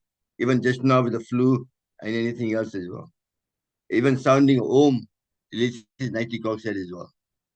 And then you have intermittent fasting. Inside body, you have a lot of soldiers like liver, spleen, lymph node, kidney, and so on. They help to digest, throw out toxin, and remove dead cell from the body and fight the virus to keep your body healthy. The three main jobs are digestive, throwing out toxins, and dead cell and healing. Remember, highly clean body is highly immune body. So the more you clean your body up, less chance of you becoming ill. Even Japanese scientists has won a Nobel Prize for work on fasting. Fasting helps remove dead cells from your body. Body will get more time to throw out the toxin and dead cell by intermittent fasting. So after 6, 7 o'clock, you don't eat until next morning, 10, 11 o'clock. So that gives you time after digestive power, does the healing process and so on. Last on the list, the main focus mind will be lymphatic system. There are two kinds of fluid in the body, blood and the lymph fluid. Blood has a heart which pumps up blood all throughout the body to provide oxygen and nutrients. But lymph fluid doesn't have a pump. They use the muscle located, they're contained in lymph nodes. There are 600 lymph nodes in the body, located in 5 locations. Your calf muscle, your groin, your stomach, under the armpit and throat and the ear. And for calf muscle, the best way is you have to do certain exercise to make the pump. You're using a muscle to pump the lymph fluid, can travel and fight infection and promote good health. It's very important. So really, there's certain exercise you have to do that, and also, and also the stress. Stress is one of the biggest causes as well. How do you do stress? One is your thymus gland, just between the breast. If you press it, tap it, and you breathe in and breathe out through your mouth, you increase your. इससे आपका anxiety कम होता है, and you increase you activate your T cell, which are able to fight more infection just by doing this. क्या होता है इसीलिए India में भी बात को मरता है when you stress, you bang your chest. इससे आपका anxiety कम हो जाता है. When you feel anxious, just by tapping it, you prevent that as well. So really, and for the lymph, how do you fight? How do you improve your lymph fluid? By certain exercise. How do you exercise? So how do you exercise your calf muscle? By walking 10,000 steps every day. Give yourself a target. Walking is use your calf muscle as a pump to pump up the lymph fluid to fight infection. And for groin, you do the butterfly. Butterfly, doing it itself 40 to 50 times daily, will pump up the lymph fluid from groin all the way up. And for stomach, you put your hand up like this and do Kapalbhati for whatever, depending on where you are. And under the armpit, you put your arm like that, tap it there, both sides, right and left, and then lifting up and down. And then also your lymph fluid is 3 points above the finger. You press it and use your finger as a pump. That pumps up the lymph fluid from left side and removes any toxins, and also prevents any lump forming in the body, prevention of cancer and so on as well. Plays a very important part. And then ear, remember हम जब school में थे, when in India, back home, when your punishment, they used to make you hold your ear like this, and you sit down up and down 100 times. Just by doing this, you increase your immune system, because ear nerves, lymph nodes are in the ear as well. That's when the children tend to get kapha dosa, where they get the sore throat, tonsil, and so ear infection and so on. Just by doing this. Also, crossing your hand, you increase your memory power as well. It was a punishment, but it was for the benefit, not just a punishment. The lymph node plays a very important part in promoting health. And I can go more, but any question, anybody wants to ask any question on that, anything at all so far? And I really, prana is very important. I'm happy to hear to Keith as well. Keith Chapi he'll be saying something afterward as well, but all about, what he represents. Yeah. Thank you, Sam. So I also wanted to know about what do you think is the role of how can people combat their anxiety and stress through pranayama and yoga? Best way, breath is the main way to get rid of anxiety. So what you do, you need more prana. So all you do, you scoop prana from your body, hand, you come up, you breathe in gently, and when you turn your hand around, breathe out twice the length of breathing in. That will slowly you breathe in through your mouth, and that will calm you down completely. And also pressing your thymus gland. Tap it, or you can press it and do Kapalbhati. What is a thymus gland? Can you tell our Thymus gland, viewers, for all those who don't know? thymus gland is between throat and there's a gland which activates, which reduces stress, anxiety, and also activates the T cell, which is able to fight infection. Is between the chest point, just below the thyroid gland, under the chest point. Obviously, I'm a structural engineer. I'm a plumber. I'm not a doctor. So but that's why I done the research, and that's why just by tapping here, really, that's why if I was a monkey, you give me banana, but don't give me it. I would say I want that banana. You tap it automatically. This automatically the action body has, and that's what anxiety reduces anxiety as well. Right. So that means the thymus gland is pretty much related with the immune system staying near the heart. It has a lot to do with the circulation as well as the pranic flow of life, right? And so what do you basically recommend people when people are suffering from chronic backache or stress-related backache? In that case, what do you think is good for people to practice? The two things. One is through the Ayurveda, there's certain yoga practice where you like a marker. All the actions are copied of a different animal. Like a monkey, the way a monkey twists his back. When you lie on when you like a marker asana and you bend your knee and head your opposite, you're twisting your spine and you stretch the spine. That releases the pressure of the nerve system and your pain goes away. And also sitting or lying in the stomach, put your chin on the support and bend your knee back and forward. And swimming is one of the best exercises for back pain as well, for lower back pain. And also I use the acupressure pain as well, which if I do the setting, if I put the hand there, all my hand will shake. And that releases the back pain as well. I have back pain all the time, but that's why I heal myself. I know it works for me, and that's what I tell people when I teach along the So why classes. do you press this point basically? Again, it's all the nervous system. It's a blockage in the system. Every organ comes to the hand. Your spine is connected there. I see. And then basically, so what is there specifically this part of the hand which you were pressing? Can you show our viewers what instrument have you used and how they No, can like practice this thing? this is like it contains just a wee battery. It sends electric current also. It's just like a medical equipment, but you can buy them in pharmacy as well. They use that for releasing the pain. Also, the first point is it tells the brain is an attack. So brain sends endorphin that releases the pain. That's the first point. Second is also by pressing a certain organ like a thyroid gland, your heart and lung, you energize those organs to more blood supply goes to there and promote good health as well. And but what I'm doing here is it's like if I have tennis elbow, if I put it there, my tennis elbow will go away. You see all the muscles shaking here. And here, if I'm doing there, all my hands are shaking like that. I know. So when I do the live session, That's that's when interesting. and then I can do the same with the feet as well. And if you spondylitis, you put it there, all your neck muscle, you're not, all I'm doing is opening up all the energy channel. Any blockage goes away. The energy can flow freely. That's what prana is. Prana needs to flow freely. If it doesn't flow freely, then you have a blockage. And also, usually I do, if you put your hand, clap it 9 times like this, there. So you're opening up all the energy channel. And this is your lung meridian point, L1. You tap it there. And what happened was when I went to the cruise, I met one of the doctors for acupuncture. He was Indian professional acupuncturist. So I went to his class to learn from him what he does. He put the needle to the same point where the meridians are on the surface. And so we discussed each other and I learned something from him. And that's what I put up, picked a few more points how to help people with healing their problem.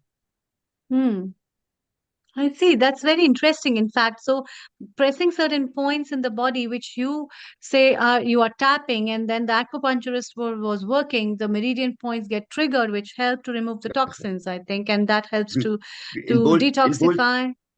In Bolton, I went to the cancer hospital. There was 40 patients with cancer. Doctor was sitting there.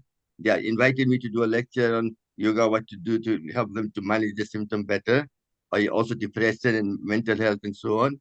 Then, by pressing the hand, I could tell what cancer they had. So really, and I don't do it. I teach people how to find what's going wrong in your endocrine system. Every organ comes to you. Pressing the hand, you can tell which organ is struggling. Then you have to do something about it. If you don't do it, then cancer, everything doesn't come overnight. It takes time to develop. Cancer is not from outside. It's cancer cells are dying, new cells are being born, and the imbalance of cells in the body. So the immune system needs to remove that dead cell. If it doesn't, that's what the cancer is. In my lifetime, I will have 6 to 10 times cancer cells. But because my immunity is high, it's removing the dead cells, so I have a balance in the body. So the chance of me getting cancer is nil. Yeah. That's very, very interesting, in fact, and how we can work on immunity. So basically, today's episode is where it's on the diversity of health and understanding health from different facets. And what you have touched is about how to build in an immunity and how to work on your own self and how your body's machinery is designed that it will give you a potential to have its own inner natural defense system triggered up, which helps you to fight against diseases. Not only just on one basis, but just holistically without any medications, and you can find yourself with little bit of stuff. Let's hear from Dr. Anjali, and then we take up the comments from our regular contributor as well as resident Ayurveda experts with the Rajan Patankaji. One thing, yes, can I add one yes, thing? yes. I do a self-development course for 2 days, Saturday and Sunday. It's free. My times are free. Anybody wants to organize something, I can come and take classes where I use the That's lovely. yoga, Ayurveda, acupressure, naturopathy, and balanced living. Those 5 lecture, all those 5 things, how to heal their own body through natural, no medicine, just from certain practice of healing themselves. Thank you. Okay, that's nice. That's good. Rajan sir, can you please make the camera landscape before we take your comments? Over to you, Anjali. Your comments on what Sam has been talking about and how the meridian techniques are helpful. Over to you. Yeah, Sam, it's been a pleasure to listen to you, and it's really very helpful to be able to tap into your lymphatic, lymph nodes, because that's where your infection is stored. If you look at lymphadenopathy, which is like swelling of swollen lymph nodes, they are there for a reason. They are there, your first defense mechanism to protect your body from getting any bugs or viruses. So if your lymph gland swelling is there, it is an indication that there's a virus or a bug or an infection coming in. But if you tap into your system from the beginning, as Sam has described, you are kind of getting a very functional lymphatic drainage. That's how you detox your body. That's how you kind of drain all the toxins which are building up day to day in your life.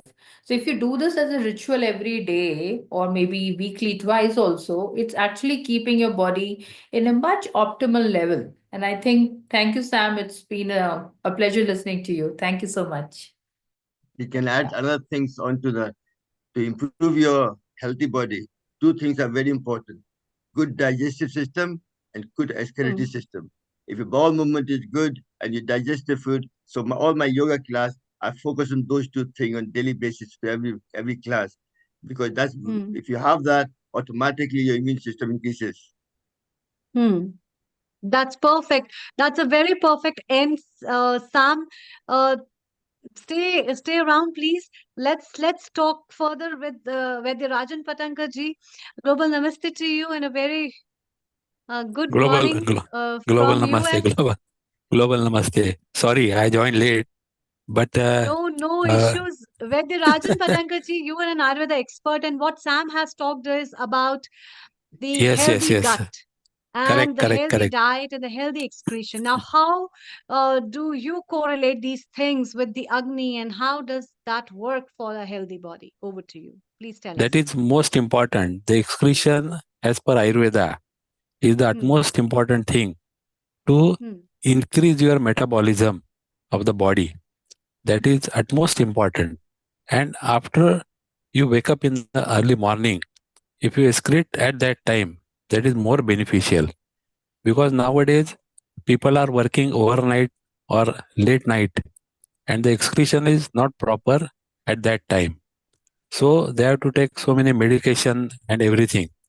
But by doing some yoga and exercises, it will definitely help.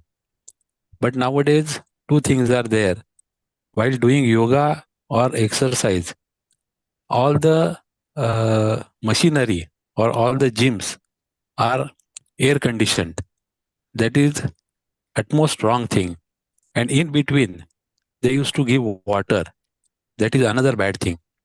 So the importance of exercise or yoga is not there while doing exercise in these conditions.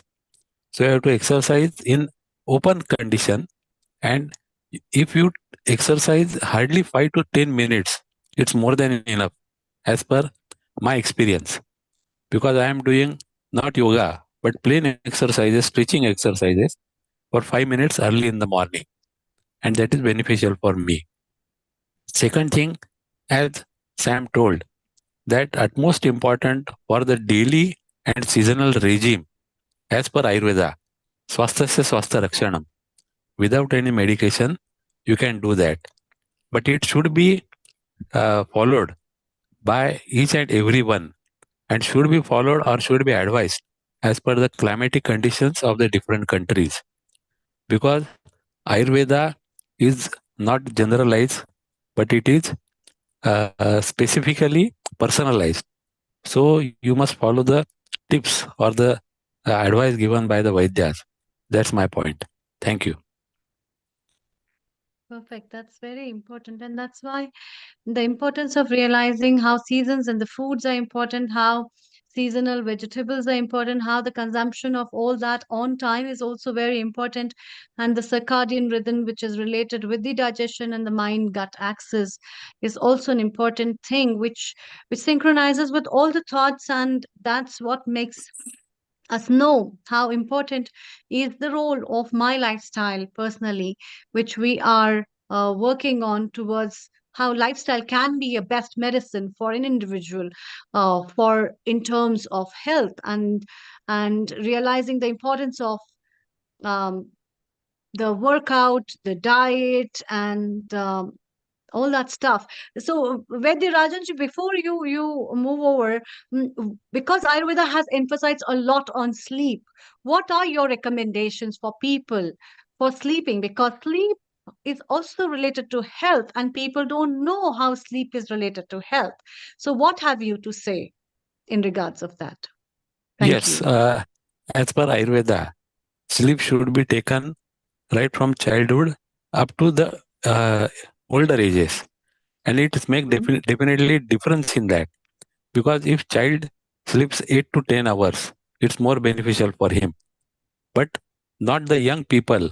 That is not beneficial, because what they are doing, they are either working late night, so that's why the sleep is not complete. And in the night, when the sun sets, you must sleep until early morning, up till sunrise. And in between those hours, you have to sleep at least 6 to 8 hours. That is more beneficial, but not in the early morning or after 12 or after like that. If you take your food at proper time in between 7 to 8, that is more beneficial, because automatically your mind and body get relaxed after 3 to 4 hours, means approximately at 10:30. And from there, if you wake up early in the morning, 6:30 or 7:30, that is more beneficial for your gut also. Yeah. So 6:30 and 7:30 you say is important for your gut. Listening to the season and the timing in every country zone, the ideal time for waking up in the morning is a pretty early morning, and that helps up. I think that really helps up for an individual to work on that. Thank you so much, and it's time for us to tell you what we are sharing with you in coming future. So our future online episodes, which we will be broadcasting the very next week and the next Sunday on 15th of December 2024, is again a special episode of Glow Women, which is Global Women's Self-Care, specially dedicated on menopausal care. So 2 p.m. Greenish Mean Time onwards, you can watch, share, and also give in your inputs. And then we move with the Christmas bells ringing around, having fun, festivity, and singing on 22nd of December 2024 from 2 p.m. Greenwich Mean Time onwards. And therefore, we invite everyone to come join us to make these episodes as well, the future coming episodes, a success. So here we have again, as we talk about the different aspects of health in terms of yoga, we talked about different aspects of health in terms of lifestyle. We had been discussing about how just a simple tapping, as Sam, you mentioned, on the body, which people might not be even aware about. They think a machine, it's like the body is like a machine where you just have to have cosmetics, but it's lot more than that, and talks about the meridians that go here and there and talk to you in many ways, which is an essential part of it. Before we move further to our other guests, Sam, I would like to know more about what are your basic tips for an individual who's working in the office and regularly in the work life of sitting jobs? What kind of workout are beneficial for them, and how quickly they can manage that to balance their health?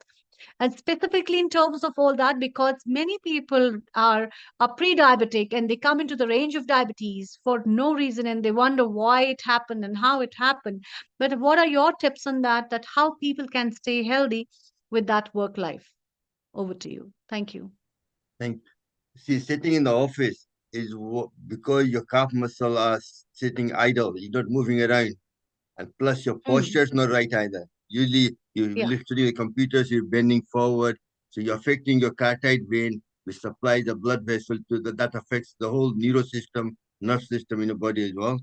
And then your feet is sitting dead. If you don't use it, you lose it. That's when you stand up, your feet feel cramped and you feel kind of painful for movement. So really, you have to make your feet heel to exercise whenever you can, sitting down in the office. If you do that, then the blood will pump up, reduce your blood pressure, also pump up the lymph fluid to fight infection as well. So that will help as well. And also posture plays a very big part. And obviously, I will recommend you to get up at least half an hour before you have to go to work, to the travel and all that, and then do some yoga practice, breathing exercise. More breathing exercise you do, more calmer you are, and also you increase your amount of oxygen in your oxygen saturation in your blood increases. That all helps to promote good health as well. The yoga Sam, will play. when you say about breathing exercise, what particular breathing exercise do you recommend? Yeah, before in my teaching now, I've learned now, before I do pranayama exercise, I tell them you might have a prana, but if you have a blockage, so first I do cleaning your blockage first. So like doing all the cupping I did there, also do the hand exercise because all the fingers are, that's for the arthritis and all that, and do all the, all the different movement which you don't use on daily basis. Do those exercises to make the energy channels opening up. Also your feet, you do the feet exercise for cramp, for the gout, uric acid, and also for knee pain, you do certain exercise to make sure all the channels are open. It only takes about 10 minutes. It's not like sounds like a long, but it's not a long process. And then you just pump up, lift up, breathe in and breathe out, do 20 times. So, and then sitting in Gyan Mudra, and Khichdi Mudra, and you do for 1 minute deep breathing only. That the whole thing will take 10 to 15 minutes. That's all. That itself will give you enough energy to take the rest of the day, kind of in between. Especially when you're sitting in the office. Most people go from house to car to office, and there's not enough sunshine. That's why you get lack of vitamin D3. I came from Indian subcontinent, and obviously we are North Hemisphere, lack of sunshine, and that's why we have lack of vitamin D3, which gives you depression and everything else. The immune system goes down. So I take 4,000 units of D3 daily and 100 microgram of K2. That makes my bone stronger as well. See, and reduce my cholesterol, because cholesterol is transferred into vitamin D3 in the process, kind of idea. So it's all, anything I'm telling you, I'm doing it myself. On my that's it. Yeah, Thank you. that's very nice, in fact. And on that note, to know about how these things of pranayama and the mudras, they work together with the work in and help you in balancing up just by working on small tips that Sam has told. I think they are really wonderful and will be helpful for the people to integrate and use them for their personal life. One thing, my expert is acupressure, mudra, and pranayama. In acupressure, I can teach people. That's what I do, to do it to themselves, and then find what's going wrong with the endocrine system. Then they can do something about it to make sure they don't become ill. जैसे यहाँ दबाते हैं, दर्द हो रहा है, तो tomorrow morning you'll have sore throat. तो पहले से हल्दी या नमक का गागल कर लोगे तो sore throat नहीं होगा. कहने का मतलब, it's pretty jumping the gun and trying to. It's like cancer. Earlier you diagnose cancer, quicker easier to heal as well. It's the same kind of process. So that's why acupressure is a way of finding what's going wrong with your body. A lot of people don't know anything about what's happening to the body. They just go with the life until just think it won't happen to me. When it happens, then they say, "Oh God." So prevention is better than cure. That's what I'm trying to do. Prevent. Yeah. Yeah. That's really good. Thank you so much, Sam. Please stay around. It's time for us to move to the next section of this episode, and let's move to Keith Sharp, our Tai Chi and Qigong lead. Global Namaste to you, Sam, as well as let's welcome our guest contributor, Frank. A global namaste to you, Frank, and a very good afternoon to both of you as well. So, Keith, you are yourself an example at this age with being an engineer and in this field, relying and working and making people healthy through Qigong and Tai Chi. Now, what are the treasures hidden in this for making people healthy? First, let's hear from you before we move to Frank. Over to you. Thank you. Well, good afternoon and global namaste to everybody. And thank you very much for everybody coming into this wonderful session. I'm going to change the emphasis a little bit this afternoon, but before I do, I'd like to thank Frank, because Frank has suffered over the last few days with the 93-mile-per-hour winds, and it wasn't. It was a very worrying time, I think, because we've had 70 miles an hour, and I think that adding 20 miles. Thank you, Frank, for surviving. All right. I'm going to slightly change, if I may, to the organizers, in as much as that Frank and I are going to have a chat, and we're going to bring some perspectives in, not about the benefits necessarily of Tai Chi and Qi Kung, which I think we can put alongside yoga, Ayurveda, and prana, and everything else. But I've got 3 or 4 subjects here which I'd like to identify first. One is our experience, i.e. that of Frank and I, dealing with the NHS. The second one is, how do we feel about Tai Chi and Qi Kung for health and well-being being a profession? Thirdly, our thoughts on the Chartered Institute for the Management for Sports and Physical Activity and professional standards. Finally, maybe not finally, if we had anything else to add, is views on collaboration between traditional Chinese and Indian health in the Western world. So I'm going to open a question if I may, to Frank, because I'm throwing the ball from one end of the cricket field to the other and hoping he catches it. What is your feelings, Frank, with regard to dealing with your local NHS or further afield? Thank you, Keith, and global namaste to everybody. It is an interesting subject. I come from this from two perspectives, particularly as my Qigong and Tai Chi side of things, but also because I work alongside the NHS in my full-time job, where I work for a charity. And in both cases, it has been pretty difficult without finding the right people and getting what I call a key to the door to allow me to come in.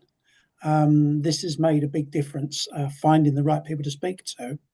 But there's so many things that are, shall I say, I don't want to say in the way, but you seem to go around the houses a lot before you get to the destination that you want to go to. It's, understandably in some circumstances that's not an issue, but I think there is more that could be done if you could just ask the right people in the first place, and there would be someone that would say, that seems like a really good idea, let's do it, rather than, okay, well, we now need to go to committee and we need to speak to this person, speak to that person. I have lots of NHS workers that come to my classes and they love it, and they would love me to go in and do things for them. I think that's very valuable information. And the problem that I think we've had for many, many years is finding funding trials. We both have worked for the NHS in various ways or through social services. But what can we do in terms of finding a funding stream which is really beneficial, not just for a couple of weeks, but also for a longer term period? That is the difficult question. Funding is difficult for everybody currently, but I think there is ways to do that. I struggle, working for a charity, I get to see that sort of thing firsthand. But for us, I think our only way is to head the way that we're about to discuss about going to professional circumstances to make that, if we can find through that, it gives us more leeway. I think as individuals, it's really difficult to try and get involved. And to speak to the right people and get anybody to take you seriously. People know that what we do is beneficial, but I get more people actually referred from private medical practices like chiropractic, from private physios, from other people I know in our sort of world, from massagers, Reiki healers, people of that sort. They refer people to me far more than I do from some of the others. Fantastic.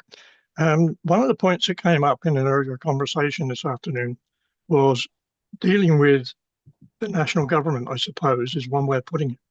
But we talk about funding, and I've been dealing with this now since 2016, and I made out a process chart some years ago. And one of the things that keeps coming up is the benefits of exercise, not just Tai Chi and Qigong, but Indian activities with regard to falls prevention. And that is a major subject. And anything that we do nowadays, prevention is better than cure, as Sam kindly reminded us of.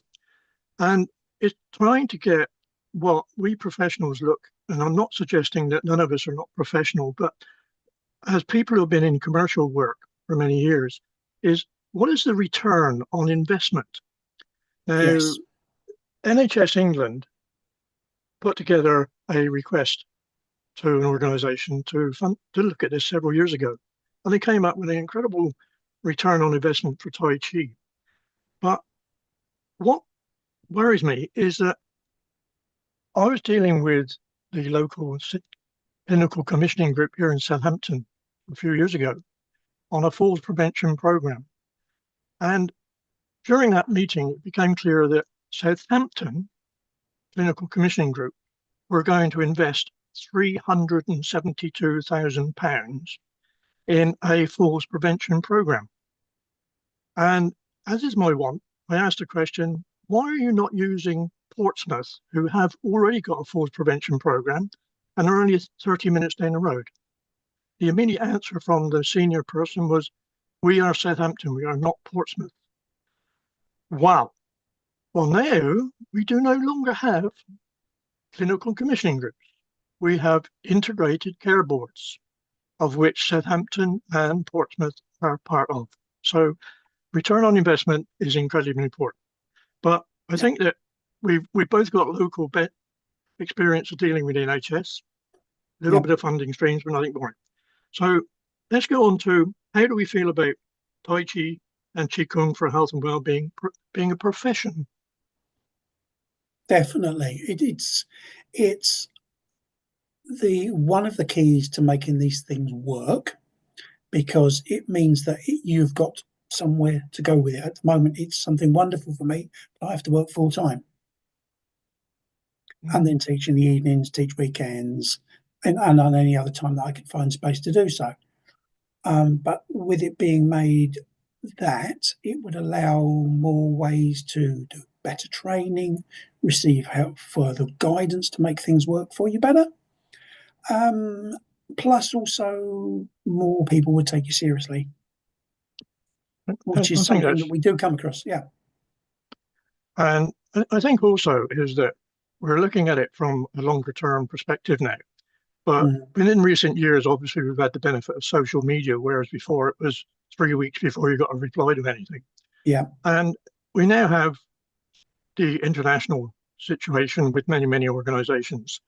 And it is paramount, I think, that in the future, it's likely that maybe within this decade, we end up with some formal relationship between those of us that provide complementary therapies for the benefit of the general public, and saying, really, what are we investing in? Is it an individual investing in a visit to the chiropractor? Can they afford it? How does it get funded? But equally, we have all the others like Reiki and many, many other aspects. So I'm in favor of being a profession. Having trained in an engineering background, is that I would not be able to go into an engineering situation saying I do not have some form of experience or qualification. Yes. And I think with our complementary therapies, whether they're Indian, whether they're Egyptian, whether they're Peruvian or Colombian, is that at some stage Tai Chi and Qigong and the Indian activities will come together. So equally following on from that, not as a separate subject, but hopefully adding some fuel to it, is that we have an agreement, some of us, with the Chartered Institute for the Management for Sports and Physical Activities. This is a Royal Charter organisation, and since 2017, there has been a partnership between certain Tai Chi organisations, the British Council of Chinese Martial Arts, and SIMSPA. And on that basis, we have professional standards for Tai Chi for health and well-being and Qigong for health and well-being. And it's a step forward in some of us, the eyes of some of us, that this is a natural step to become, by the end of this decade, hopefully, a profession that we've discussed, and also an opportunity to have the whole of health and well-being, Tai Chi and Qigong, recognized by everyone. What do you think of that? I think this is very important for us to get, in as much as there's always a bit of a lull between when you go to someone like the NHS, they say, well, what qualifications have you got? And while we may well have done a lot of practice and done a lot of teaching, it's not something, Tai Chi and Qigong is not something you get a certificate for necessarily. And I know there are places where you can sign up and for 2 weeks and a few pounds, you can be a trainer. Well, while I don't knock them, I know that they're in there for the business, but how do you know that who trained that person? How did that happen? So by having a standard, at least it gives us a baseline that people can work for, because we're all bound to do other things. It's going to happen. There are people that will be maybe know 1 or 2 forms, people that know 5 or 6, or don't have, in some cases, maybe some of the in-depth knowledge. I've spent a lot of time looking into a lot of things. I'm really interested in things, as Sam was talking about, that like the meridians and whatever, and I have connections within our world that I've learned a lot of those things from. I love tapping.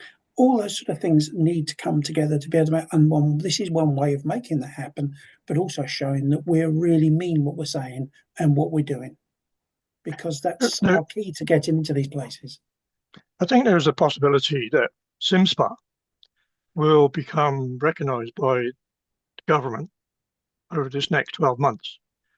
And if that happens, there is the probability that if we, as experienced complementary therapists, wish to go into a sports club or some facility, that maybe they will be turning around and saying, instead of saying, have you got a university degree to us? And we just say, no, we have experience of 20 years, and it falls on deaf ears, is that maybe they will be asking, do you have membership of the Chartered Institute for the Management for Sports and Physical Activity? And there will be signs put up on doors and saying SimSpa for swimming, SimSpa for personal trainers, SimSpa for yoga, SimSpa for Ayurveda, and there will be a number of activities. Now, this is a large organization with currently, I think, approaching or above 20,000 members, and is largely a professional organization.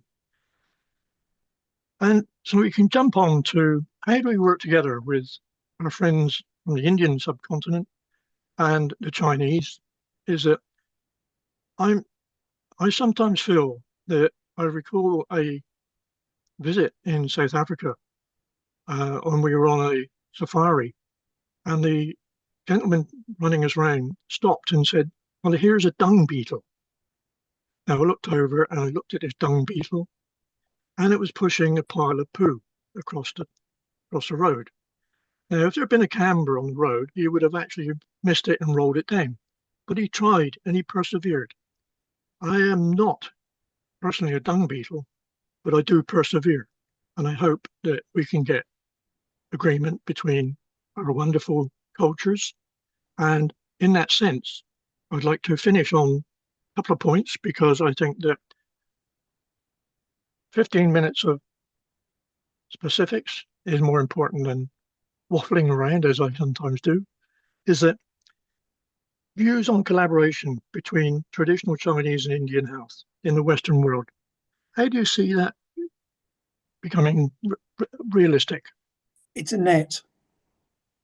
We hold different ends of the net, but we all meet in the middle because so many of the things are so connected. The Chinese say that Bodhisattva came across and went to China. So we all learn from each other. This is all of our practices are continual learning things. And just by being and working together, talking together, we're all increasing our skills so greatly that there is no reason why it shouldn't. I do a lot of breath work. I know that there's lots of brilliant breath work within the Indian world and in the Chinese world, and I just like to combine it all because there is no reason why we can't do that. And as we all know, breath is the beginning and the end of all of us. So things like that are so important that why shouldn't we be doing it? What's the reason not to? Okay, right. I think that the challenge is there. And one of the difficulties that I face is progression management, succession management.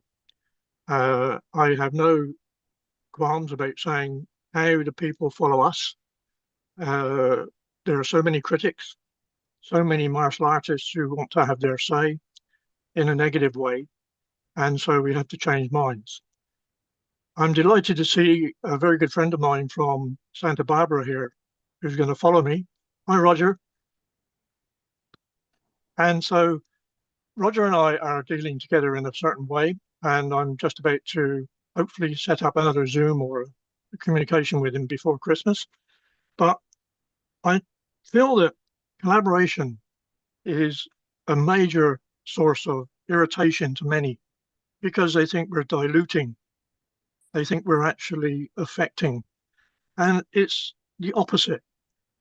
We are strengthening. We are recommending across the world.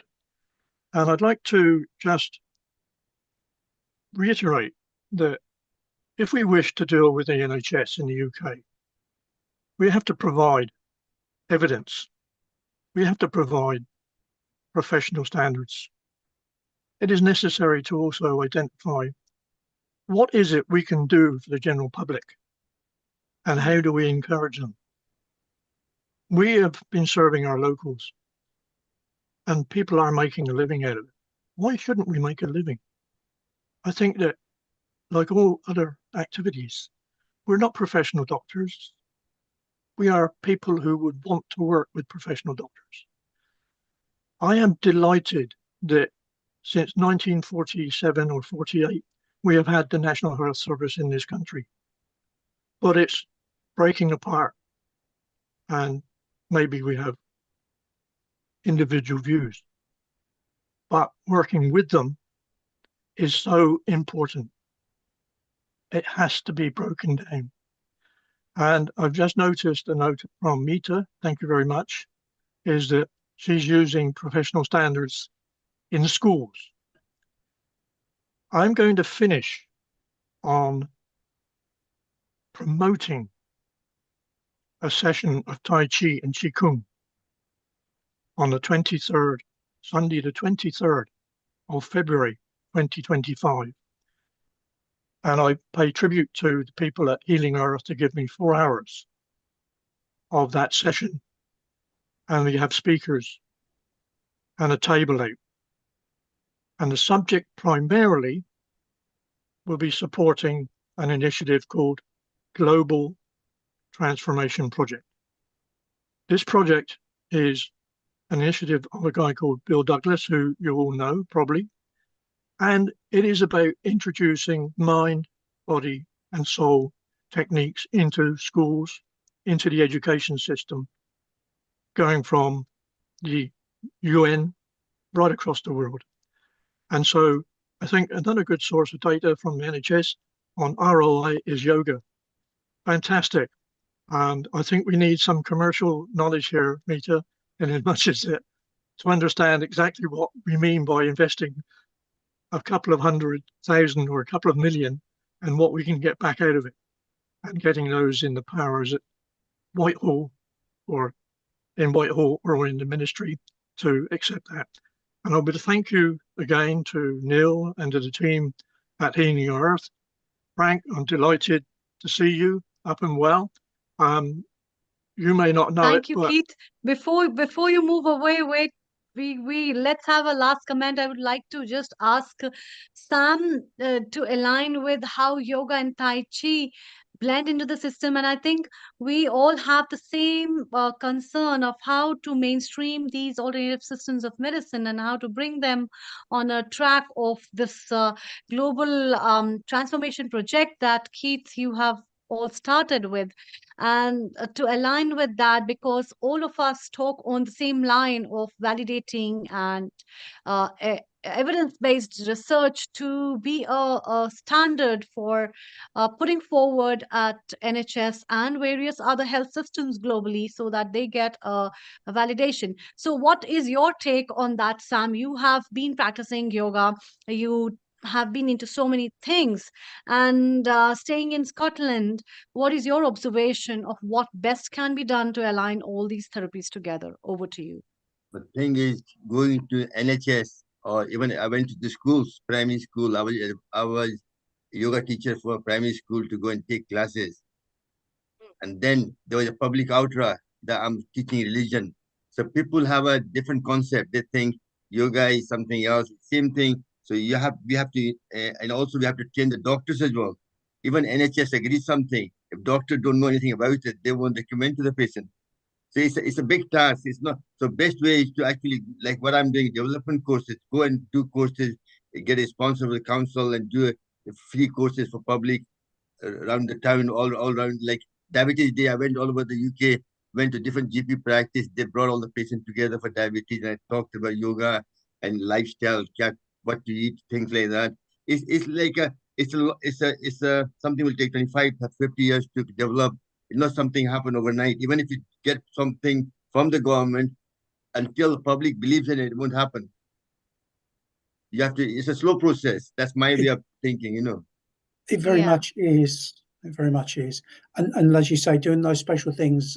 I did a class in a special school here on Friday, which is all the neurodivergent children in our area that go to this particular special school. I did a class for the sixth formers, and the assistants that came in with them said, "We'll see if they last the hour." And I had them in 10 minutes. I had them all joining in, even those who were seated, and they were laughing and smiling. I made it lovely and simple for them to understand, and they glowed and enjoyed it, and they all wanted to come up too close to me, so it was really difficult because they just wanted to come towards me. But it does make such a difference. But one thing I've learned is children or even adults, everybody's telling them to do this, do that, but they don't listen then. You have to ask question, what do you want to achieve from this? Like when I went to school, I told them, hey, who wants to gain height? So after 40, 20 people put their hand up. So I told them, yeah, what kind of food do you eat? Then what do you do to make your bone? You have to take the sunshine to convert vitamin D, to make your bone stronger. Eat the milk, take all the vegetable to grow stress. And then I said, do these 5 exercise, Tarasan, Chakrasan, Sarvangasana, all that. And they were doing it because that was their problem. You have to give a solution to their problem. That's how we connect the public as well. Everybody has problems. If I may, is that with regard to the Chartered Institute, is that I'm dealing with an old friend of mine, Mark Peters, and also the director in charge of progress at SIMSPA. And I've been agreed to have a meeting on the 9th of January with them because we need to understand what the aims, the visions, the objectives, timescales, opportunities, threats, and all those good things. And with this 3-person team is that we hope to actually define some of this so that when we're ready on the 25th, 23rd of February, we'll have some plan that we can show, because the 3 of us will be presenting I suppose a question and answer of where are we, what do we need to do, and how are we going to achieve it? And therefore, it means then that we need to work to some form of plan and to some form of standards. So I'm going to hand back to our lovely Amrita and let other people get onto the show, especially Yeah, definitely, Keith. We have Dr. Roger with us, and you are very well familiar. So let's have the comment from him, and our lovely Sharon is also here with us. So we had been waiting for her, our senior host. Yes, Keith, could you please have some comments that we can have for Dr. Roger, and then we move forward. Over to you. I have been dealing with Roger since 2006. Global namaste to both of you. Yes. And I had the pleasure of meeting him in Scotland. And I was taken aback. And we had lunch. And he will remember, as I think he will, is that as a typical American, he said to me, "What is it you can do for me, Keith?" I had no idea. I had no idea. He always asks me what he can do for me. Yeah. He always asks me, what can I do for you? Is that in 2012 we met again and we agreed on a small agreement between us. I have the utmost respect for this gentleman. I look at his programs. He has personally signed the books that I have from his organization, The Power of Chi. Wonderful. All right. And I'm honored to introduce Dr. Roger Yanker, Oriental medical doctor. Also, he was a founding member of the National Qigong Association, of which one of the organizations we're dealing with on an international basis. Roger, delighted to see you, smiling. And we both had slightly different colored hair when we first met. Thank you so much, Keith, and good morning. Morning here. Good morning. Sharon, and greetings everyone. Sharon, please, I'm going to let you be the guide. Okay. Well, Yes. first of all, I'd Sharon, like over to you.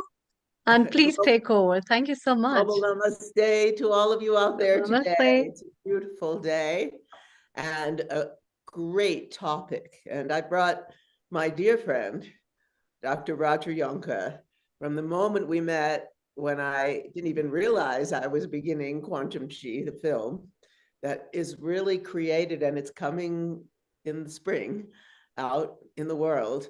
And it was to really, you know, after years and years of yoga, you all know my background, I found Qigong, and the two of them integrate so beautifully together.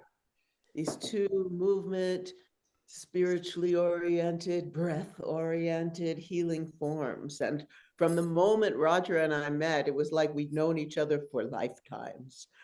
And he's become an associate producer of the film. And we're very excited because it's coming forth soon. But I want to introduce him specifically. Dr. Roger Yonka, OMD, has dedicated his professional life to sharing the powerful ancient healing traditions of China. He is the director and chief instructor of the Institute of Integral Qigong and Tai Chi, Santa Barbara, California, and a founder and recent chairperson of the board of the National Qigong Association. With almost 30 years of clinical practice as a physician of acupuncture and traditional Chinese medicine, and 10 search tours to China, Dr. Yonka has emerged as a key spokesperson for Tai Chi and Qigong, and is a master teacher of these arts. He has studied hundreds of forms of Qigong with master teachers and visited numerous hospitals, institutes, training centers, temples, and sacred sites in China, focusing on the cultivation of Qi. Dr. Yonka has presented at major conferences on advances in complementary and alternative medicine throughout the United States. He has lectured on self-healing and emerging trends in healthcare and medicine to numerous hospital systems and healthcare associations, including the Healthcare Forum, the Catholic Health Association, the American Medical Association, the National Wellness Institute, Stevens Point, Wisconsin, and the American College of Healthcare Executives, Chicago, Illinois. He is contributing author to numerous books on health promotion methodologies for both clinical providers and healthcare administrators. Thank you. Wow. So just a brief statement and then feedback from you, Sharon. So I understand that our topic today is the whole concept of healthcare, universal healthcare. Sometimes here in the United States, we talk a lot about universal healthcare being a right, and what healthcare means in this society here is financing medical intervention, which is, you know, like, why would you call financing medical intervention healthcare? It doesn't make any sense. So when I say healthcare, I mean caring for health, which is something that people do at home for mostly no cost. Like, take a deep breath now, how much did that cost? Adjust your posture now, how much did that cost? So I'm not inclined to want to discuss the whole concept of how we can have governments pay for medical intervention, because I know there are accidents and so forth, but chronic disease is completely preventable. And everybody on the line right now is a warrior for that idea. And so as we organize ourselves as a massive, for like a massive assault on chronic, preventable chronic disease, how should we go about it? So I recently gave a presentation at a large conference, like a keynote presentation. The name of the organization is the Academy of Integrative Health and Medicine. And that organization is all about this assault on chronic, preventable chronic disease. And so in a few moments here, I'm going to show you a little bit of my presentation for the keynote to that event. But first, let's just have Sharon come back in with, her idea. Like, what do you, as good friends, we're all good friends of this idea, obviously, on this call. I hope we're, we're recording this and blasting it out to the world. But Sharon, like, just from your own heart, and briefly, and then we'll talk a little bit more after I show a few slides, what are you thinking about all of this? Well, these days, I'm incredibly enlivened by there seems to be a desire in this country to really look at the healthcare system, how we've been, the food we've been eating, the way that we heal ourselves, the way we help to heal each other, the pharmaceutical industry, the Western medical profession. And there seems to be a great longing for really integrating all of these systems, such as traditional Chinese medicine and Ayurveda, systems that to me have really studied what they call the science for thousands of years and have so much to offer to us as human beings, particularly our children. Both Ayurveda and TCM really go deeply into diet, nutrition, and it's time for us to really bring that not only to the ones that are here on Healing Our Earth who are probably aware of these things, but to the Black community in Chicago, or the Hispanic community in Chula Vista, California. It's time to really, on every level, move from a kind of low vibration or frequency in terms of letting our thoughts and emotions and anger and kleshas and these disturbances really blind us to the beauty of life and the opportunities that are available to us, and move to a higher frequency of course, love, compassion, giving, caring. And cool. I know you have so many words of wisdom I've heard over the last, it's like about 7 years now. You're one of the most articulate and knowledgeable of the Qigong and Tai Chi practitioners that I know, and really understand how this issue and how to make the knowledge of it and the potential of it available to the Western world. Cool, cool. Yeah, so let's do that. I'm going to just jump right into some slides here. This is the program that I presented at this recent conference. It was attended by 500-600 policymakers, people who are in charge of institutions, the leading thinkers of the chiropractic, osteopathic, massage, Chinese medicine, Ayurvedic medicine, homeopathic medicine, herbal, and on and on. An amazing event. And I want to be sure that you are seeing these. Are you seeing these slides? Yes. Okay.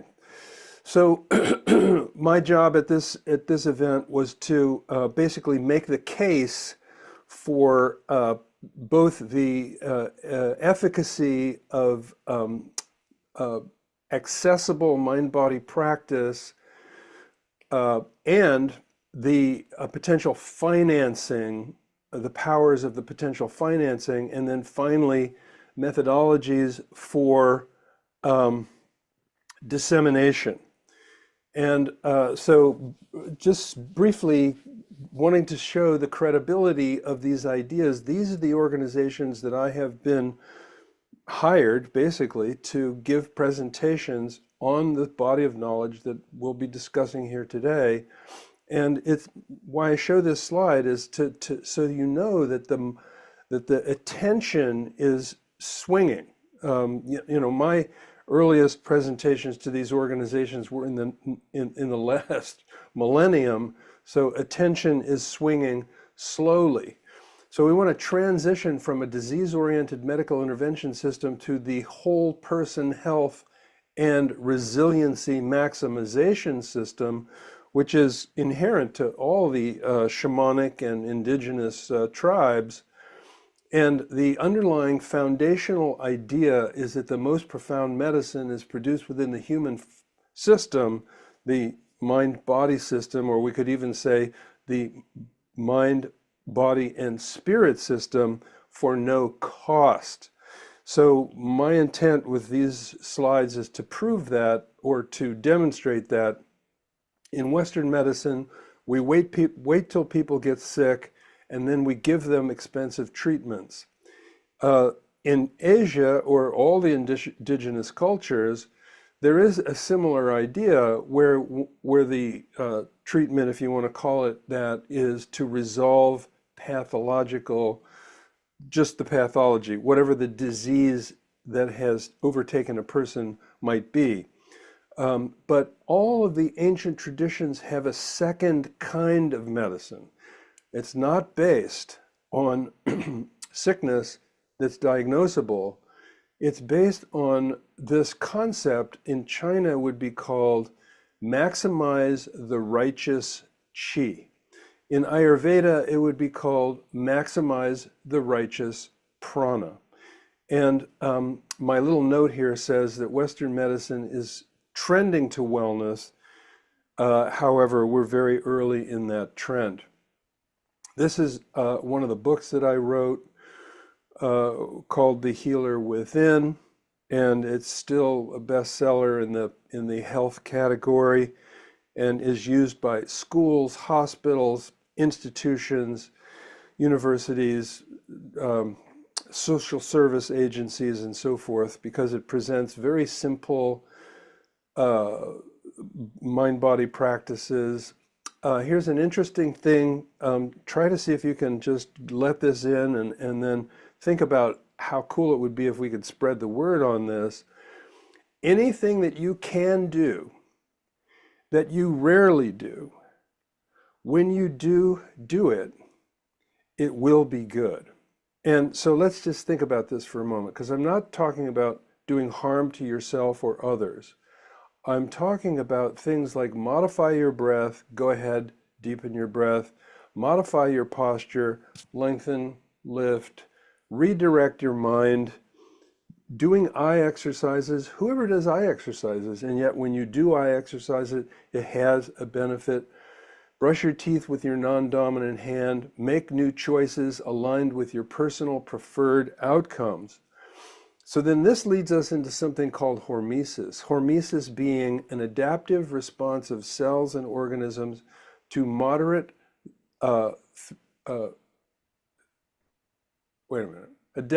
adaptive response to cells and organisms to moderate, though, I'm not sure what this is saying, but the point is that doing things that you don't usually do, which put a kind of stress on your system. If you think about brushing your teeth with your non-dominant hand, you notice how clumsy that is. When you think about doing a breath modification, you notice that you hardly ever do it. When you think about modifying your nutrition cycle to include periods of fasting called intermittent fasting, how clumsy is that? How much is required to be able to rethink things so that you can do intermittent fasting or even more lengthy fasting. Turning on the cold water at the end of a shower, all of those kinds of things. And then another beautiful new concept in science is called interoception, the ability to sense and perceive the body's internal state, including physical and emotional sensations. So think of the definition of the word feeling. Does it mean physical feeling, or is it emotional feeling? Well, no, it's neither. It's not an or, they're both, the word feeling is used to describe both. Well, what is feeling?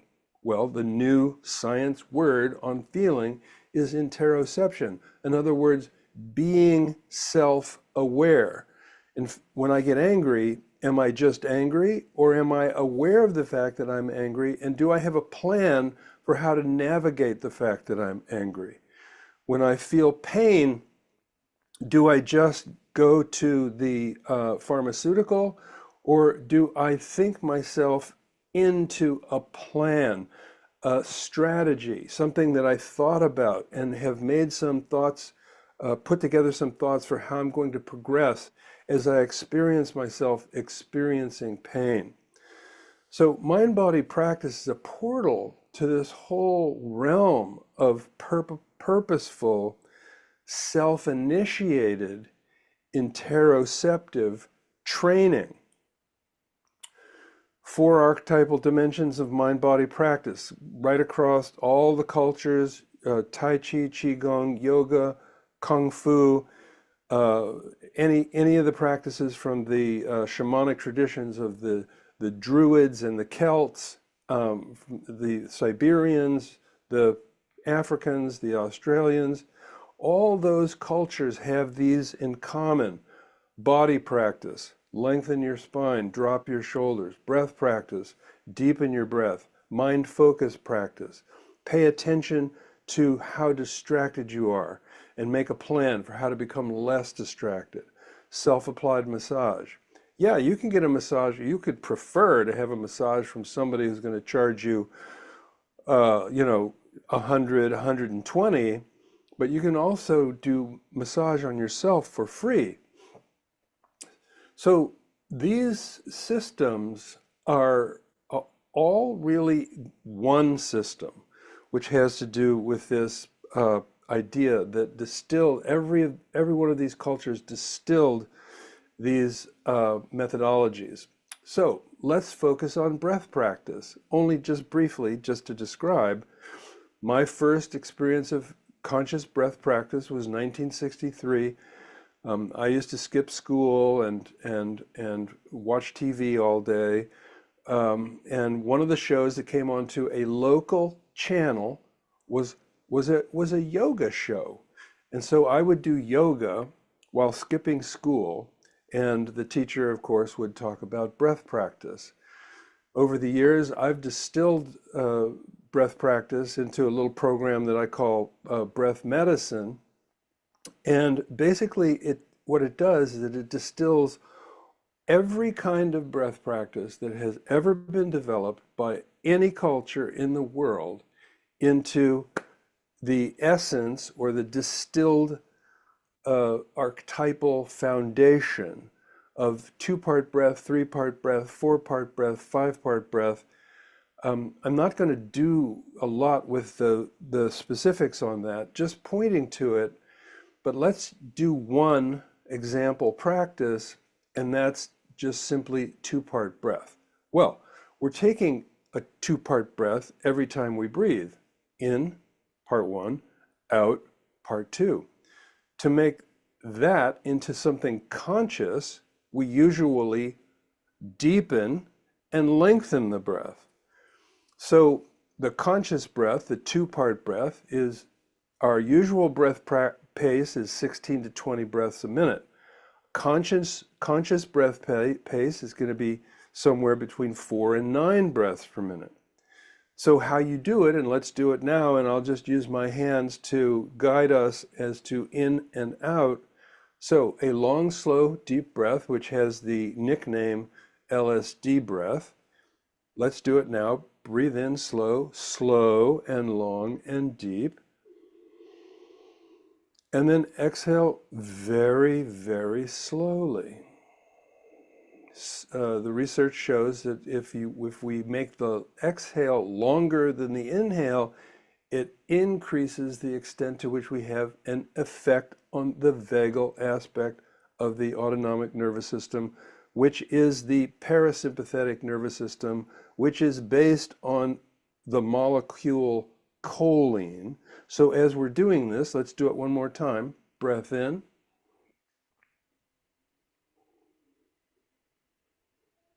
Exhale very slowly.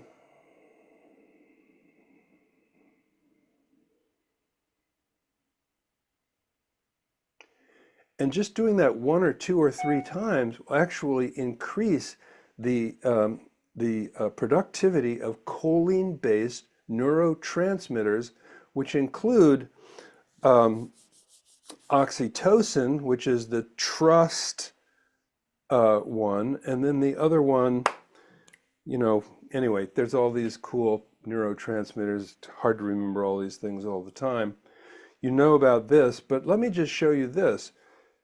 The bottom one, belly breath, when you breathe in so deeply that your belly expands, that's actually accelerating the function of the lymphatic system.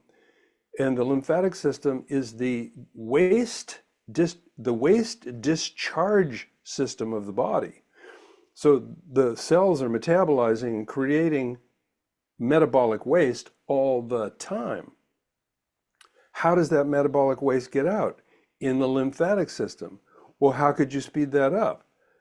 Belly breath. And then the chest breath is like, oh my God, what a miracle. When you fill your chest, the one on the left is referring to the stretch receptors. Stretch receptors. And when you breathe in a large enough breath, and by the way, 16 to 22 breaths a minute does not stretch the stretch receptors. When you stretch the stretch receptors, it creates a signal to the brain, and then it releases choline-based neurotransmitters, which are medicine.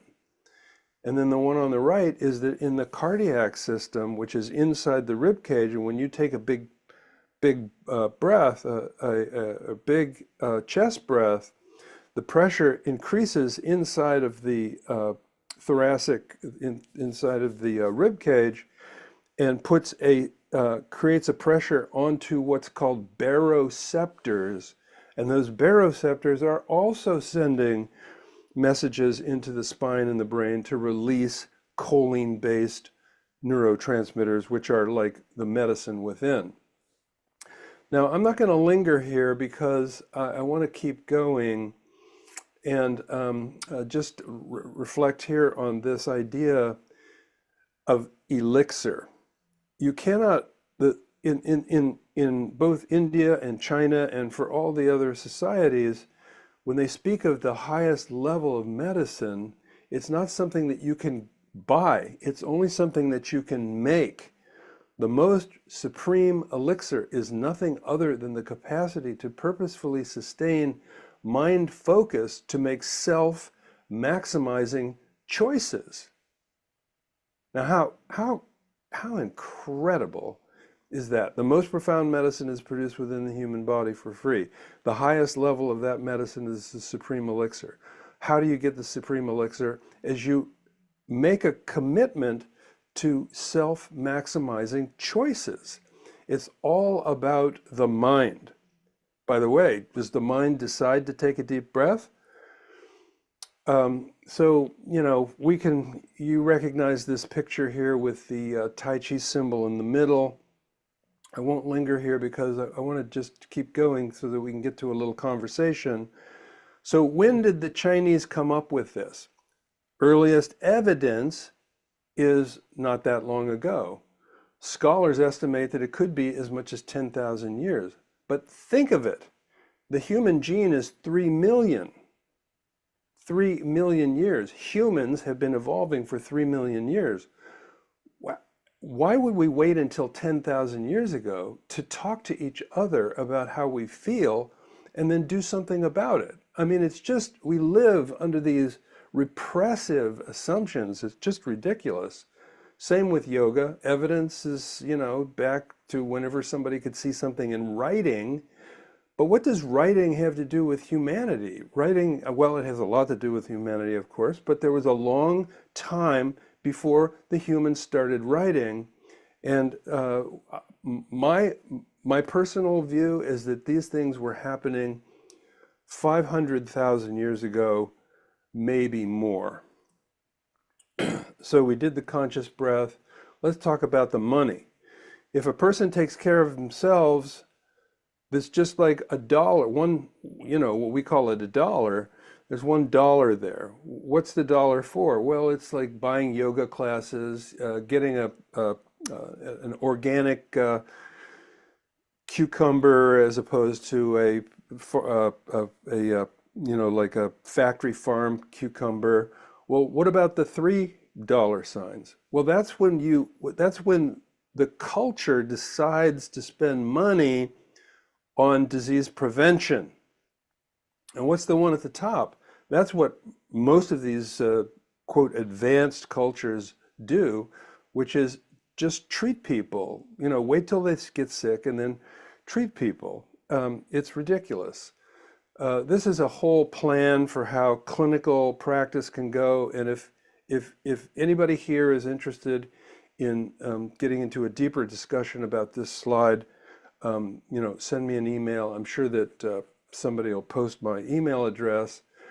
This is a paper that I wrote with a team of people. It was published in 2010, a long time ago, about Qigong and Tai Chi and safety and efficacy. And we're all on the same page about how cool these practices are. So I'm not going to linger here. But let's look at this.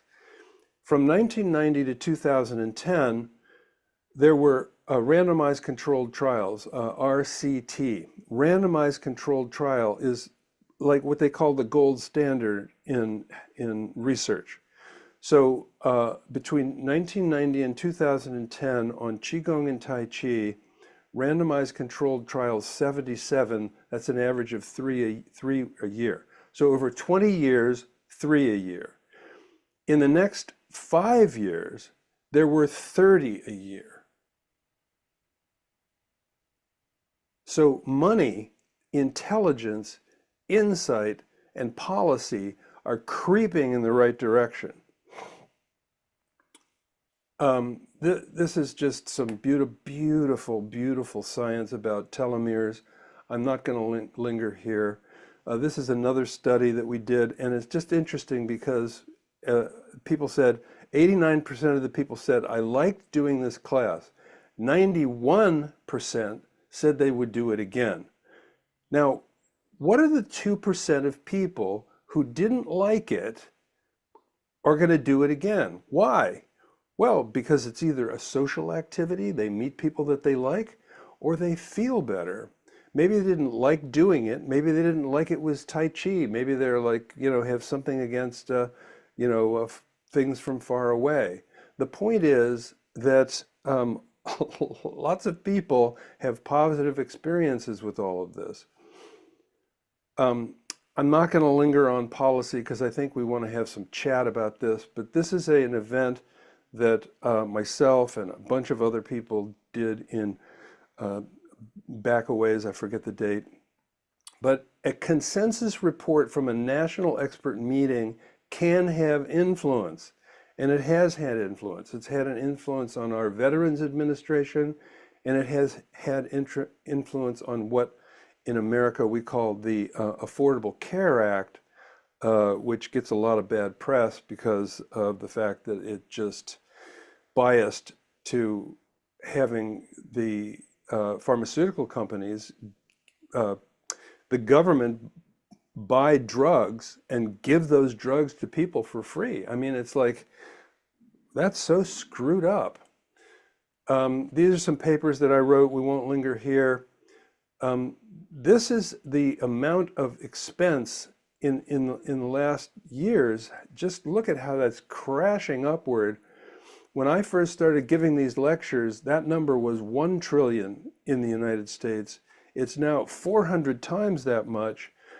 And let's don't linger on the elixir breath, although it's very powerful for insomnia, which is one of the worst chronic diseases and contributes horribly to chronic disease being worse. This slide, we think how horrific it is that the military and industrial complex is having all these wars all around the world. But listen up. The cost of healthcare in the United States is 400 times the cost of war. I mean, 4 times, however you want to say it. In other words, the cost of war is about 1 trillion annually right now. And the cost of healthcare, quote, healthcare, is 4+ trillion right now. So if we were to do the thing that we all know we could do, the US could reallocate 75 to 90% of $4.5 trillion. That's $3.5 to $4 trillion that my society could do to put art back into schools, recess back into schools, repair bridges and highways that aren't working, and pay for amazing Tai Chi and Qigong and yoga classes for everybody in the United States, and even build a place for people who can't earn a living to live. It's just disgusting how the industrial complexes have abused humans. So how are we going to do this? Train all these people. We won't linger here. You all know about self-applied massage. So our Centers for Disease Prevention they have a whole page on Tai Chi and Qigong. Our Veterans Administration, a whole page on Qigong and Tai Chi. My organization has trained 4,000 plus teachers and leaders, and they're all over the United States, and there are many of them from India and from the UK and from Europe and so forth. This is just the map for the US. And so here's how we are doing it. We basically teach people to be practice leaders, and they go back to their communities and they lead these classes. And there are, we're associated with a nonprofit called the Healer Within Foundation that helps to make these things happen. So I'm going to unshare, and I'll let somebody put my email address into the chat so that we can just go right to Sharon. What are your thoughts? Well, the first one is that just something I've been talking about and thinking about. As you mentioned, the we would say time-honored ancient traditions, these traditions. And I've been looking at, pre the word Qigong, which isn't too popular right now in China.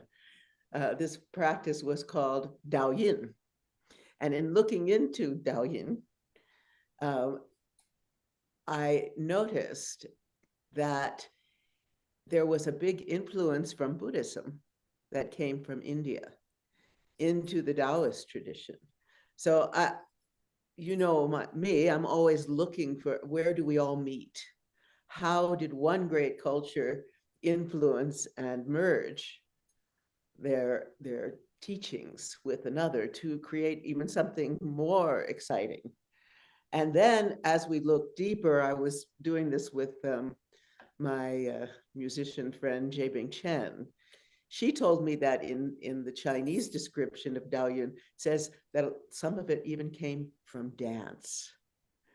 And so I found that really fascinating, that this journey that I personally have had from the dance of India, right, into Qigong, that dance plays always an important part. And I'm always, because of all the work I've done in the schools, that I'm always wanting to add dance and rhythm to these mind-body practices, because it really, especially Indian dance, it has really, lots of eye exercises.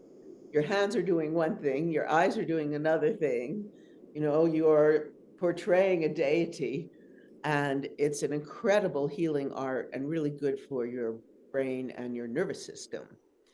So I just feel like we are very good friends with Bill Douglas and are working together with Bill Douglas, who's been on the show many times, and Clara Apollo, to create some kind of forum where we can really focus on these kinds of teachings and bring them out into the world. And Bill Douglas with his Global Transformation Project. You're there, right? Hi, Bill. Yo, Bill.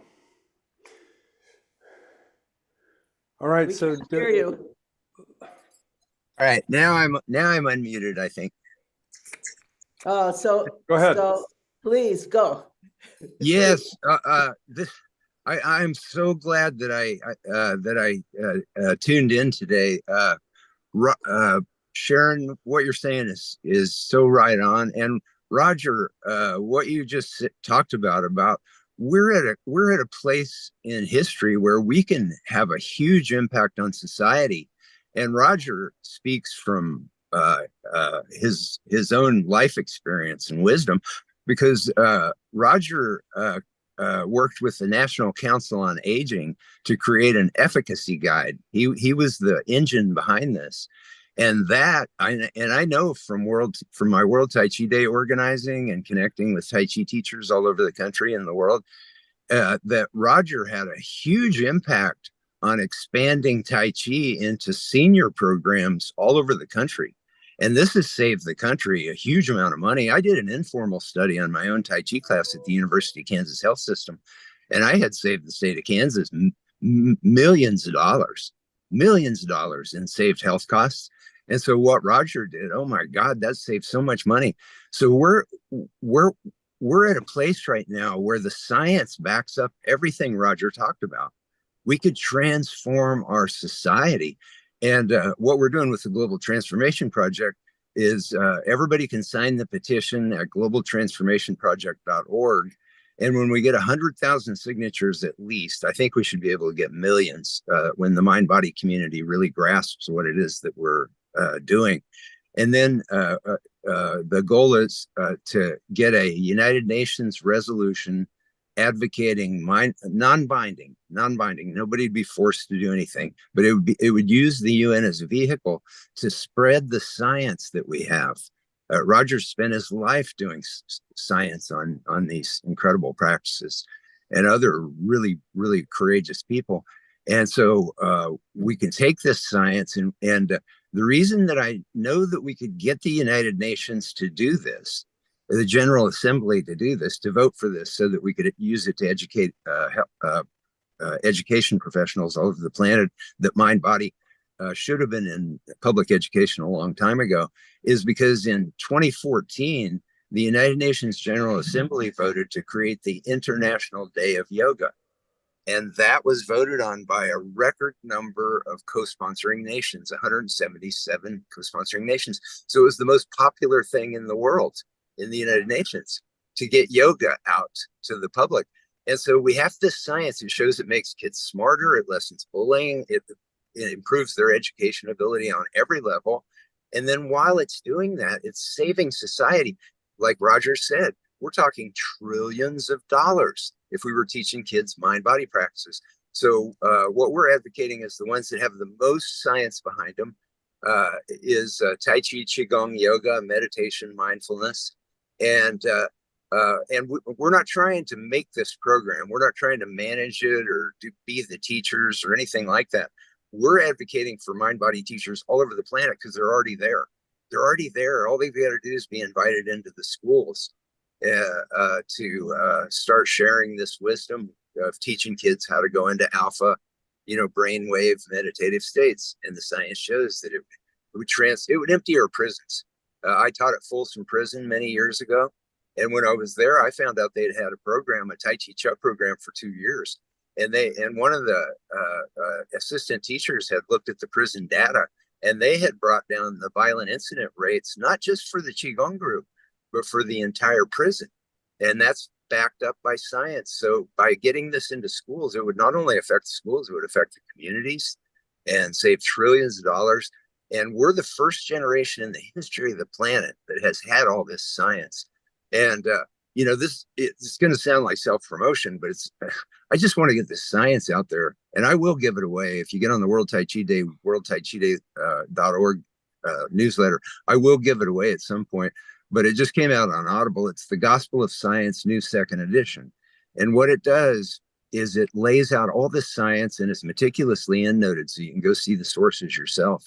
And when you go through this case, if you walk through this case with me with this book, you'll be talking just like Roger Yanko was just talking. We can transform this planet. We're at a very exciting moment in human history. And to be able to connect with visionaries like Sharon and Roger and Nil and people that, understand that it's way past time that this was being taught to public education students. It's very exciting. Bill, thank you so much. Sharon, you're the orchestrator here. Do you want to weave in some of our colleagues? Well, let's bring in Neil. Looks like he's coming. Hey, Neil. Global Namaste. Global Namaste, Sharon. Sharon, you always do a wonderful job by bringing so many exciting people. And of course, Roger has been on Healing Our Earth, and Bill has been on Healing Our Earth many times. Roger, you wanted to put your email address here. This is a private Zoom room. The audience are actually in the YouTube and a Facebook and a website.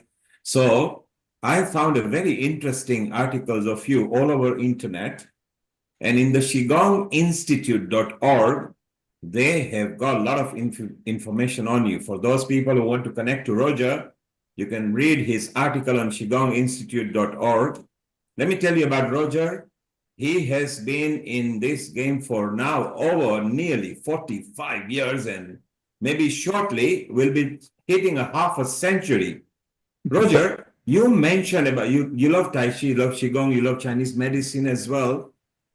Today, you hit on a very simple note about breathing, which is what God designed us to do. Naturally, we were designed to breathe. And Sam loves breathing as well because he uses breathing in yoga. You use breathing in Tai Chi, Qigong, and part of Chinese facilities. I would like to know what's gone wrong, because God designed us so naturally we could breathe. But nowadays, we need to teach people to breathe. They have forgotten to breathe correctly. Maybe they breathe naturally because God designed us, but we have got enhanced knowledge. So first, I want to ask Roger, you mentioned breathing. Of course, that means consuming nice level of oxygen, and yes, where there's a lot of oxygen. And then I'll go to Sam, because he is breathing into yoga. You are breathing into Tai Chi and Qigong. So Roger, over to you. Why breathing is important and why everybody should be listening to you, because it's a very simple, extremely simple exercise or a method you can do at home or in a car or when you're cooking or breathing or sitting or watching television. Over to you, Roger. All right. So you are correct about everything that you said, and I think about these things all the time. And in my own mind, this is my theory for right now. So first of all, is there a God? Of course there's a God. It's like the wholeness of the entire cosmological show, whatever that might be. So then did that God, the wholeness of the entire cosmological show, create us to breathe? Absolutely, through whatever mechanism that may have occurred, whether that's like the Darwinistic biological, etc., selection and all of that. But when it comes right down to it, we do ask this question: if we were meant to breathe, then why is it that it's not something that people are paying attention to. And the answer is because of the fact that we don't have to pay attention to live. But then we get to ask the question, are we invited through a secret, a hidden idea that is hidden in plain sight? Are we invited by the God of the cosmos to evolve and to go beyond surviving at 16 to 22 breaths per minute to thriving at less than 10 breaths per minute, or when we do some of the really breath holdings practices, maybe hold your breath for 2 minutes in and maybe hold your breath out for 1.5 minutes.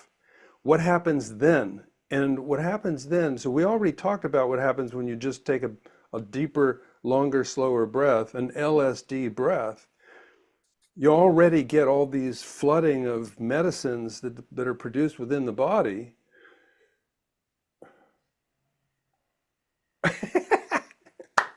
But also, there's the exposure, the increased exposure to CO2 is very powerful.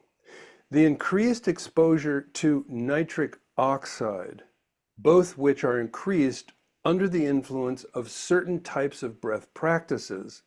So not only do we have the ability to calm down and produce neurotransmitters that are healing neurotransmitters, but we also have the capacity to use the breath to put ourselves into hormesis. Hormesis being low levels of stress which build overall high levels of resiliency and what we can call homeostatic capacity. So when you expose yourself to just carbon dioxide, you die. But if you expose yourself to a little more carbon dioxide than usual, you do not die. But what happens is that an array of adaptive mechanisms are triggered within the human system. And when those adaptive mechanisms are triggered within the human system, it actually causes us to have a higher level of resilience and a more rapid capacity to re-achieve homeostasis. And then, so that's the CO2 part. The part with the nitric oxide is that nitric oxide is being produced by a miracle of the cosmological source of humans in the nasal passages all the time. So what is nitric oxide for? Nitric oxide creates what's called dilation. So when we breathe in through the nose, nitric oxide goes into the lungs. It then supports the dilation of the alveoli. And if you imagine that if I can increase the volume of my millions of alveoli by a tiny little bit of flexibility, could I then take a deeper breath? And therefore, could I hold my breath longer? The answer is, of course, yes. But the most important thing is that nitric oxide is then passed from the lungs into the blood along with oxygen and so forth. And now it has a dilation effect on arteries, arterioles, and capillaries. Now, what is the biggest killer? Heart disease. What is the most intense aspect of heart disease, or the most deleterious aspect of heart disease, is arteriosclerotic processes, arteriosclerosis. Well, what does sclerosis mean? It means stone. So arteries and arterioles that are turning to stone. Well, why are they turning to stone? Well, the dumbass medical part of the world would tell you, well, you're just aging and that's what happens. But if we realize that when we eat these manufactured foods, or when we eat even fresh foods that are GMO and grown on manufactured soil, there are many effects that have to do, and of course inflammation and sugar and all of that, all have to do with turning our arteries to stone. So we want to do everything that we can, nourishment and movement and breath practice. And you know, the part about what they call high intensity interval training, where you run for a few minutes and then you stop and do Tai Chi for a few minutes, and then run for a few minutes and then do Tai Chi for a few minutes. Interval training. All of these things have to do with expanding and contracting and expanding, contracting the cardiovascular system. And the nitric oxide is one of the most powerful medicines that we can possibly take.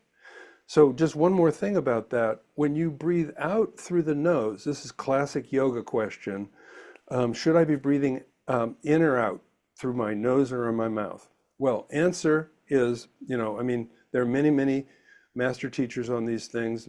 My answer after all these years is always breathe in through your nose. But then when it comes to the breathing out part, what is the difference between breathing out through the nose and breathing out through the mouth?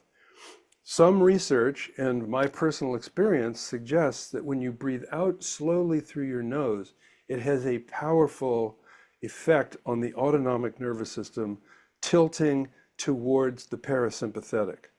But when you breathe out through your mouth, it doesn't do that as efficiently. But what it does do, when you breathe out through your mouth, now the amount of nitric oxide that's accumulating in your nasal passages is increasing, because instead of blowing it out because you're breathing out through your nose, you're breathing out through your mouth. And then when you breathe in, you get a double dose of nitric oxide. So we could go on, but thanks for Roger, thank you for your personal experience. So for all those who are listening to Roger, and if you found it complicated, Roger is simply saying, sit naturally, close your mouth, your nose will do automatic breathing in, breathing out. If it doesn't do that, either your nose is blocked very heavily, in which case naturally you will be breathing in and out from your mouth, which is a spare zone. Try to breathe in and breathe out from your nose as much as you can, is what Roger is saying, and you will naturally feel the benefit. And Sam in Scotland, of course, practices this with what is called Anulom Vilom and Kapalbhati by blowing it out and exerting even more. Sam, your comments on what Roger said and how you put it in your style, but using yoga. That was excellent, Roger. But I'd like to add nitric oxide. It's a colorless gas.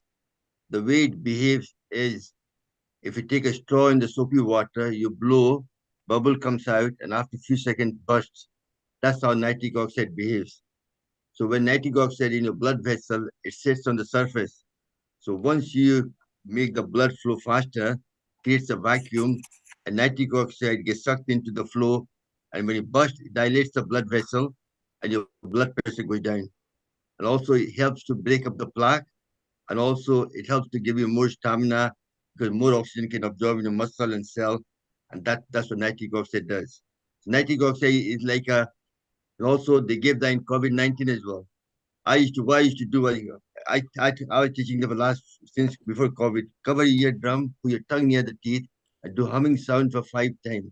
That will produce more nitric oxide in nasal passage. 50% more nitric has been proven scientifically.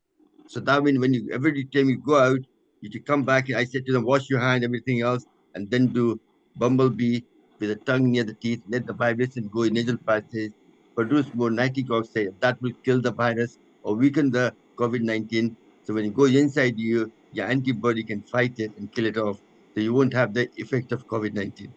So that was a very strong, but the problem is the drug company didn't want to sell nitric. When we talk to doctors, nobody talks about nitric oxide. You have a high blood pressure, they'll give you tablets. But if you give me nitric oxide exercise, automatically your blood pressure will come down. And obviously, it's the Neil asked me about the breathing exercise. Okay, and Anmita ji, do you feel hot all the time or cold all the time? I feel cold all the time. So I can guarantee when you go to bed, you sleep on the left side. Okay, that's a very good. Today only we are having a snow around, and I'll be following your advice No, to but let sleep me on the only left say, side. when you sleep on the left, you breathe from right. That heats the body up. Like I'm feeling hot all the time. I always sleep on the right side to breathe from left side. Yeah, why God given it two nostrils? Why no one? One right side is sun, heats the body up, left side cools the body down. And that's and so really it's all about autoimmune disease. You know, it's like a balancing the so Ida and Pingla energy goes to the base, to the spinal cord, Muladhara, Swadhisthana, they climb, as it climbs up, your whole body starts to behave differently and energize all the nervous system and things like that.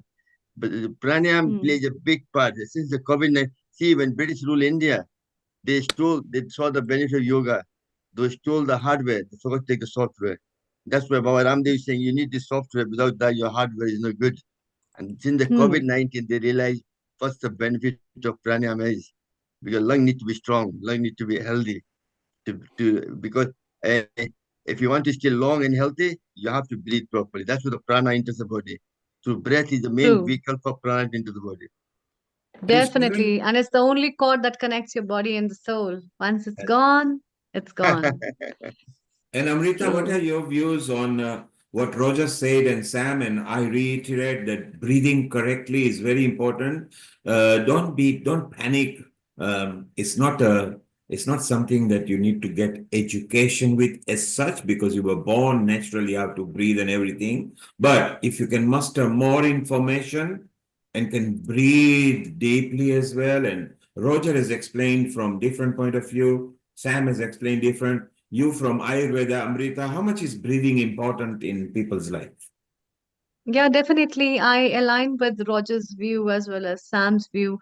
And Roger has put forward this aspect from the medical point of view is so important to understand the importance of carbon dioxide and nitrous oxide.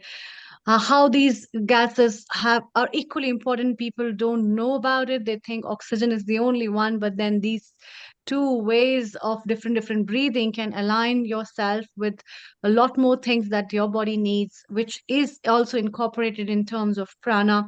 And Ayurveda had been talking a lot about pranic foods as well as the lifestyle amendments, where your different types of air element, which is in relation to the vata dosha, which people say is pranapan saman vyan vayus that overwhelm the body from all sides, are the real caretakers of your body. They are the shielders of your body, which shield, and that is what aligns with Sam's view to guide you towards Ida and Pingala and Sushumna Nadi, that helps you to enhance your energies, not only at the gross level, but at subtle level as well, on the pranic way to move forward for the higher realization and what is called as the purity and sattva. And so it basically starts from the physical self and it moves further at various levels. And to add to that, I think Dr. Naveen Gupta, the Ayurveda Acharya from London, has recently joined us for this talk. And it's a very right time to hit the nail on the topic, which we have been discussing about the role of healthy life through breathing and healthy lifestyle. A very global namaste to you, Dr. Naveen Gupta, and a very good afternoon as well. And before we Kindly go to unmute yourself. Before we go to Dr. Naveen Gupta, Sharon, you are a dancer. Breathing is very important part for dancers as well. In many shows, after people finish dancing, if I would like to plug them, I find that they are huffing and puffing because they've been dancing a lot. But some of them know how to quickly bring themselves back to calmness. What tricks did you use to apply, because you danced very hectically and very energetically, and then suddenly you need to speak? What techniques did you use so that you were able to speak coherently on the mic? It really has to do with focusing the mind. And, when you are performing, at least for me, everything is heightened, and you're exchanging energy with the audience. You're giving out, they're giving back. And for me, it was just always a minute, because I would do all this fast footwork, tatkar, and lots of 21 chakras turns, and then have to speak. We have to, have to speak anew, like da din din da da din din da da din din, and then go into something new. And somehow I was able to just focus my attention. But on another note, I wanted to bring in the fact that I noticed in my classes that people were not breathing, even early on as a modern dancer. I was trained in about like really using the breath when you dance. There was a whole thing about like falling and breathing out and breathing in and lifting up in modern dance. But what I started doing was I would have my class sing mantras. And so that the breath, because they were moving and singing at the same time, the breath had to keep flowing. And the mantras, of course, went with the movements. So this is what I've used in terms, and I've used breathing. I have a issue, what they call it, white coat syndrome. So when I go to the doctor, my blood pressure shoots up and they freak out. And so then I started working with a monitor, and through breathing practice, clearly, as Roger would advise, grounding first, really feeling my feet on the ground, getting really in my body, feeling that centered feeling, and then taking some very conscious breaths. I would feel like I could feel my blood pressure getting less and less, and I have it completely under control now. I haven't been to the doctor, so I don't know if it'll jump up again, but there are ways to use all of these incredible exercises clearly to help us heal ourselves. Maureen. Thank you, Sharon. That's wonderful. Let's go to our next speaker who was lined up in our schedule, Dr. Naveen Gupta. Dr. Naveen Gupta, we are talking about how important breathing is in our life. So maybe a couple of minutes comment from you, and then your health tips, and then we'll go to Maureen, and then we will wind up for today. So Dr. Naveen Gupta, is breathing important for you in your life, and how much? Breathing is breathing is like a switch. So when we are born, we breathe in. When we are gone, we breathe out. That's it. The whole life is between the breathing. So you can say soham, you can say hamsa, whatever you can say about the breathing. So when you ask me how, being a conscious person, being a conscious being, so breathing is the most important thing, and breathing is prana, and breathing. So nothing can exist in the whole universe without air, without wind. We say in Ayurveda, Visargadan vikshepai som surya nilastata dharyanti jagata deham kapitta inalasta. So all are beautiful faces, but more Western than the Eastern, but also a couple of Eastern. So then I will translate this Sanskrit mantra, sutra, into English. So I spoke about Ayurveda, how important is Vat, Pitta, and Kapha. And like sun, moon, and wind carry the whole universe. Our universe, our human body is carried by sun, Pitta, moon, Kapha, and the wind, Vata. And then it further says, I don't have to say too much, but Amrita knows all these sutras by head, and I have to read something, but today I can also be speaking by head now. Pit pangu, Vat Pit pangu, Kaf pangu, Pango mal dhatva means that all the physiological states in the body are just lame. Lame, lame. Because to walk, you need two legs.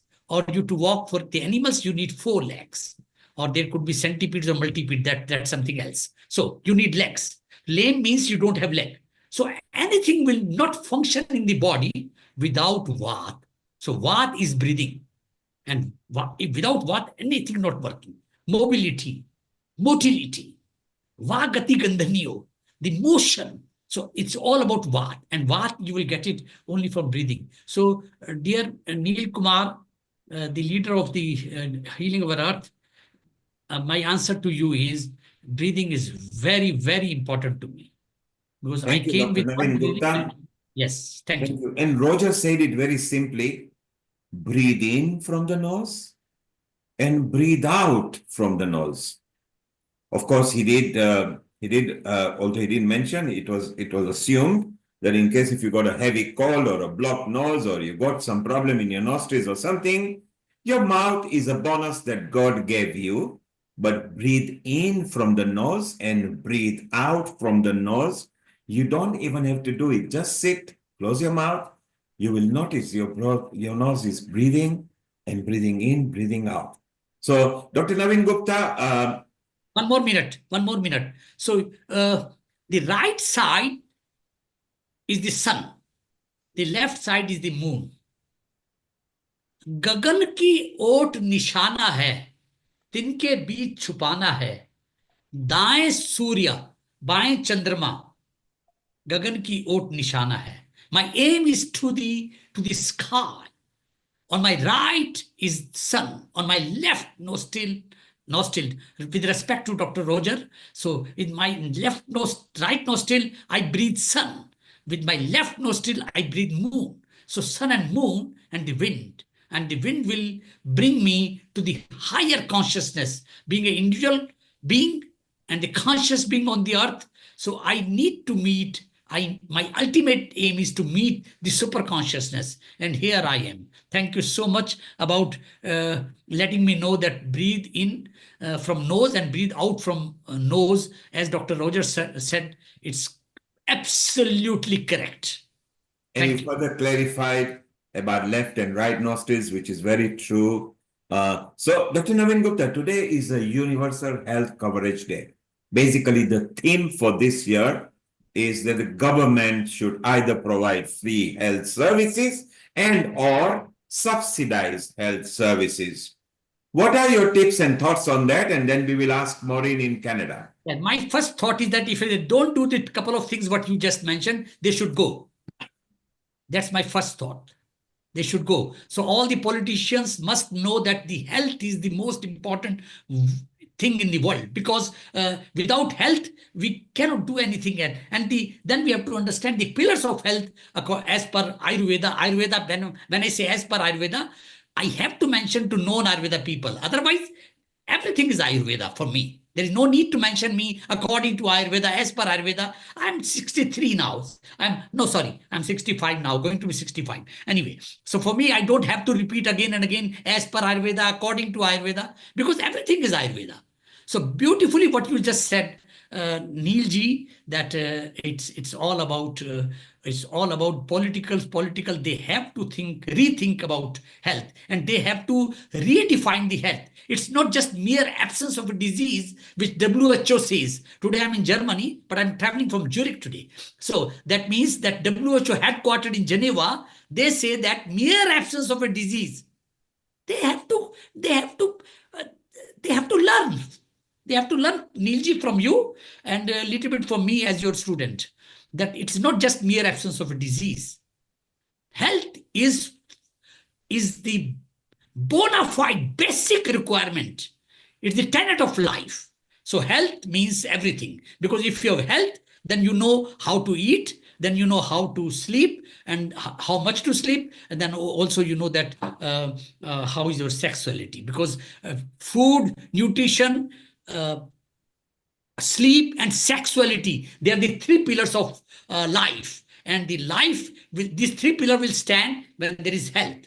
And the next is that we are born for health, because Ayurveda says, Dharmartha Kama Moksha Nam Arogyam Amulum Uttamam, means to attain the religious austerity, to do the religious duties, to do the karma in the nice, beautiful way, as Sharon is doing, as Canadian Madam is Maureen is so much laughing, Meeta Joshi and Sharma and Lata Mirpuri ji, and from Scotland our resident panelist Mr. Sam. So, and Dr. Roger I mentioned 3-4 times, and he's so beautiful and looking so much energetic from US. So health is the foundation of everything, dear Neil. I hope I answered you in short minutes. Thank you. Effectively, Dr. Naveen Gupta has said, health is of a paramount importance. If you are very rich but you are not healthy, what's the fun? If you are very educated but you are not healthy, what's the fun? If you are very dynamic but you are not healthy, who are you going to help? And at this point, let's go to Canada and we visit our Maureen, who is there. And Maureen practices IRT. But she has been on Healing Our Earth recently quite often. And thank you, Sharon, for bringing Maureen as well. Maureen, your comments about breathing. Any Yes, you got yes. from Well, breathing and your health tips?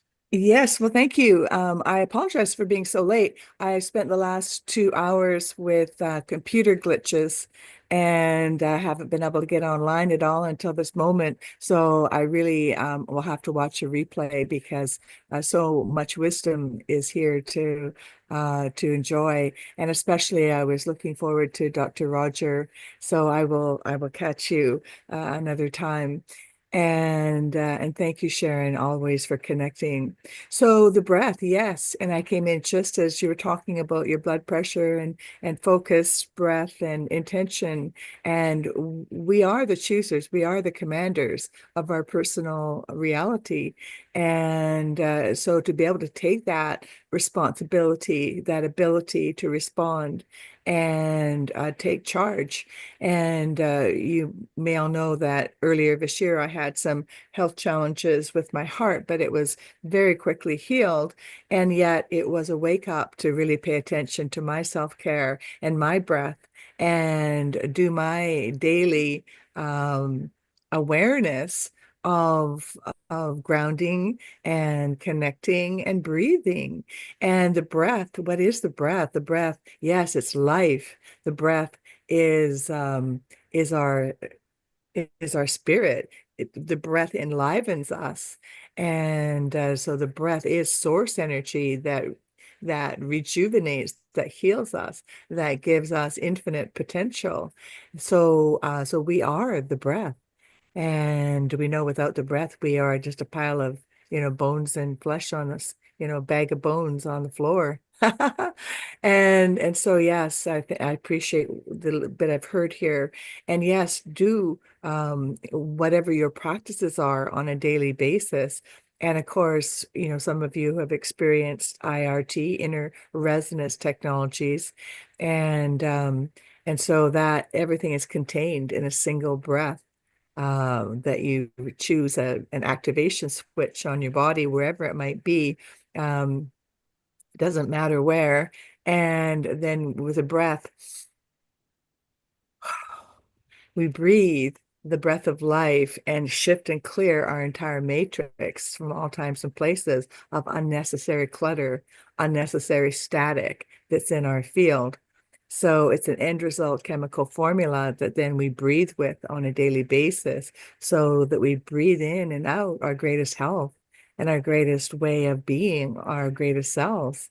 So that's, I guess, what I'm coming in with out of context of the whole in terms of my conscious presence here today. So I appreciate your invitation to say a couple of words, and I just love and respect all of you here, and I say thank you. And thank you, Maureen. Keep breathing. Keep breathing.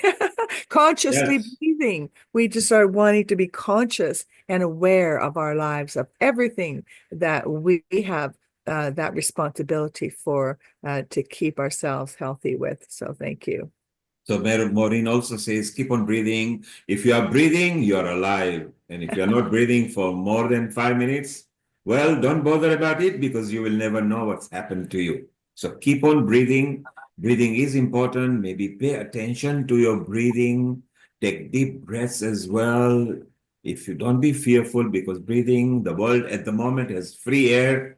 Someday, sometime, if we don't take care of the world, we will also have to pay for oxygen. Some of the countries like Japan have started doing oxygen booths.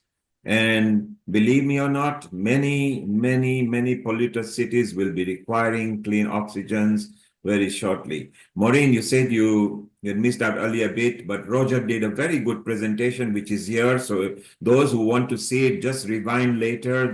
The links you were given becomes a recorded link.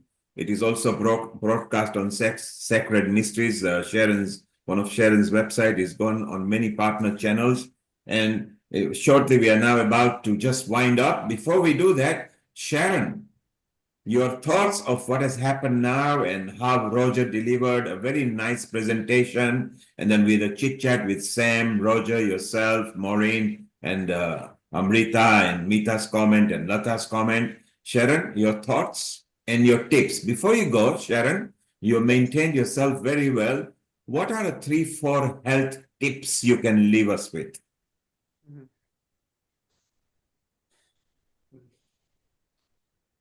Go out in nature, breathe in the sky, feel the earth under your feet, feel nature, true nature nourish you.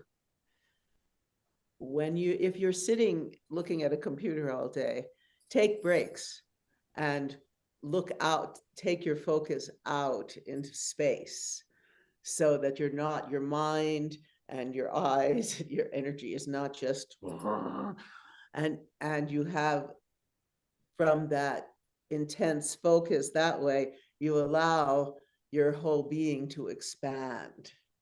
And that will help your health from looking at, and make sure when you're sitting that you're not just hunched over and all day, but really become aware, particularly of your feet on the ground, your spine straight, as Roger talks about, your breath. And then do what you love. Create. We're here to bring beauty and grace and healing to the world. So do what you love. Enjoy your life. And don't get caught in the toxic political realm, because that is really causing disturbances in this country, and it's just really sad. It's sad. But I do have good news in that, if you know that there's been a real push with Robert Kennedy Jr. and those around him to really bring a new level of self-healing and bringing in all these alternative traditions into our healthcare. And today there's an article that says the Food and Drug Administration is now going to be finally banning at least 6 out of 9 artificial food dyes in our food. So we are beginning, more than beginning, we're making a difference.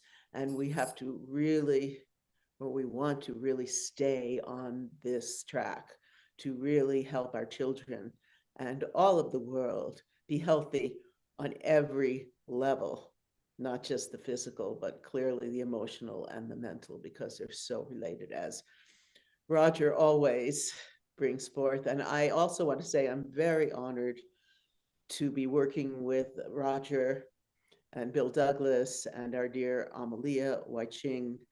They have been my total teachers and support on so many levels as I go through this process of creating this film that we hope will bring the deep knowledge of these traditions, introduce them at another level to the West. Thank you, Sharon. So Sharon says, you must do what you love doing the best. Do it. Don't just sit about and do that. So it's so important. And at this point, Sam, over 1 minute, what are your health tips before we wind up today? Best health tips you can share with us over 1 minute. Learn to breathe properly. Deep breathing. But breathing out should be longer. So when you breathe out longer, you release the blood cell with all the carbon dioxide, then you can absorb more oxygen. So really, you breathe in for say 5, breathe out for 10. So when at night time I can't sleep, what I do is I breathe in through my nose and breathe out through my mouth twice the length of breathing in.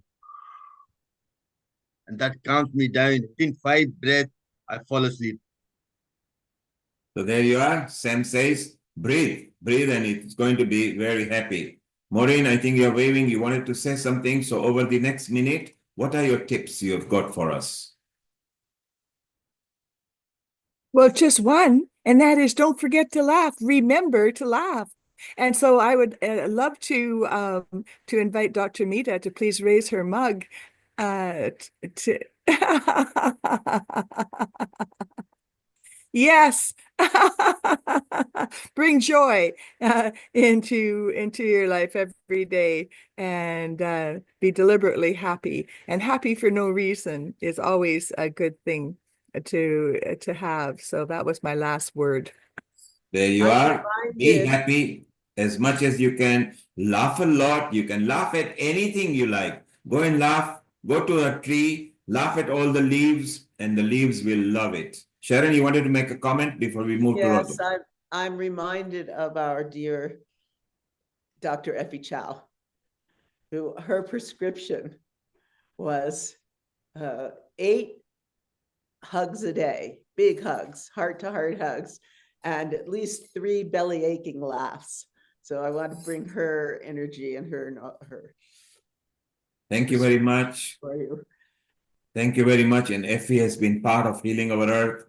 Sharon is the one who brought her in, and it was so many times that Effie has been in here. And Amrita, just before we wind up, Lata, over a minute, what are your health tips, or how do you keep healthy? I think it's a composition of things, and Neil, you always say keep smiling. I think that's one of my things now. I keep smiling at myself. I keep hugging myself, and sending out positive energy to everyone. And yeah, learning to breathe properly. And Mr. Sam is my yoga teacher and guru, so he makes us laugh all the time. You know, we have to laugh. So that's another thing to incorporate. Isn't that what you say, Sam? Dr. Okay, so laugh, smile, and send positive energy. And Mita, over the next minute, what are your health tips and what do you practice to keep healthy? So we discussed a lot during this session about yogic breathing as well, and the techniques which are fundamental to the physical and mental practice of yoga, and they are closely connected to meditation, which involves observation of the breath. So if also you don't believe in any kind of tradition of yoga, you just focus on your breath. If also you have to go and speak in front of 500 people who you never met, and you're feeling nervous, just take deep breaths, and that will calm you down, bring you to the present moment. And it's very important to be in the present moment. So breathing brings you back in the present moment. It also leads you towards meditation, and it influences the physical part of our body, heart rate variability, the mind, the relaxation, the stress. So we forget, we take it for granted that, oh, we breathe. But if you focus on breathing, there's several treasures of breathing, traditions available to us. And especially I come from the yogic tradition, been practicing since I was 12 years old. So yeah, but I do forget in the hustle bustle of life. So it's very important to remember now and then to sit down and just breathe. And as it was reminded to us, the nasal breathing is so important. And one of the most gentle breathing within the yogic exercise is you can breathe at any position, and it's called anulom vilom, or alternate nasal breathing. You can lie down just before going to sleep, just breathe and come back into the present moment, and most of your stress will be gone. So that's Thank you. So Mita even loves breathing. Sam, your last comment before we wind up with Amrita over here. Every class, when I finish, I do a certain face exercise, which is very simple. Everybody said, O, say O, E, ah. Come on, all of you. O, E, ah, and then go like a lion, and she go like a take a tongue out, you go ah. Laughter is the best form of exercise. Thank you very much, Niels. Bye. Thank you, Sam. And my tips just before we go to Amrita is very simple. Throw any anger from your body out in your mind. Throw it out. Throw any vengeance, throw any ego, and throw any hurt, because it's not going to let you go forward. If you can get rid of all this from your mind, you will be able to breathe happily, you will be able to be healthy, and you will flourish. Dr. Amrita Sharma, let's wind up with Gayatri Mantra. And thank you very much. Love you all. Over to you, Amrita. Thank you. Thank you so much. Thanks everyone for another wonderful episode, and my special thanks to Dr. Lalit Sodha, as well as for Dr. Anjali, Sharon, of course, bringing the guests, Sumita ji, Lata ji, Sam, Dr. Naveen Gupta, and all the other guests who have been a part of this episode. And we look forward to see you all for the next episode for the menopausal care at Glow Women. Let's wind up today's episode with a short Gayatri mantra. Om